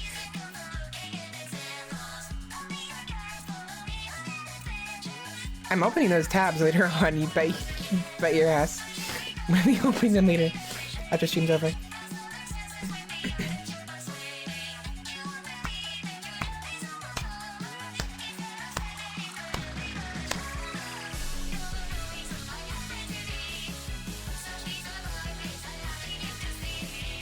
I want to play Splatoon with you eventually, Sheppy. I need to get a Switch though, which I don't have. I guess we have the money for it now, but I'm trying to save up my money because being sick past 2 weeks really screwed me over with the amount of hours I was putting in. So someday soon I'll get a Switch and we can play Splatoon together, perhaps? Perhaps. Yeah. So, Lavender Town.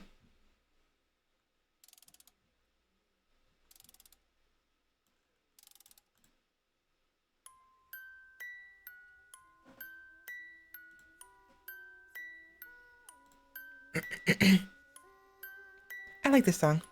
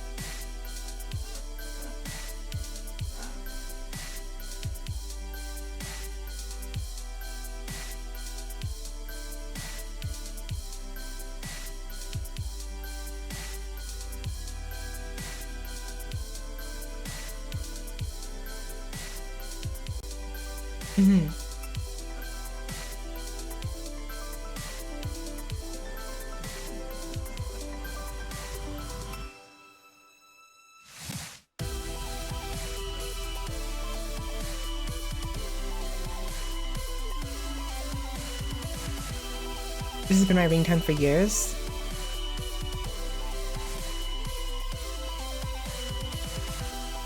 When you're burying your dead Pokemon, but his dying wish was to drop his mixtape at his funeral. Oh wait, was it in Geometry Dash? Really? I shouldn't have done that. Fuck. Oh. Leave it at 69.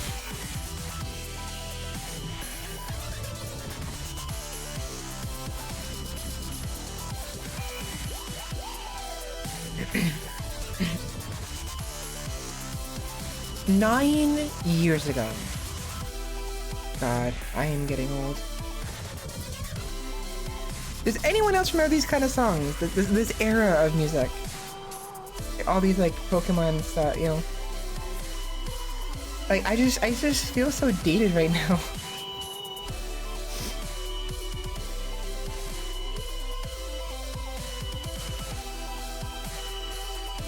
Speaking of dating. Oh my god.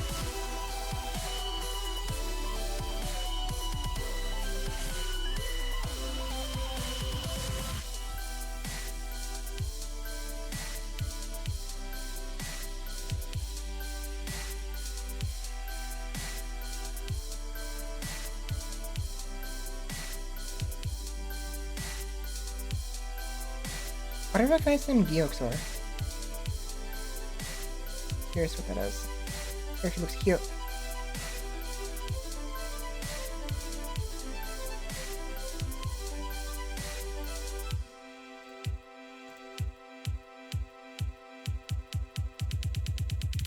Maybe not an era, but like it's just for some reason it just things like the Gypsy part and this song right here and all. It's just like a whole decade ago, and I just feel like it's like a. I'm having that kind of feeling where like the good old days kind of feeling, you know. Back in like late high school and stuff like that, when stuff like this, you know. 2010, you know, the 2010 era, basically. Is what I'm saying.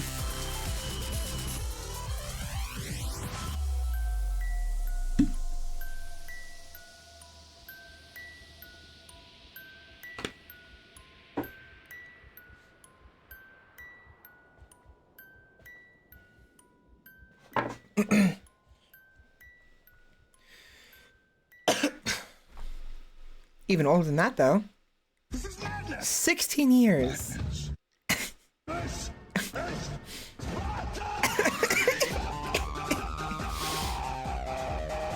Wee, I'm gonna die.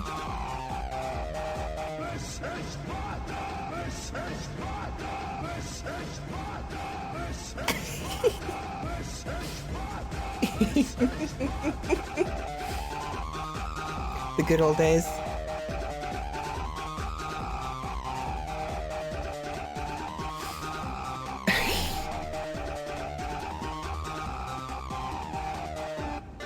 Veterans of the internet, we have assembled here to pay homage to a time when YouTube had a grand total of about 10 videos worth watching, this being one of them. Yeah.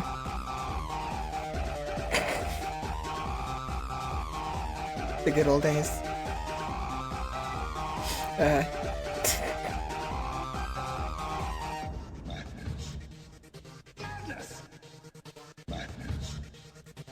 The birth of memes. I wouldn't say it's the birth of memes, but it's definitely close. Like this is like definitely like one of the first memes, I think. One of the most important first memes too.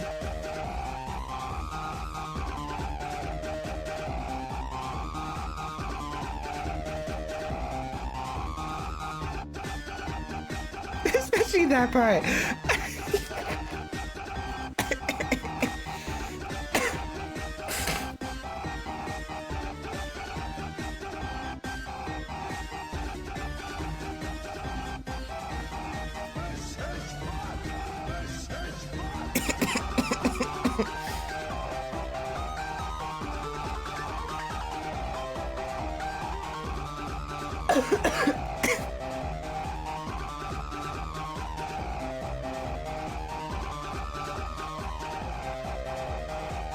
Yeah, I think all your base is older, definitely. All your bases belong to us, definitely.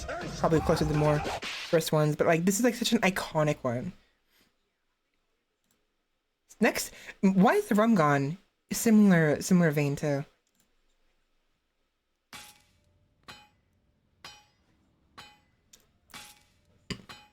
That's not good enough.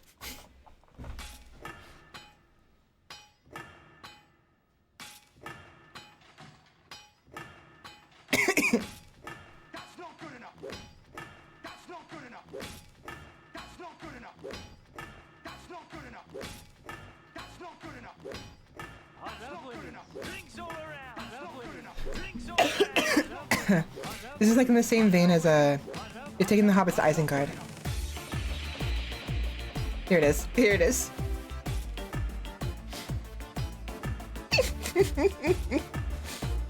I have not no.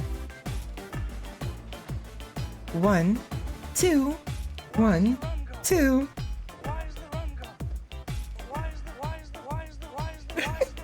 I'm sorry, Sheppy. Have I brought you back to the past? Welcome to 2005. Actually, what year is this? I was close. 2007. Welcome back to 2007, Sheppy.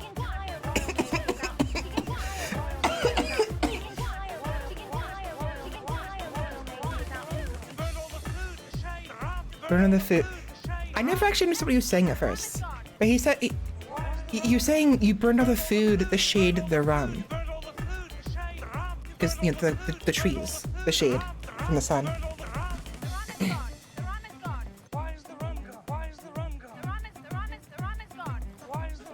Why is the rum gone?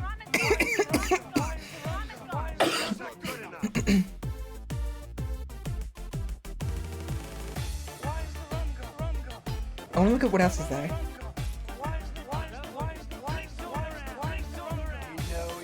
Yeah, puppets.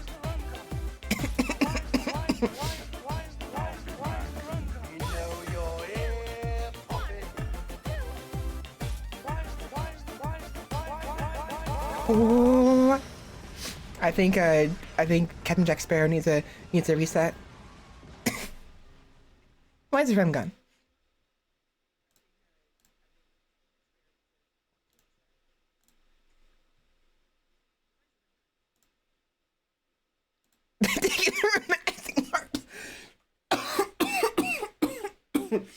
I'm okay.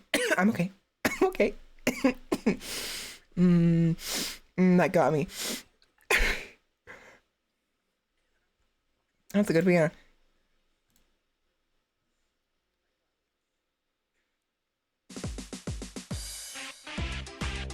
This is oh my god, this makes me feel even older. Because it is older. It's a whole year before the other one. Sheppy! Sheppy! Wake up.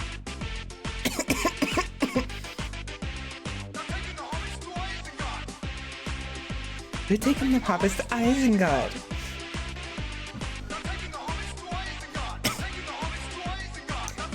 Wait, how old are you, Vital? Have you never seen this before? You've never seen this before?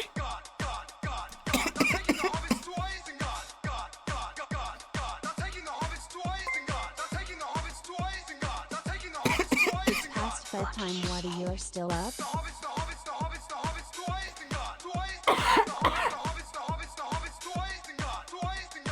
I gotta stop dating myself like this. Ah, fuck. I dropped my t-shirt.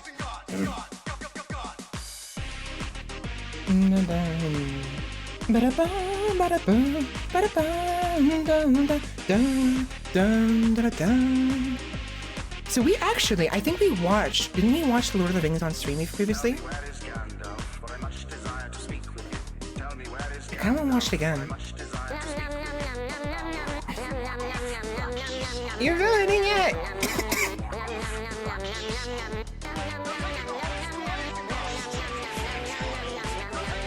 You missed it then. You missed it by like 2 years.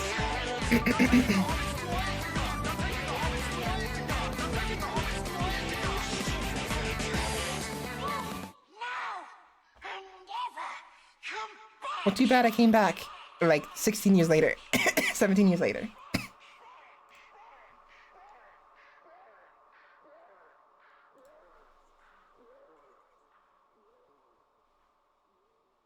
Potatoes. Potatoes. I want to do that one too. Hold on. Potatoes. Potatoes. Song.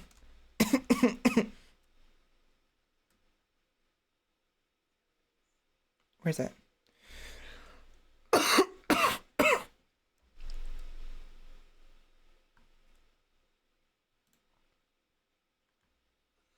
There was a one where you get like potatoes, boiling mushrooms, stick 'em in a stew. I don't see it anymore. I can't find it. Whatever. We'll find it later.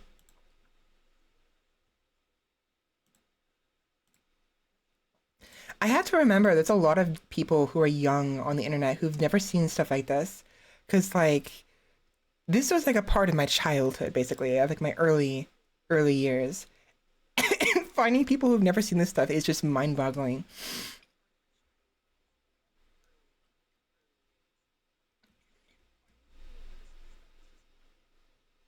I should have linked those. That's fine. You can figure it out. You can figure it out. Let me try to go through the rest of these because I'm taking too long, and it's getting really late. Back to Vocaloid. I think it's Vocaloid. To PP. PP. PP.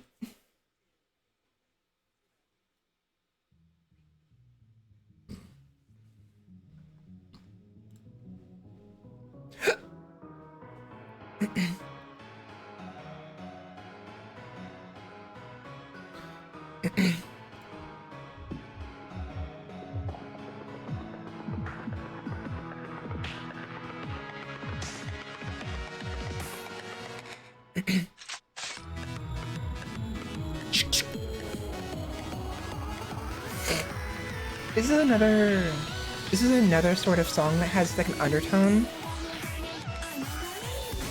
It seems to have some kind of like undertone of like an abusive relationship. Or it could just be like, just take it at face value, hard to say. But Creepy seems to have a number of those songs. It seems to be kind of like some kind of like really like toxic relationship someone has with another person. It could just be that they happen to make those songs, or Remember, they looked and loaded. The emotion you had, try not to show it. They can't hurt you again, you know better than that. Now shape up, now it's time for your circus. I don't know. Then I sing, then all that. As long as you do me a favor and don't hurt me, friend. Friends. Then I speak, then I'll defend. I don't know why I do this for you, just let me okay.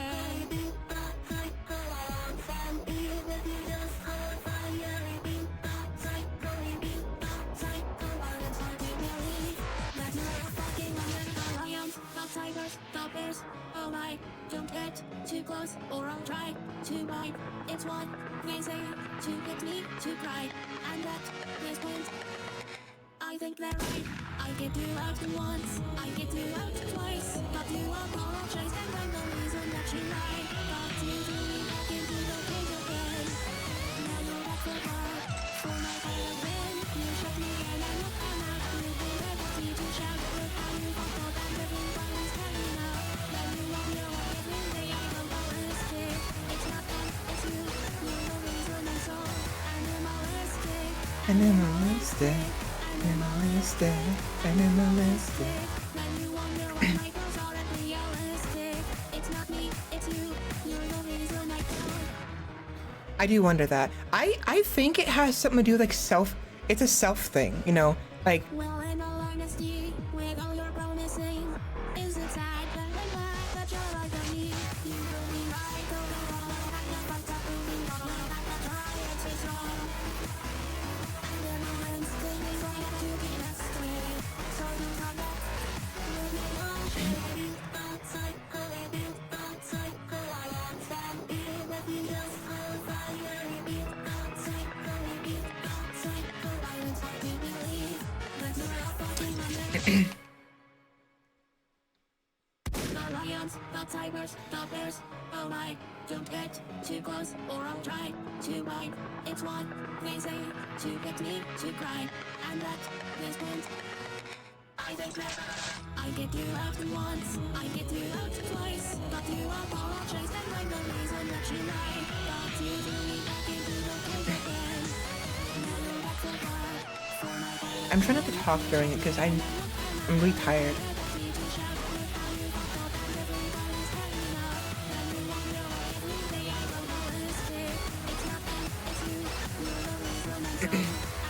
Not to mention what I want to talk about is a bit lengthy.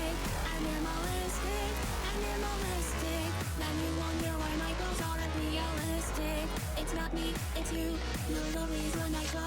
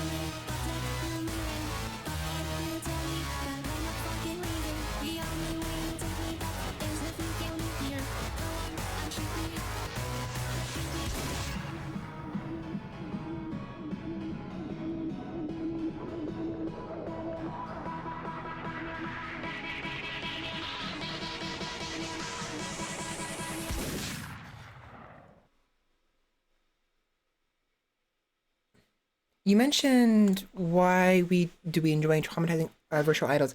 I don't know if it's necessarily joy. I mean, we appreciate the art style and the music, definitely.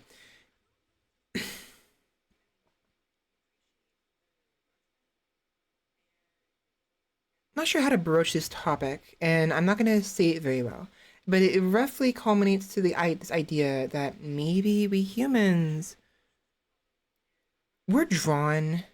Okay, well, we remember the negative better than the positive.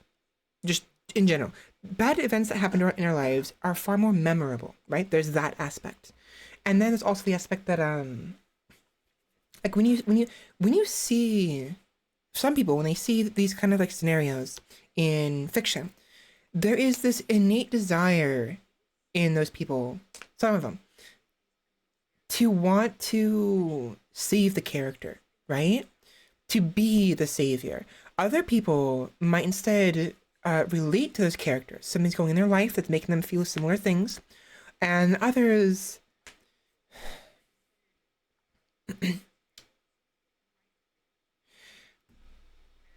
it's not quite the same, but it kind of makes them feel alive. Like it's like a similar reason as to why people hurt themselves in real life is the reasoning. I was gonna say excuse, but no, the reasoning people give, and it's probably a fair reasoning. I don't know. Is they want to feel something. That's fair. And if they're at that point, then their life is in a real sour state and they need help. They need, they need some kind of out. And unfortunately, a lot of people don't have that out.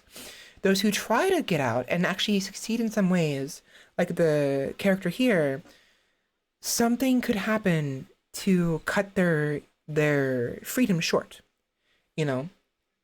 possibly. And other situations where they never have an out, like with the exorcism Vocaloid. So, but it probably has a lot to do with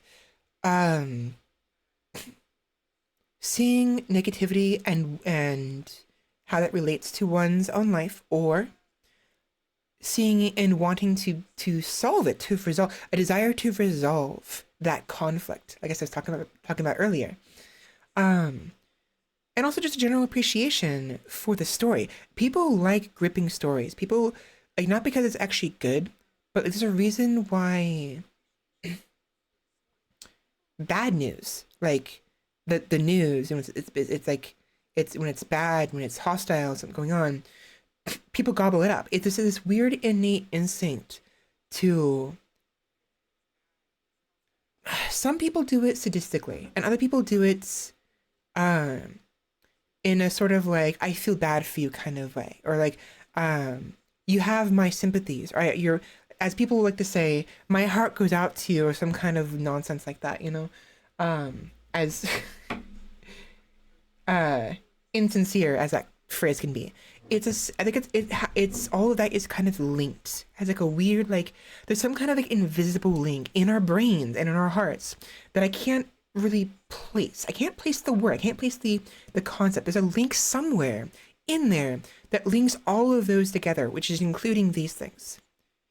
You know, I guess empathy. Empathy would be it is empathy. It would be empathy, yes. But there's another. I feel like there's another way of describing it. Closest thing is that because of our empathy, we gravitate towards gripping tales. Not just negative ones, some oftentimes positive ones. If anything, we enjoy negative stories with positive ends of some sort. At the same time, we are also gripped by the ones that never end, that never have a resolution, like the exorcism one. So it's hard to say. It's really hard to say. But there's a lot of links, and it might be instinctual, you know? We focus on the negativity because it helps us. There is this phrase, I say, this concept where going without something or seeing something bad happen or whatever makes you appreciate what you have. There's that concept where, like, let's say a family sends their kids to the farm where there's no computers, no phones, no social media for like a month, right? And the idea is it'll help them appreciate the things they have in life. Doesn't always work. In fact, it can go really wrong. But it's a similar concept. Instinctually, I think we understand this concept, right? And it's why parents do that to their children. But I don't necessarily agree with that concept. I don't necessarily agree to doing that. Yeah, it's dangerous to take for granted what you have. But anyways, it's there's some linkage there. You know, there's some association there, and it's probably some kind of like instinctual emotion, you know? And some people just like sad things. Some people just like like things like this and what have you. They're just drawn to it. It's it's hard. I don't like using this analogy, but it is like watching a train wreck. You just can't stop watching. And I don't think it's because you enjoy it in a sadistic way. It's just maybe empathy. Maybe it's empathy. You know, you can't really do anything, but at the same time, you want to see it through. You want to see it through. It's like with me. I have a really bad habit, an obsessive habit where I will see something and I want to find the origin. I want to see it through. And it'll send me several hours down a rabbit hole, going through fandoms in Wikipedias. It happens to me all the time. It happens to me, like, the most recent one I think was Naruto. I spent like 6 hours going through the fandom Wikipedia of Naruto, looking shit up, going from like link to link to link to link, and like gobbling it all up. I wanted to see it through. I wanted to go see what's going on, and it's a weird, obsessive feeling. It's not comfortable. It isn't. I won't be able to do anything. I will be stuck at my computer for hours on end, not using the restroom, not eating, not doing anything except trying to extract the information and try to find the point in where I can be like, okay, I'm satisfied. Let's move on, which takes a long time. It's very frustrating.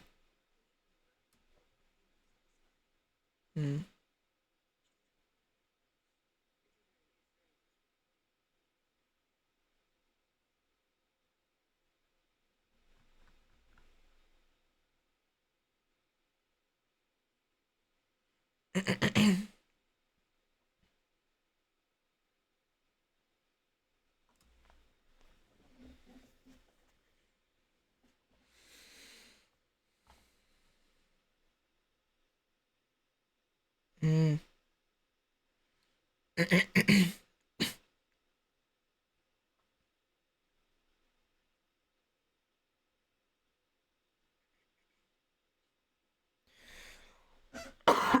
Yeah, so it does seem like at the very least, Creepy's, some of their songs have to do with their own relationships, which is fair, you know? An artist oftentimes will encapsulate their own experiences in their art. And it seems like at least Creepy and maybe even Exorcism may have something to do with something they've personally experienced.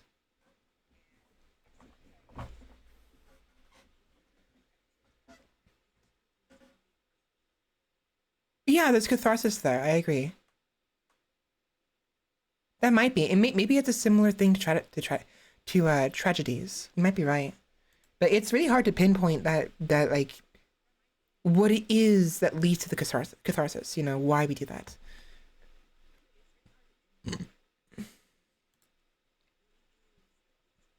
yeah, so it's just a weird attraction we have towards things that hurt us. I don't know. There's a reason why masochists exist. Let's move on to a more happy, if more crazy song.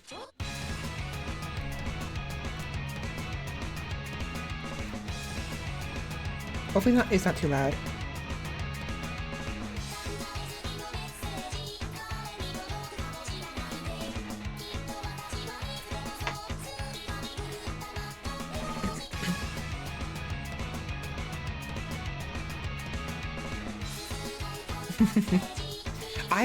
I really do enjoy. I'm that type of person. I will think too hard on something. I'm a thinker, which isn't always good. I'm too deep of a thinker sometimes, and other times head empty, head completely empty. It's a weird juxtaposition where like sometimes it's filled to the brim, overflowing. Other times it's as hollow as. I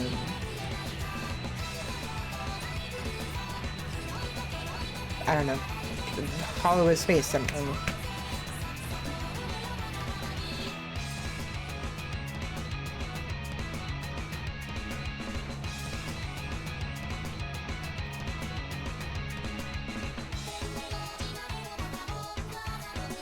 OFF AMV?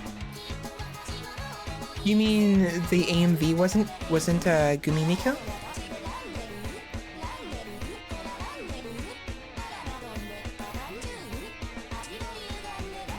No, here's the original. I think. Actually, this might not be the original. I don't know if the original's still around.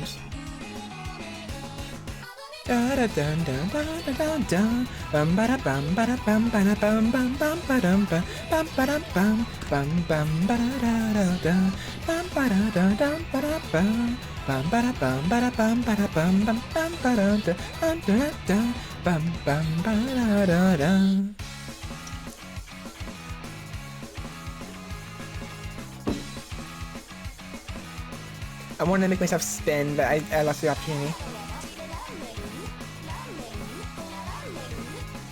Come on, Davia.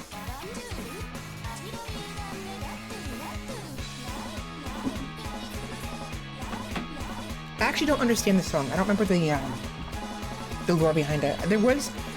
Someone made like a comment somewhere or lyrics or something, and there was some like meaning behind it.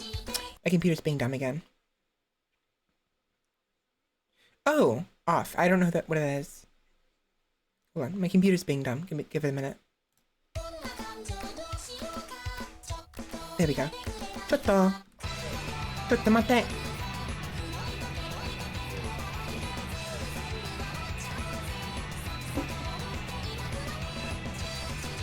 I do understand some of the phrases, some of the words, but not very much. Which is a shame. Yeah, this song is very, very, like, mind-boggling. It seems like the characters are, like, slowly going insane.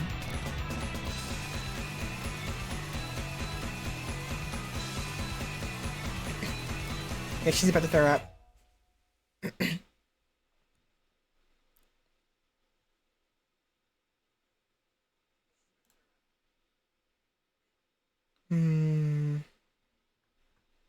I have no idea who that is. Kenshi-san.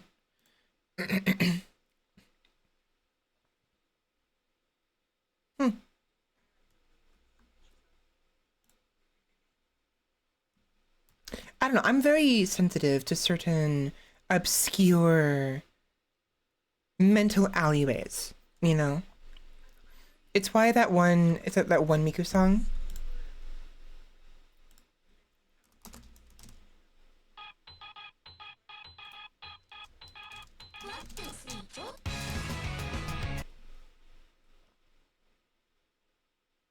It's why this song really fucks with me in the head. You know? It's very cute though. Blue tie hiding in your Wi-Fi. I love how she says secrets. Secrets?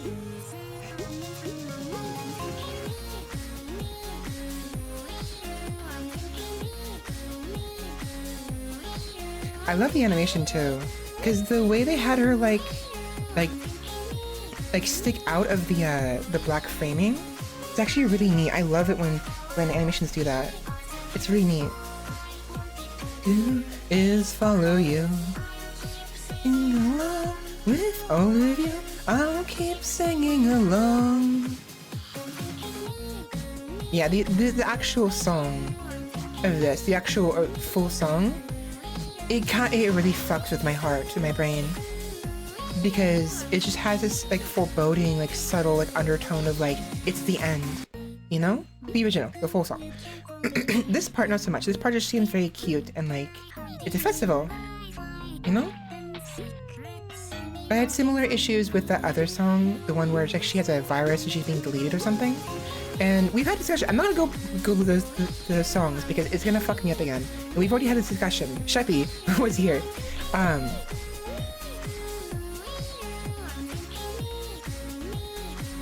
I don't like the end.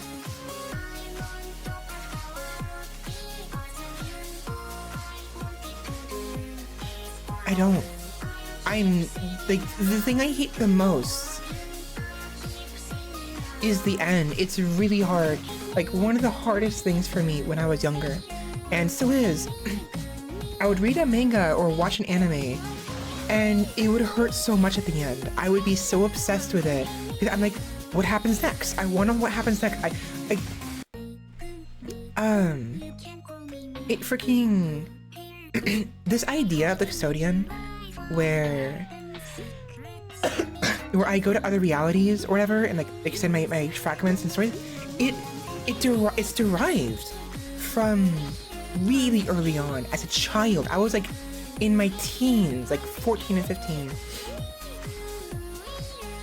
I would read books and stories and I would be desperate, like vehemently desperate to know what happens next. It would hurt so much, way too much, and to the point where I wasn't suicidal, but I wanted to die so I can reincarnate in those worlds and become a character in those stories, a friend of the main characters, or even one of the main characters, so I can see what happens next. And it was obsessive. It was this obsessiveness I would have, and even if it wasn't a story I particularly liked, I would, as long as I enjoyed it enough to finish it, it would make me mentally sick, you know, and emotionally just like uncomfortable, like, severely. And it still hits me now. I'm a lot better now because I have you guys. I have this. I have my streams to incentivize me to stay here. But before I was a VTuber, before I found my I found my calling in life. Even like 5 years ago, it was really hard. I was looking forward to dying so I could reincarnate and experience all these stories and see what happens next. Even if I'm not actually the main character, even if I end up being an observer, unrelated to any of the characters and have no influence in the story, I need to know what happens next. It hurts too much not to, even if it's not that great of a story. and it became obsessive. And that's probably when the custodian was born. Probably. Although I didn't, solidify her. It was only recently, probably the past like 5 years, like probably a year or two before I became a VTuber, that the custodian truly gained form. And that form comes from this obsessiveness and this fear and sadness that comes from the concept of the end that I cannot bear, It's really hard because I'll still be like reading manga and webtoons and it'll end and I'm just like, just like for a good like solid few minutes, I'm just like, oh fuck, and it's hard. It's really hard. And it's I can't let go. I can't. It's hard. It's really hard. The custodian would be my other. Okay, so the custodian is my ideal. It is what, if all goes well and there's an afterlife, it is who I will become. The custodian, the librarian of the Lighthouse Library. And all of the books being either the retellings, the physical manifestation of all the lives she's lived, and also of all the lives other people have lived who've given up their existence to her, or at least given her a copy of their life, right, as a story, and also of all the stories that she's never actually experienced, like the fictional books that she never had an opportunity to visit yet. Like, for instance, Percy Jackson, Olympians. One day, maybe she'll visit that. But in the meantime, it's just a storybook on her shelves, But the stories, the books that actually came from a life, are more substantial and have spirits in them. But she is the culmination of the entire library, and all of these stories, therefore souls, she's essentially absorbed in a way, but usually willingly, those who've given up and don't want to exist anymore, or her fragments who return home, because she sends out fragments, pieces of her essence, sometimes with memory, sometimes without, and they go through her life and then they come back. And either they return home permanently or they go out and again and then come back and give more. Give more adventures, give more stories, give more essence, And that's how the custodian survives and continues existing indefinitely, is by investing small amounts of her existence into bodies in different realities and universes, and they grow up and live, and the souls grow and enlarge and return to their home. And so long as she gains at least the same amount of energy she gave out, if not a little bit more, then she'll have a surplus. She'll break even or have a surplus. So long as the soul of her children, of her daughters and sons, return. Typically, they're usually in the form of daughters, because but it's where it came from. Is fear and longing and inability to give up, to let go, and the sadness that comes with that, Which is why the full song of this one, even though it probably doesn't actually mean that, the implications of some of the lyrics, and then the song where Miku's being deleted, and also the spinning song in particular, You're doing a Miku North American tour next year, and I'm tempted to go, but it's dang, it'd be expensive. Really? Interesting. I don't have the money for that. I don't have money for that. Where fanfic comes in, but this feels like, yeah, it is definitely a deeper problem, because as much as I would love the fanfic, there was this underlying problem with this obsession. Because I would like the fanfic, but I would always think to myself, I need to know what officially happens next, And so I would always try to find, I have this idea where I would die and reincarnate in these official stories and see what would happen next. and everything what happens next is fine, it's up in the air. But like, I would be obsessed with like figuring more information about the author. Will there be a sequel? Will we have more information about the characters? What's going on? What's can't? I'd be focused on the. I would be obsessed with the canon events.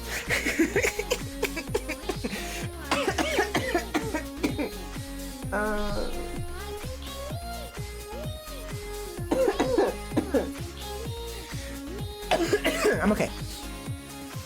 Oh, fuck me. Oh my god. I haven't actually even watched that movie yet. I need to. I watched the first one. I watched the first Miles Morales. I have to watch the second one. I haven't. But I've seen plenty of the phrases and the memes. But yeah, I would be obsessed with with what was canonically is supposed to happen next based on the author, or simply how the world, if I went to that world, right?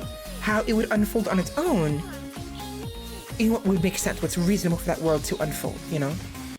But whether it's because of that longing, or my experience with various other content, you know, certain manga like Tsubasa Reservoir Chronicles, for instance, or the other manga and anime that had to do with like alternate realities and timelines and the shenanigans.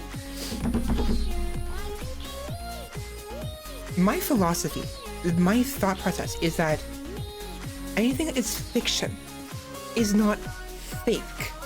It is not fake. It's real. Everything is real. Every fictional story is real. And every possible alternative future and past and history is real.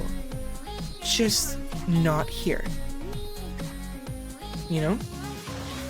Anything that hasn't happened, isn't happening, and will not happen, has happened, is happening, and will happen. Just not here. Yeah, hasn't happened, isn't happening, and will not happen, you know? So every single possible scenario exists somewhere else. Will we ever experience that? Maybe, maybe not. Possibly not. Probably not. But we have to survive death to get that far, you know? And this philosophy kind of fucks me. Honestly, it's a double-edged sword, to be honest.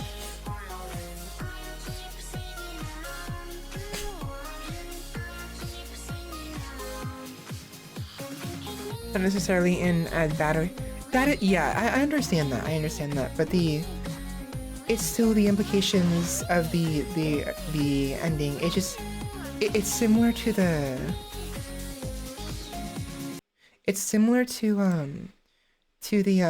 one where she gets deleted, you know? So Hatsune Miku literally translates to the first sound of the future. A virtual pop star. She entered our world just as we are all entering hers. But yeah, the lyrics. I don't know what the lyrical one is. I don't think there's lyrics in this, is there? There might be. Yeah, there is. But this, again, the actual intent behind the author probably wasn't what the existential depression it causes me. But it does cause me that regardless.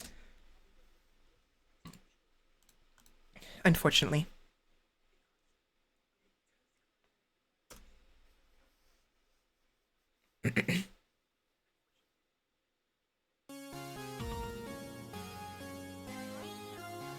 Yeah, sorry about that. I'm not trying to put you into the same into any depressive, you know, thoughts. It's just, it's hard. And I've had these thoughts since I was a child, basically. It's been hard living with it. It doesn't make me special and like a genius. I'm not a genius. I'm not like, oh my god, I'm the next coming of whatever. No, it's my own way of thinking, and it fucks me over really bad sometimes. And I'll go down rabbit holes and like get obsessed with stuff, and it's similar to why I had issues with retiring VTubers. You know? It's a similar link there, and it really hurts a lot.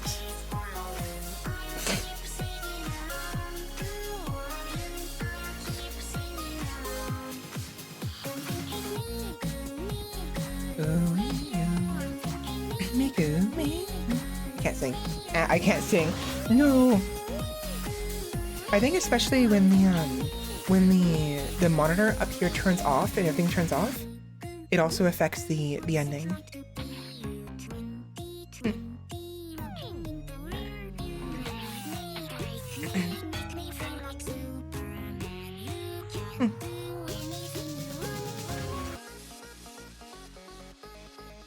Yeah, when it turns off, it makes it gives me a bit of a punch in the heart. I mean, it's still a nice song, don't get me wrong. And usually the feeling goes away as I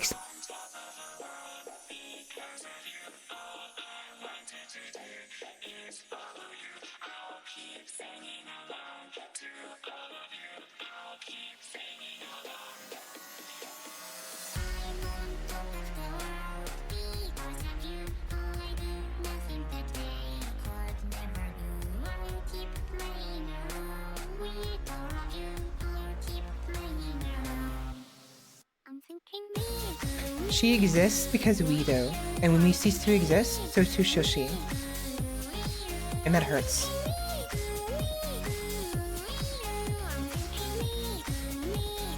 It hurts a lot. You know? That really hurts. So, it's just...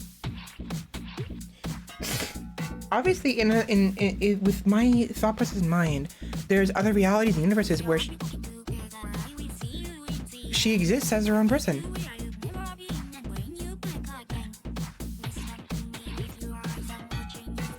Listen to me with your eyes.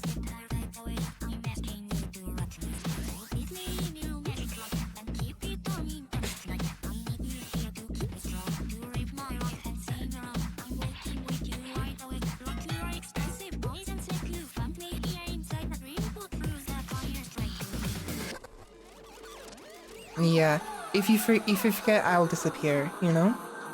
It's just existentialism, basically. Anything that has to do with like existential stuff and someone like ceasing to exist is hard. And it also, I think the reason why it hurts me is because it has to do with my own fears. You know, I don't want to disappear. Yeah, sure, people will remember me when I'm gone. I won't if there's no afterlife. If I cease to exist, if there really is nothing there and I just die and there's nothing there, I won't remember. And I don't want to get stuck in a dream either. I'm terrified that when I die, I'll imagine myself like reincarnating somewhere, right? But I will always have this lingering thought hovering over me that what's happening isn't I actually reincarnated. Instead, what's happening is I'm dying. And what I'm experiencing is my brain losing oxygen. It's the last dream I have before I cease to exist. I will always have that terrifying thought. I want to exist after I die. I want the custodian to be real. I want to become the custodian. I want to have a soul to float around and what have you, and experience an infinite number of possibilities, an infinite number of realities over a long period of time, like taking my time with it.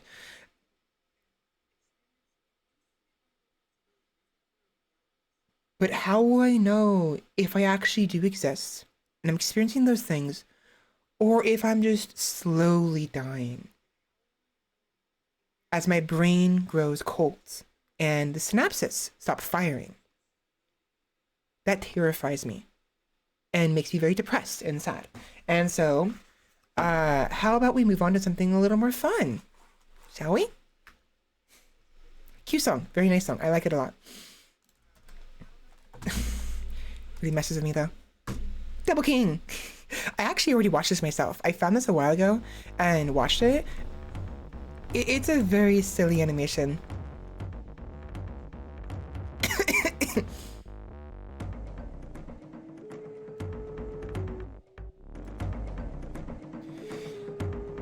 And it's very reminiscent. I mean, it is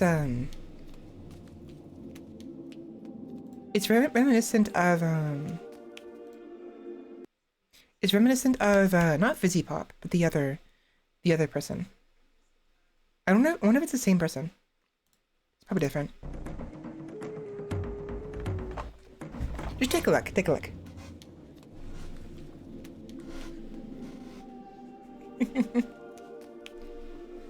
Welcome to my castle. Just fucking kills him. Just fucking ups and kills him. And just steals his crown. I think a lot of people do. And I'm not dismissing you by saying that. I'm saying it's a good thing, you know? Because, you know, I'm not the only...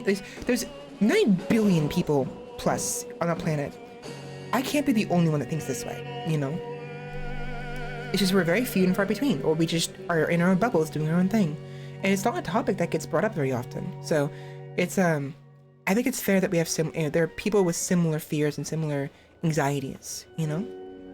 But yeah, so that guy just freaking ripped the other guy's skull out of his nose. Just to steal his crown. I don't know what's going on here. I don't know if it's that they're trying to ask him for guidance as a potential vassals or or what. But yeah, this king is obsessed with crowns and being even more king-like, having even more of a double king.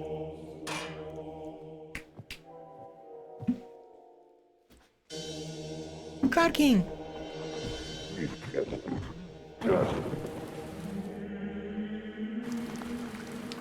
Pumpkin King. Motherfucker. Just immediately just break. Oh, it's all rotten now. Fly King. Lord of the Flies.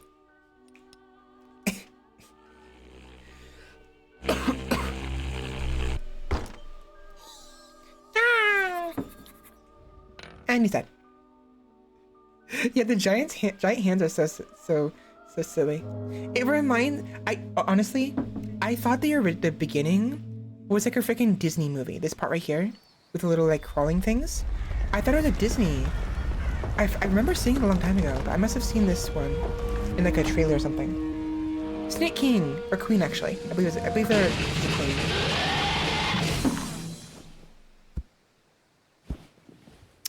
That was too loud, I apologize. Just tips him over. That implies there's more people like him. Which I wonder about.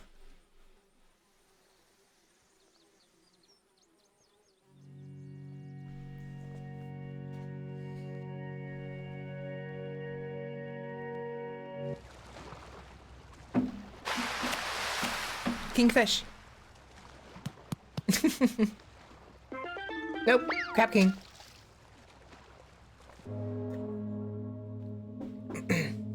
So far he has 3 crowns. One of his fourth crown had actually rotted away, so no use there.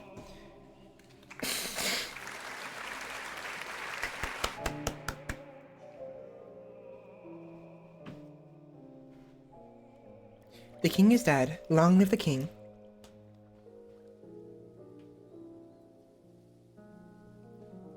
I do apologize if my commentary is very lacking. One, I'm tired and we've been talking all freaking stream past like 4.5 hours.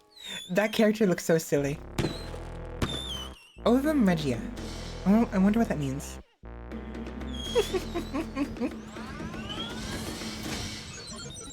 Oh, it's a tracker. Pac-Man.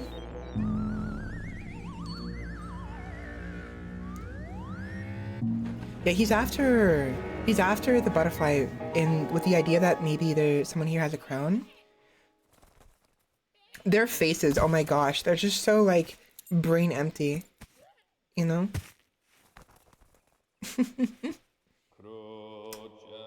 King of the Mountain. The Mountain King. You probably already know this, but there's a fair bit of gore and blood in this. And psychedelic imagery, especially coming up right now.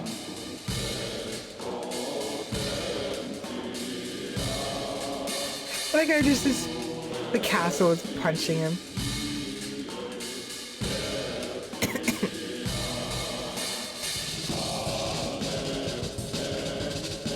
This guy is so goofy. And then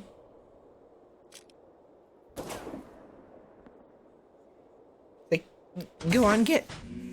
Go on, get. It's my crown. Yeah. It's actually pretty interesting because in this environment, in this crown, everything is crown-like, everything. But there's no actual proper crowns.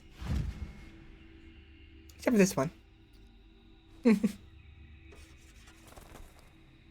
at this, huh? The bird seems to have a crown, and he's obsessed with crowns. So he tries to get it.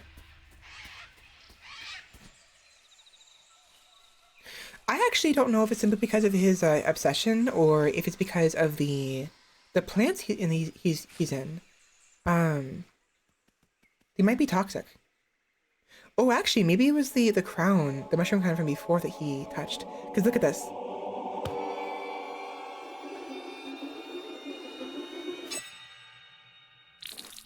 He wanted the crown on his hand, on his finger. He saw the finger, the crown, and thought to himself, how dare you? It's my crown. And so he tried to steal the crown from the finger, and promptly, well, caused himself to bleed to death. Good job.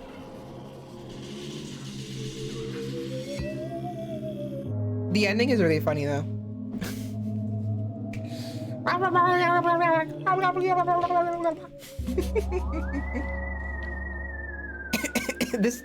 The aesthetic is really interesting though. Kind of silly, kind of like almost, it's like bordering it's like bordering on Nightmare Fuel almost, but not quite. It's a harpy. It's almost there. He's freaking out because he has no crowns. He lost his crown. I like how he fits perfectly through. Oh yeah, now he gets to see all of the other people, all the kings and queens he killed. Welcome! That's the Queen of Death. It's Queen Death. Wait for it. Wait for it.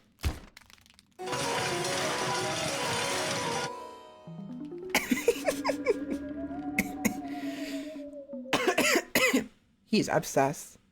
Oh, it's the Fly King.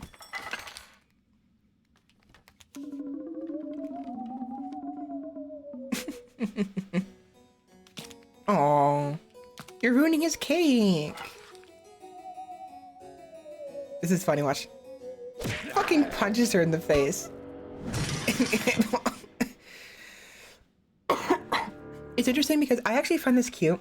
At the end, he actually gives up and just makes him his own crown. He's like, fine, I give up. But Queen Death then takes it from him. I don't know why.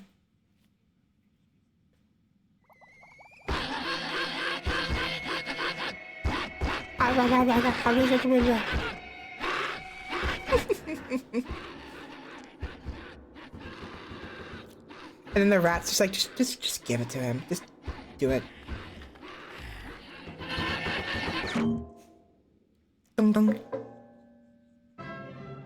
Eee. Every time. Give the snake a break. Come on. She's trying to eat her food. And that's it. It's very, yes, Victory. It's very like Nightmare Fuelish at times, and it's very silly. It reminds me of some other art styles. I don't remember what her name is. Not Vizzy-Pop, it's somebody else. Like something Zor, whatever. Exor, I don't remember. But I like it. I like it a lot. That's what Sheppy wanted to share on stream. I had already watched it, so I knew what to expect. Gooseworks! Yes, Gooseworks, thank you. It reminds me of Gooseworks a little bit. Speaking of, Little Renmo.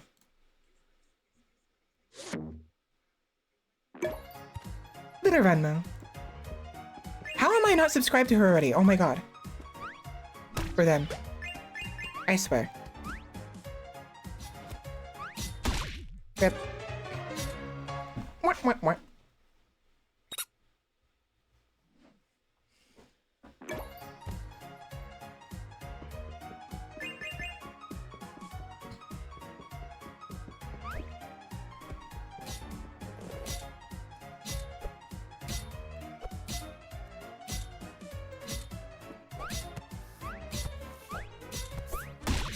It's actually pretty smart. He needed to have delayed it a little bit more though, in order to make it.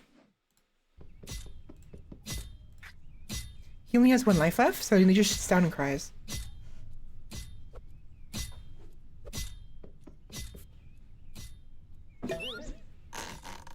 Pick it. Falling in pit kills you. People die when they are killed.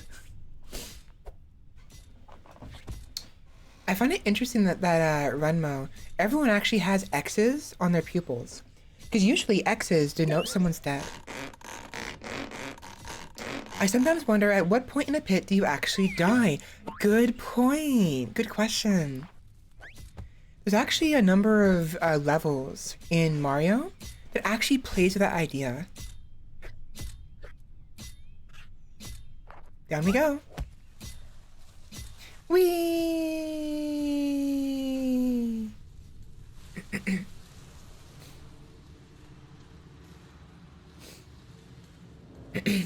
I mean, that's not how gravity works. Whatever. Life extraction.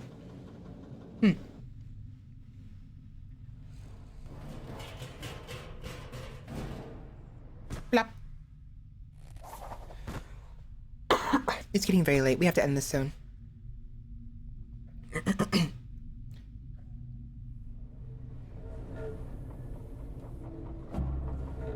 This is also very nightmare fuelish, to an extent. I don't know how else to describe it. Eerie?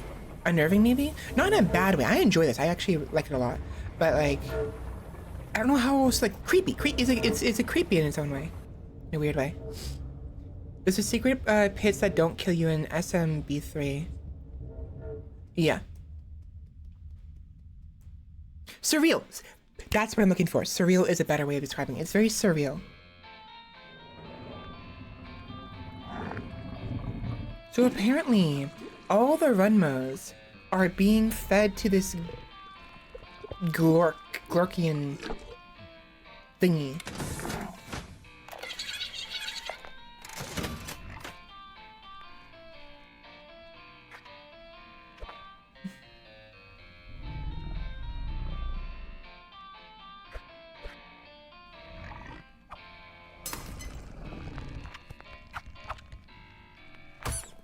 Squeaky.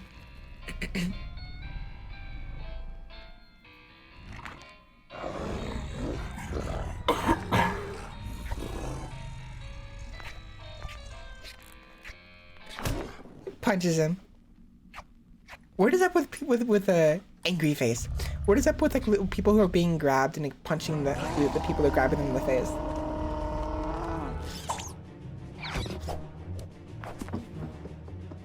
I mean, what else is someone gonna do? Obviously, but it's just Glorks. What the hell are these things? Glorg feed. Oh. Okay, he's dead.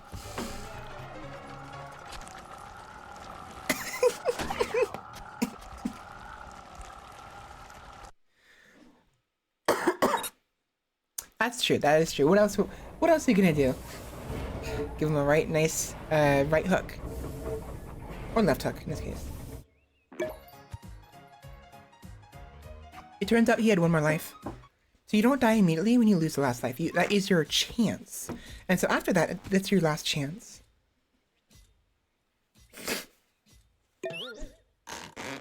I suppose I should have mentioned that wasn't your final life back there. However, this one you're on right now is.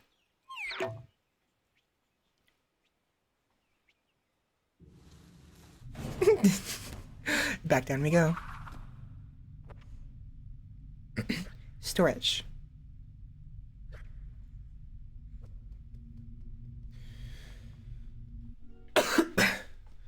Oh my god, I gotta bring my voice down, it's so freaking hard. Hold on, what was that? What is that? Oh, it's one of the little red things from the level above. And coins. 1-ups. Yay! That looks suspicious.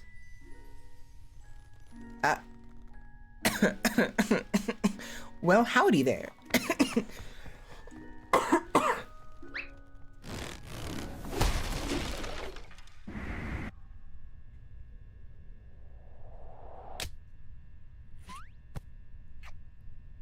Okay, to be fair, I was gonna say, how is he surviving the falls? In most Mario games, the older ones, you don't die from there's no fall damage. There usually is no fall damage. So that makes sense that Runmo can at least survive the falls. This part. Oh my god.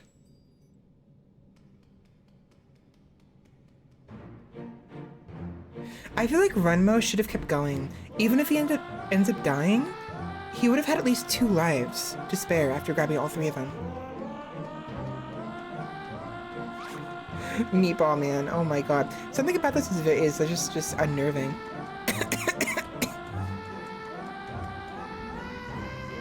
The Ballad of Meatball Man. I feel like Runmo would have made it. Go, Runmo, go! Go, Runmo, go! Go, go, go, go, go, go, go, go, go, go. You're right, yeah, Courage the Cowardly Dog kind of stuff, yeah. The fact that Runmo could have run that fast going backwards means that he could have made it just fine going forwards. But he's a silly little fella. I enjoyed Courage. It was very uncomfortable at times, but it was enjoyable to watch. Courage the Cowardly Dog, Teenage Mutant Ninja Teen Titans, the original. I enjoyed Toonami quite a bit. And a number of other cartoons were really some favorites of mine as a child. Helped me get through the boredom. Helped me get through the boredom. It's a can. Surprised it was able to stay up that way. Like that. You know, if he turns that off and then climbs to the top of the machinery, he'll be able to get those 1-ups. No, wait, Never mind.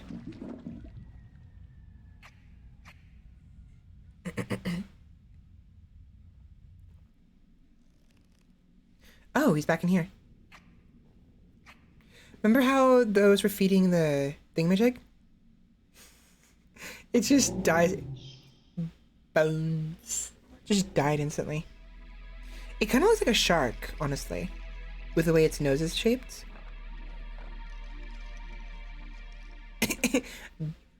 Bones.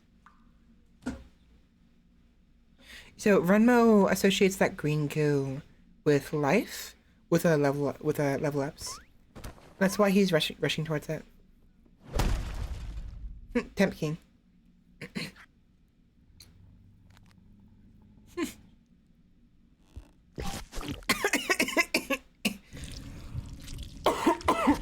Oh, here's your vor fetish.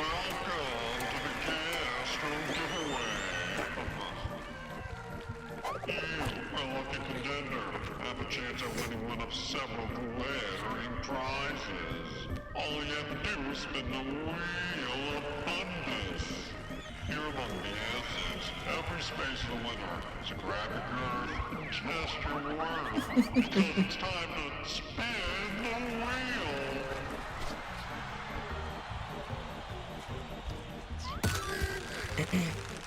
Nice spin. Ah yes, gambling. The best way to lose your life. Oh, so close. Raise the acid. Two spins remain. I know you want that shimmering one-up, so don't waste them. Nice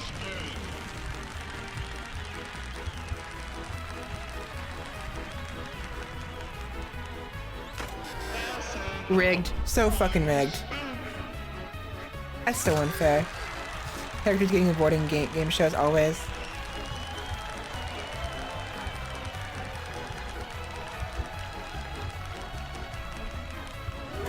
Figures. Death.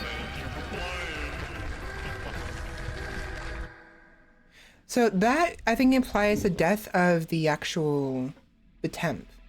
Not actually of Runmo. If it had landed on acid and gone up, he would have been digested. But because he hit the death one, guess it was a bit of a bad bout of food poisoning, huh? I like this fella. He's so weird, and he just like goes by and he just like stops for a moment to like get some confessions, which is kind of cute in a way. You know, like he's so slow moving and just like, wait a minute.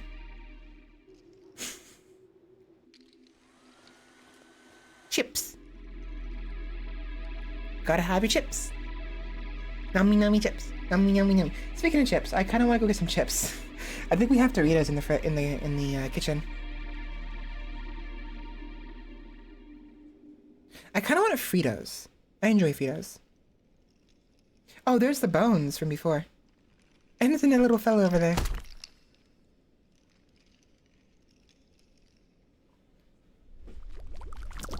Ew. At least Runmo is alive. That's good. Now remember how Runmo, he's associating to the X for death, associating the heads of a Runmo with a level up? He sees the corpse. Oh, it's Jumpmo. Oh shoot. It's Jumpmo. Now, that shouldn't have worked. That shouldn't have counted. But it did. And that's probably not a good thing.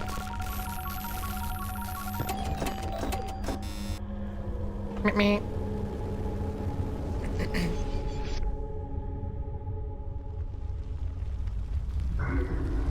Oh me, oh my. It appears a crime has been committed. A crime against the very essence of life itself. Meow. Meow. And blunders such as this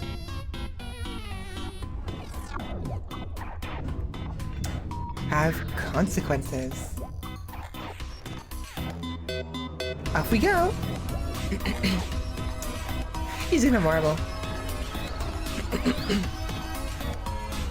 Just completely erasing the fabric of existence of everything. The pursuit of life is more dangerous than... What?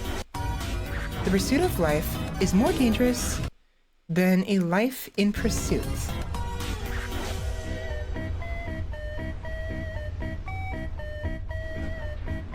The thing is so silly. I think it's rewinding time. It's trying to rewind it to fix everything, and then promptly dies to this very same thing that Runmo died to the first time around. Ah. And there we go. Back to the beginning. Back to the bones. No harm done.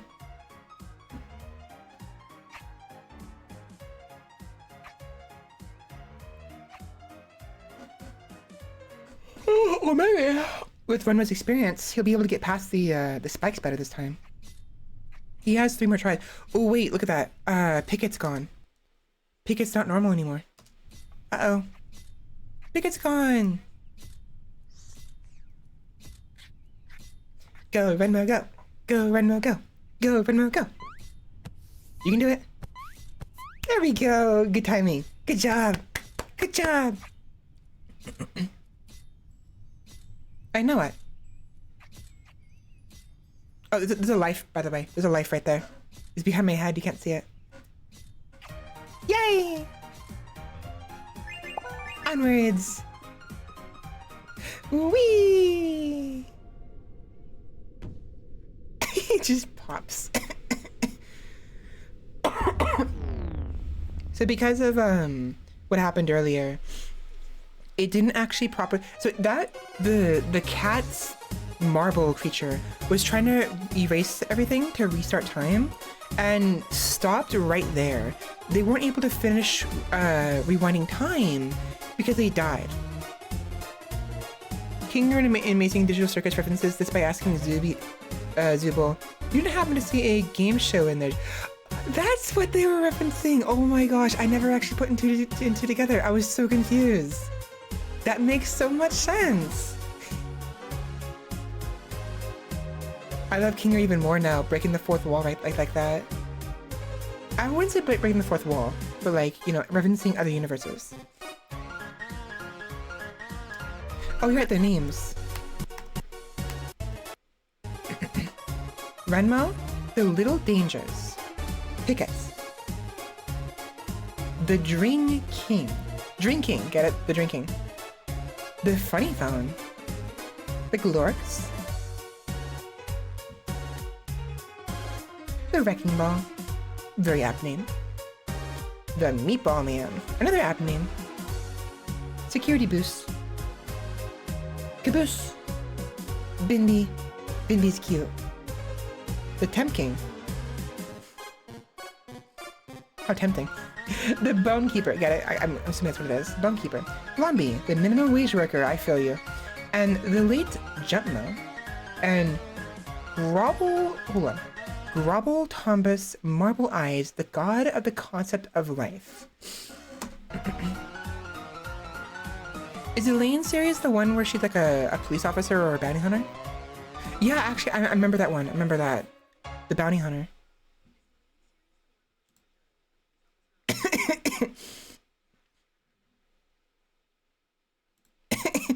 Redmo was willing to risk a life just to answer Pickett's question. What a champ. Yeah.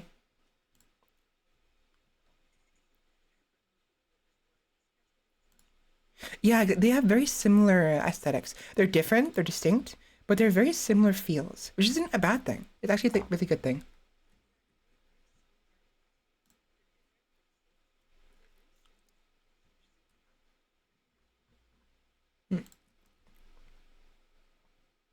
I haven't finished the other ones that Sheppy posted, so we're gonna try to finish those and then end stream because I'm really tired.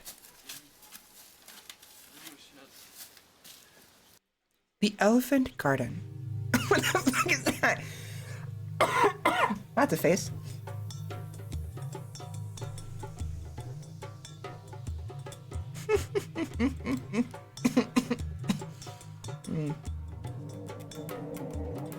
These characters.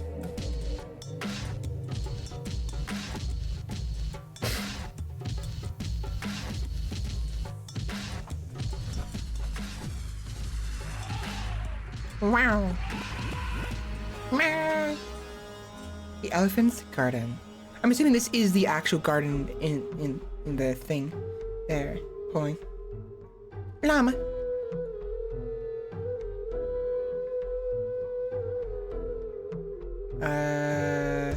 Oh.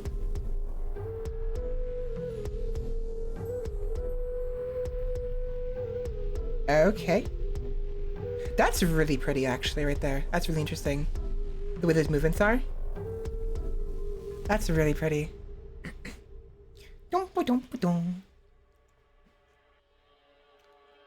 We're end stream soon. What's going on here? Bubbles. Oh, those are, eggs.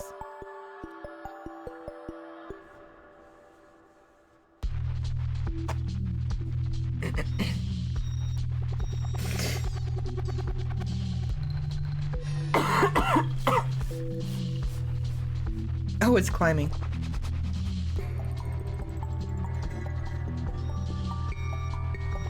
Oh, it's on top of the thingy. Okay. I mean, that's efficient, technically. He got a huge meal out of that. It's a father tree. Grandfather tree. Oh. Actually, that tree's not as big as I thought it was.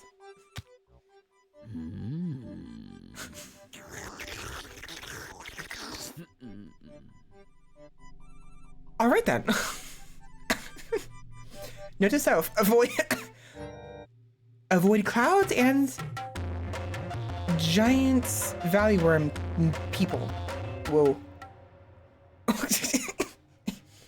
Fish. Pretty flower. People.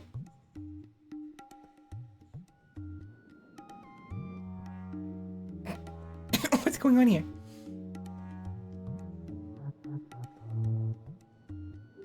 He's smoking. Oh my. He rolled them up and just smoked them. Yeah, this is probably better high. Worse. It's probably worse and better high. They were just having a nice bout of push-push. Of handsies.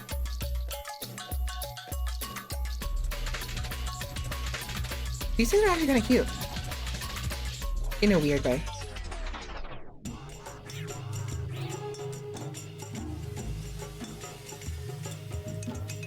That's the, where the elephants are attached. Oh.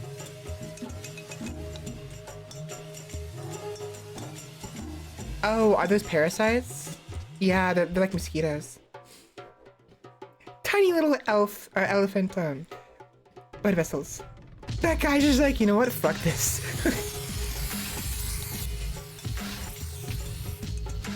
Oh, hi. Giant elephant man. Nom nom nom.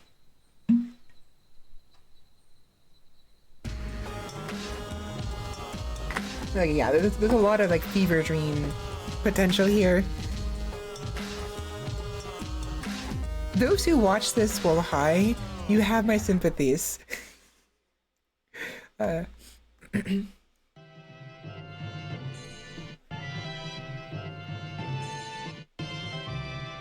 Yeah.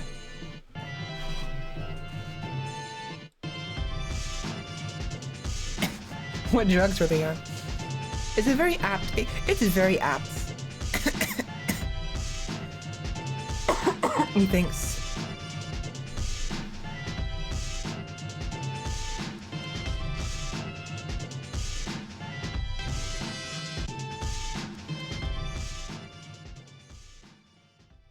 If I ever won the lottery, I would commission Felix to write and direct his own 10-episode series of cartoons, no strings attached.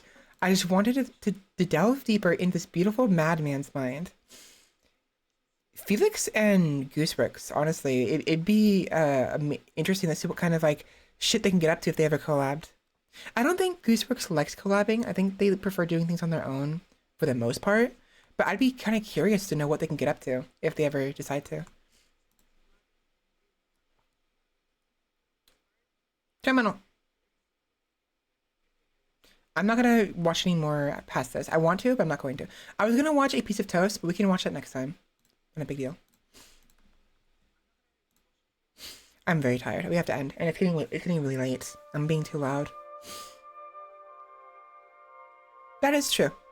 Maybe I'm mistaken. Maybe I was thinking of somebody else. I just, for some reason, I had this thought that Gooseworks was very like possessive of her work.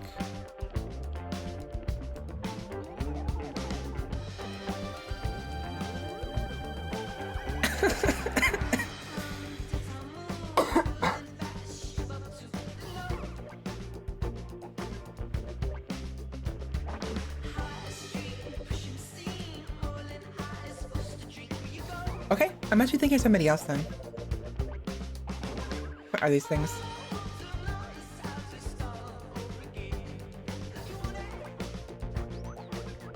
He makes me think like he's like a dwarf or a halfling or something. Let there be light.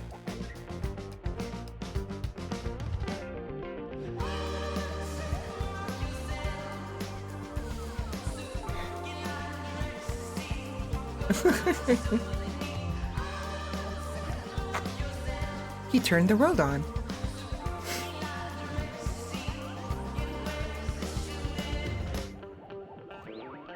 It's a disco ball.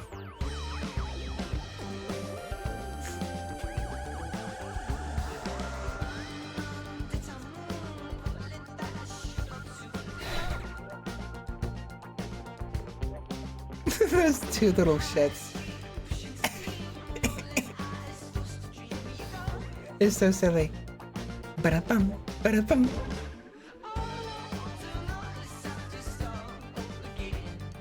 Uh-oh.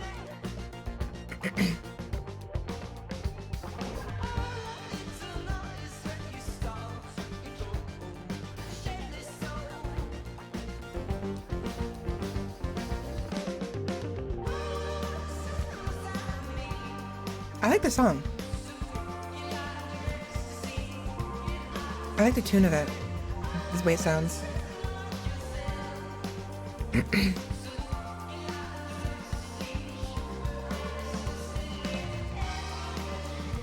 Interesting. Snack time. You picnic. Party. It kind of seems like they used the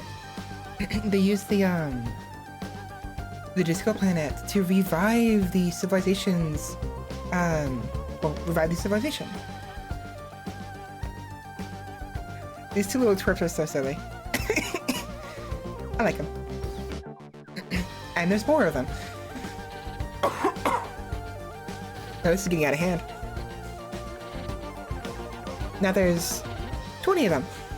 I don't think there's actually 20 of them. It's like 4, 8, 16. And there's 4 of them. That's 2 of them. And there's 1 of them. Okay, so the disco isn't actually the planet. The planet is inside of the disco ball.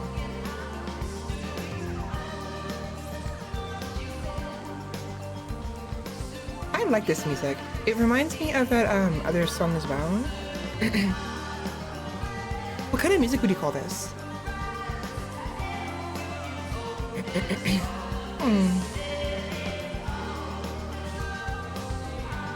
Alright, time's up.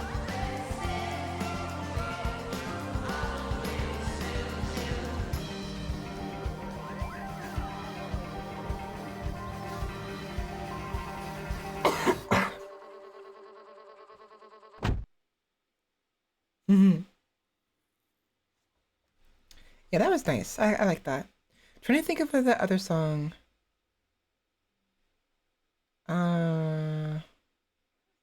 Not Delta.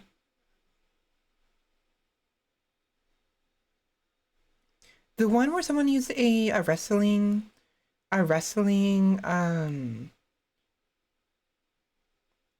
animation. Something like electric something. Electric something or other.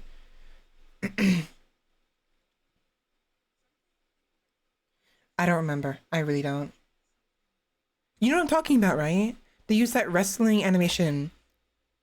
Yeah, the animation, it's kick art, but someone made a music video out of it, and the song itself is what I'm thinking of. They used in the music video.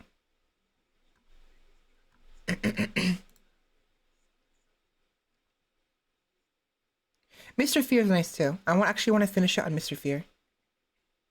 Or Empires, actually. I like Empires.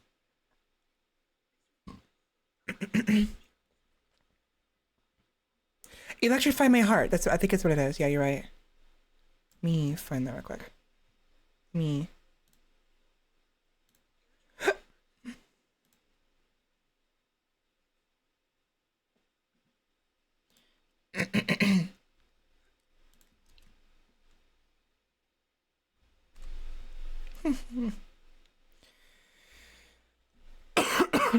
Or no, actually, it's Buttercup.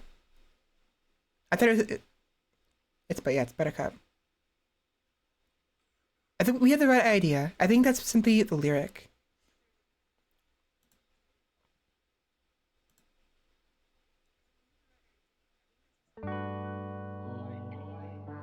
The MV for this song is very like weird. I mean, this is weird too. But the original is also weird.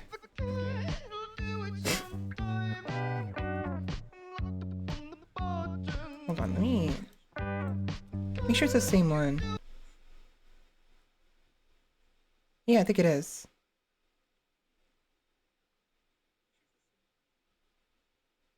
Yeah.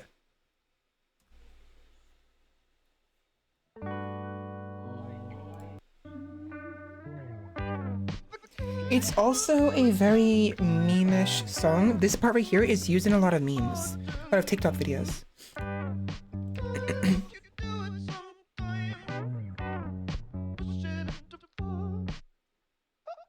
I thought he did. I must be thinking of a different song then. I thought he made a music video for it, but I can't.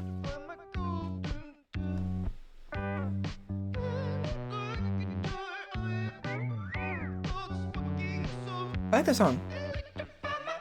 This guy is so fucking down bad. Holy shit. He's so down bad. Calm down. Calm down.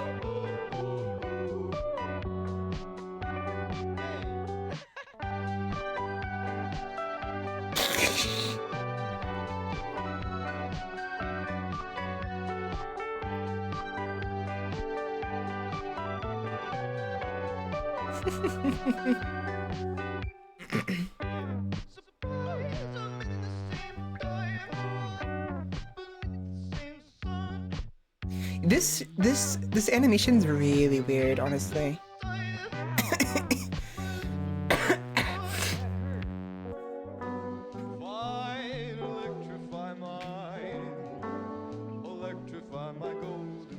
Like, I don't know what's going on here. Like, is it just a general, like, this guy's thirsty? Is this what's going on here?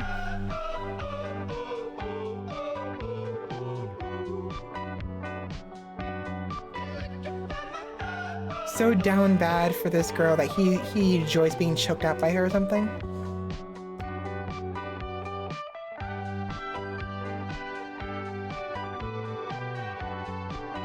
Why is it coming out of his nipples?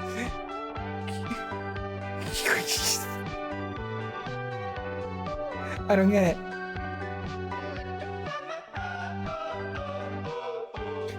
Dun dun dun. Da da da da da da da dun dun dun dun dun.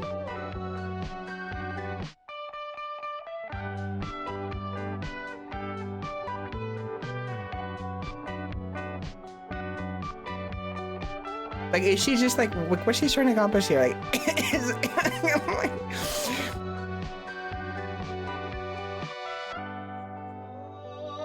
Devilman Crybaby. Okay, that makes a lot of sense. Makes so much sense now.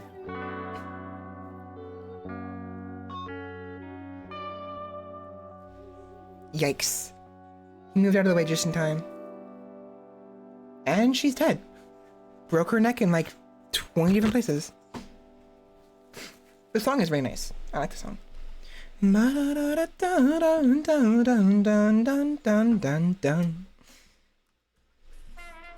Empires.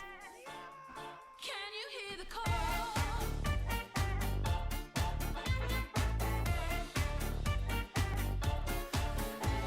Do you recall your papa? Da da da da da da da da da da da da da. Reading other people, how they brave the battlefield, taking on an empire, fighting to be Free. Tell me what you saw, 10 times around. Can you hear the call? It's really interesting because they actually do a pretty good job with the lore of this. Is basically this is essentially how the lore of Hollow Knight happened, roughly. Connections on the telephone exchange. You reach the operator, what's the reason for your call? Can you tell me what's the point in building And the Empires now. Tell me what you saw, 10 times around. Can you I love people with a good teethy smile.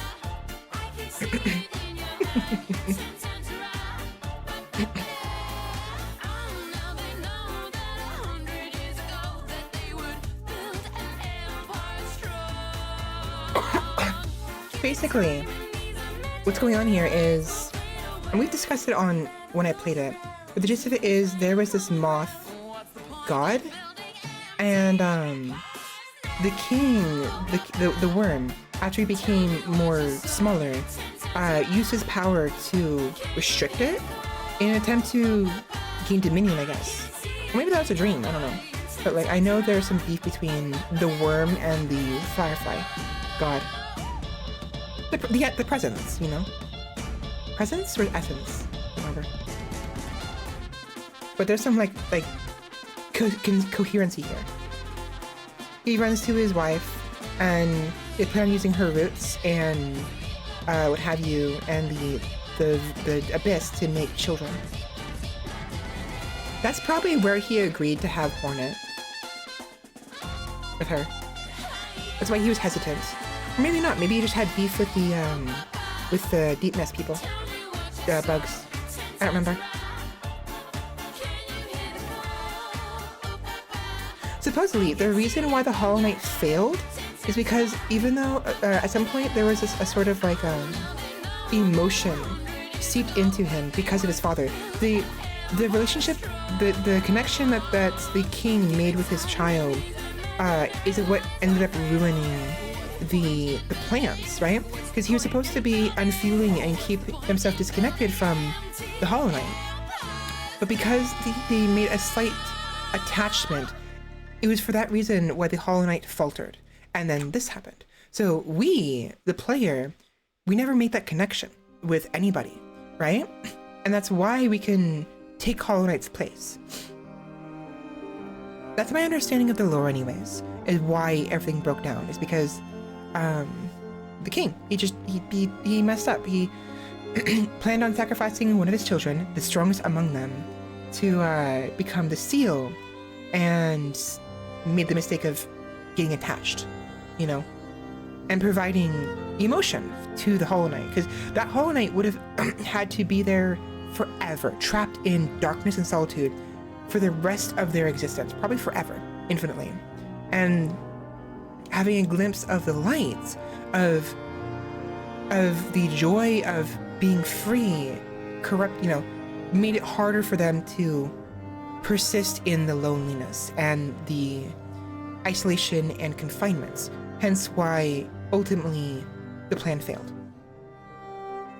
That's also why that little emotion in the animation where the king has like a very sad face, because he feels sad about just, locking him in there.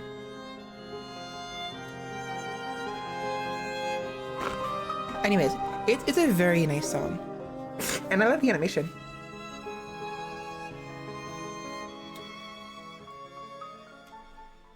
Anyways, I have to end stream, so let me go ahead and just finish it up with Siamese.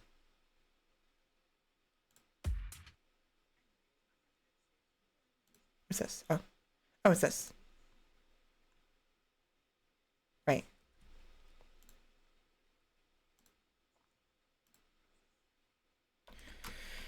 I wanted to look at that later, so hold on. Let me...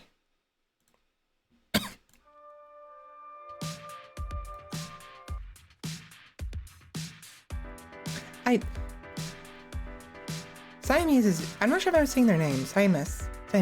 It makes some really good music. My name is Mr. Fear. Wish I had a faster therapy. Wrong lyric. How long? Oh. Did mind control your needs? I'm gonna start all of your leaves. You know I'll never disappear. I can't sing, I'm gonna stop. Yeah, I love the Wolf song a lot. I think this is my favorite of their songs though, honestly. They make some banger music, honestly. There's so many people who make banger music. Like, holy shit, I have way too many people I'm subscribed to. It's insane. My subscribed list is bloated. Me insincere. Not here to fulfill your parody. How come my song become unreal? I understand my melodies. You know, I'll never disappear. Now get me out of here. Just trust in me, my dear. I don't know why I can't sing straight. What's wrong with me? Da, da, da, da, da. I'm trying too hard is what it is. Yeah. Just trust in me, my dear.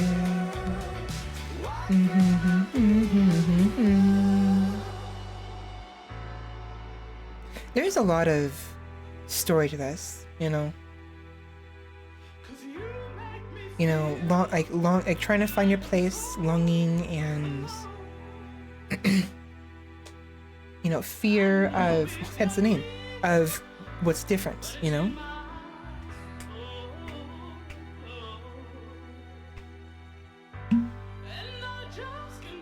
From what I understand, apparently most of his people only have 2 eyes, but they only have 1 eye open at any given time, whereas he has 3 eyes, I think. I have to look at the characters again at the beginning. But because he has 2 eyes like that, it makes him look more human than the other ones, which is interesting. I think there's a significance to that. Why he looks so much more similar to her than any other one of his people, you know? Yeah, look at that. Everyone else has only like a 1 eye open and a big eye in the center. They have 2 eyes, but 1 on top of their forehead, basically. It's interesting, honestly, the juxtaposition. And the closer they try to get to each other, the harder their constraints become. The more difficult it becomes, you know?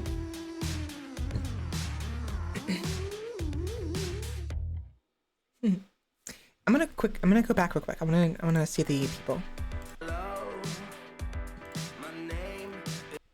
Yeah, look at that. Everybody has, let's see, 1 eye here.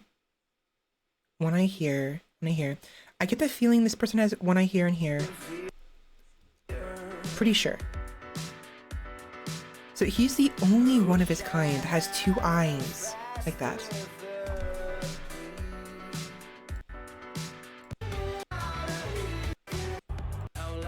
And yeah, if you look at the moments when they're fusing.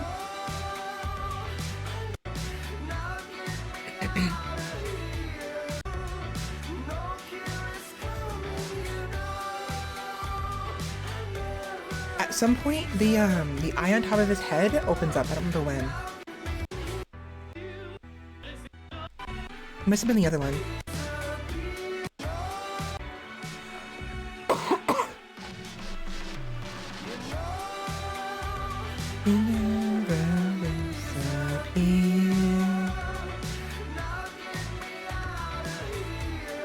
Right there. Look at that. His 3rd eye opens. I'm still trying to figure out the significance of that, though. You know, because again, he's the only one that looks like even remotely human. I mean, not remotely. They all look they're all humanoids, you know. But everyone else has only a single eye open, a single large eye. Mutation? Adaption? Hard to say.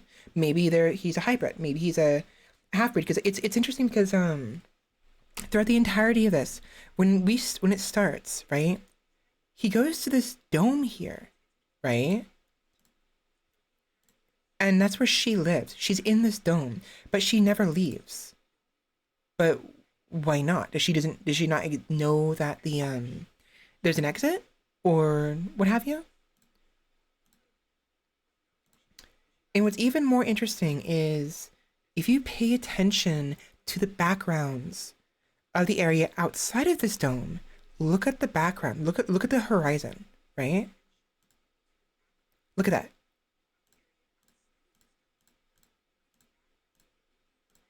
Right?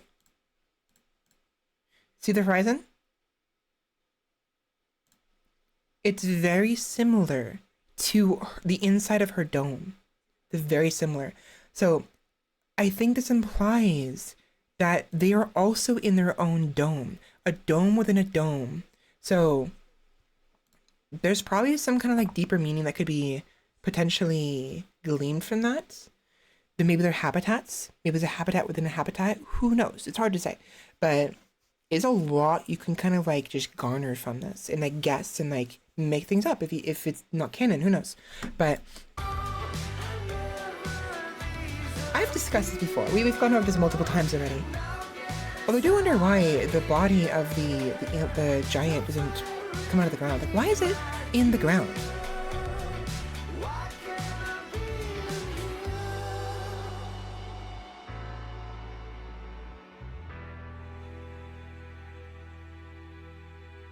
Cause you make me feel like I'm so alone.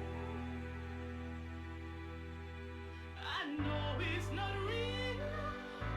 Interesting. I think both characters this isn't me. I think both characters represent fear. The girl faces everything head on out of fear. She doesn't want to be vulnerable. She doesn't want to be seen as weak. The alien runs away because he doesn't want to lose either. He doesn't want to lose anything. You know, it's the face your fears and run from your fears situation kind of thing. Together, they make the ultimate embodiment, a creature too scared to run away, but also too scared to rationalize. This fear also evolves as fear is complex. It is sometimes needed but hard to control. Just my thoughts. I agree with that, I think. I don't know if it's the entire thing, but it's very, very good like analysis of this.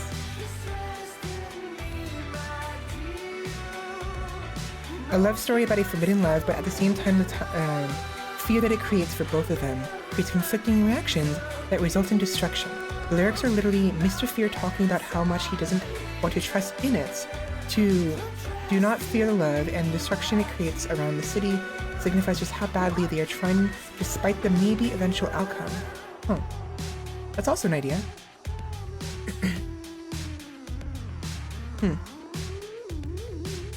Anyways, I'm done. My voice is shot. I'm so tired right now. I cannot go any further and what have you. So let me go ahead and move things around. Also, my computer's very hot right now. It's burning hot. So I need to give it a break after we do this.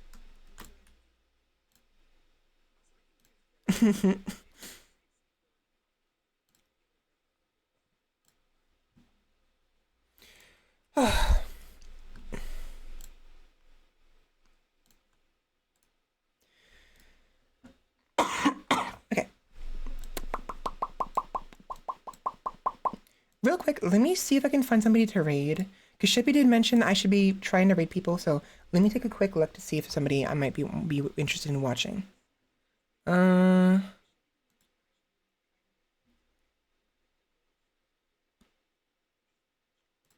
me...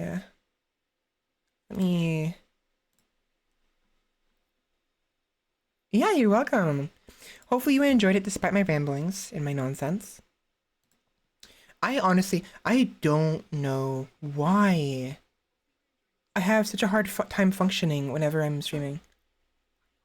In general, actually, if anything.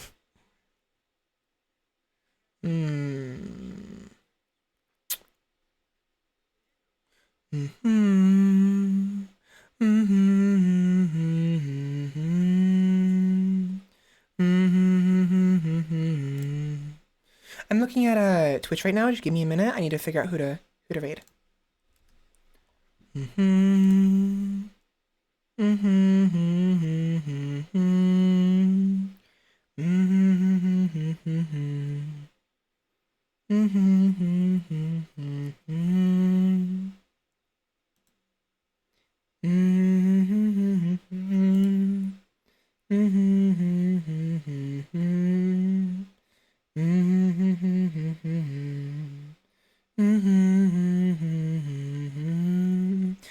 wonder, Sheppy, is Sheppy here right now?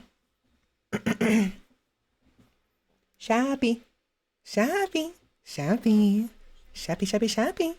Are you here? Hello? Hello? Meh. Meh. Meh. Sheppy might be AFK. So what I'll do, I wouldn't mind watching some Lethal Company because although there's also I was considering watching Brave Potato. Oh, we played Warhammer. I don't want to watch Warhammer right now. The people who I could potentially raid, like within my like general like viewership, 'cause I don't want to read somebody who has a lot of viewers. Everyone's playing Lethal Company.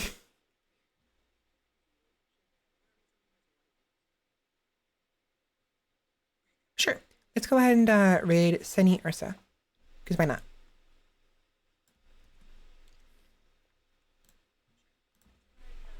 Raid. Cool. Okay. Okay. Okay. With that, we are done. Thank you all so much for watching, everybody. I had a lot of fun today. Didn't play any games today. That's perfectly fine. We don't have to. We can just chill and watch YouTube videos. We did go a little bit later than I would have liked. Of course, if I start streaming on Mondays and Tuesdays and what have you, this would be probably around the time I would end the stream, because I would get home around 8 o'clock and end the stream around 10 to 11 o'clock. Today, I'm too tired to go that far, and honestly, I'm worried about being too loud. I think I've been too loud, unfortunately, and I'm trying to be considerate of my family. When I eventually get my own place, it won't be as much of an issue, because I can just do my own thing and what have you. But until then, I'm going to have to do my best to be as considerate as possible. So any streams we do late at night are probably going to have to be quiet streams. I don't know what we'll do, but we'll figure it out. Yeah, this next following week is my birthday week. I'll be very busy with family, but I'll do what I can to make time with you guys to stream either Monday or Tuesday. And of course, I'll stream Friday and Saturday regardless. So anyways, have a good night, everybody. I'll talk to you next time. Enjoy the Lethal Company with Senniursa, and talk to you later. Born the week before Christmas? Yes. Bye. 7, 6, 5, 4, 3. Bye-bye.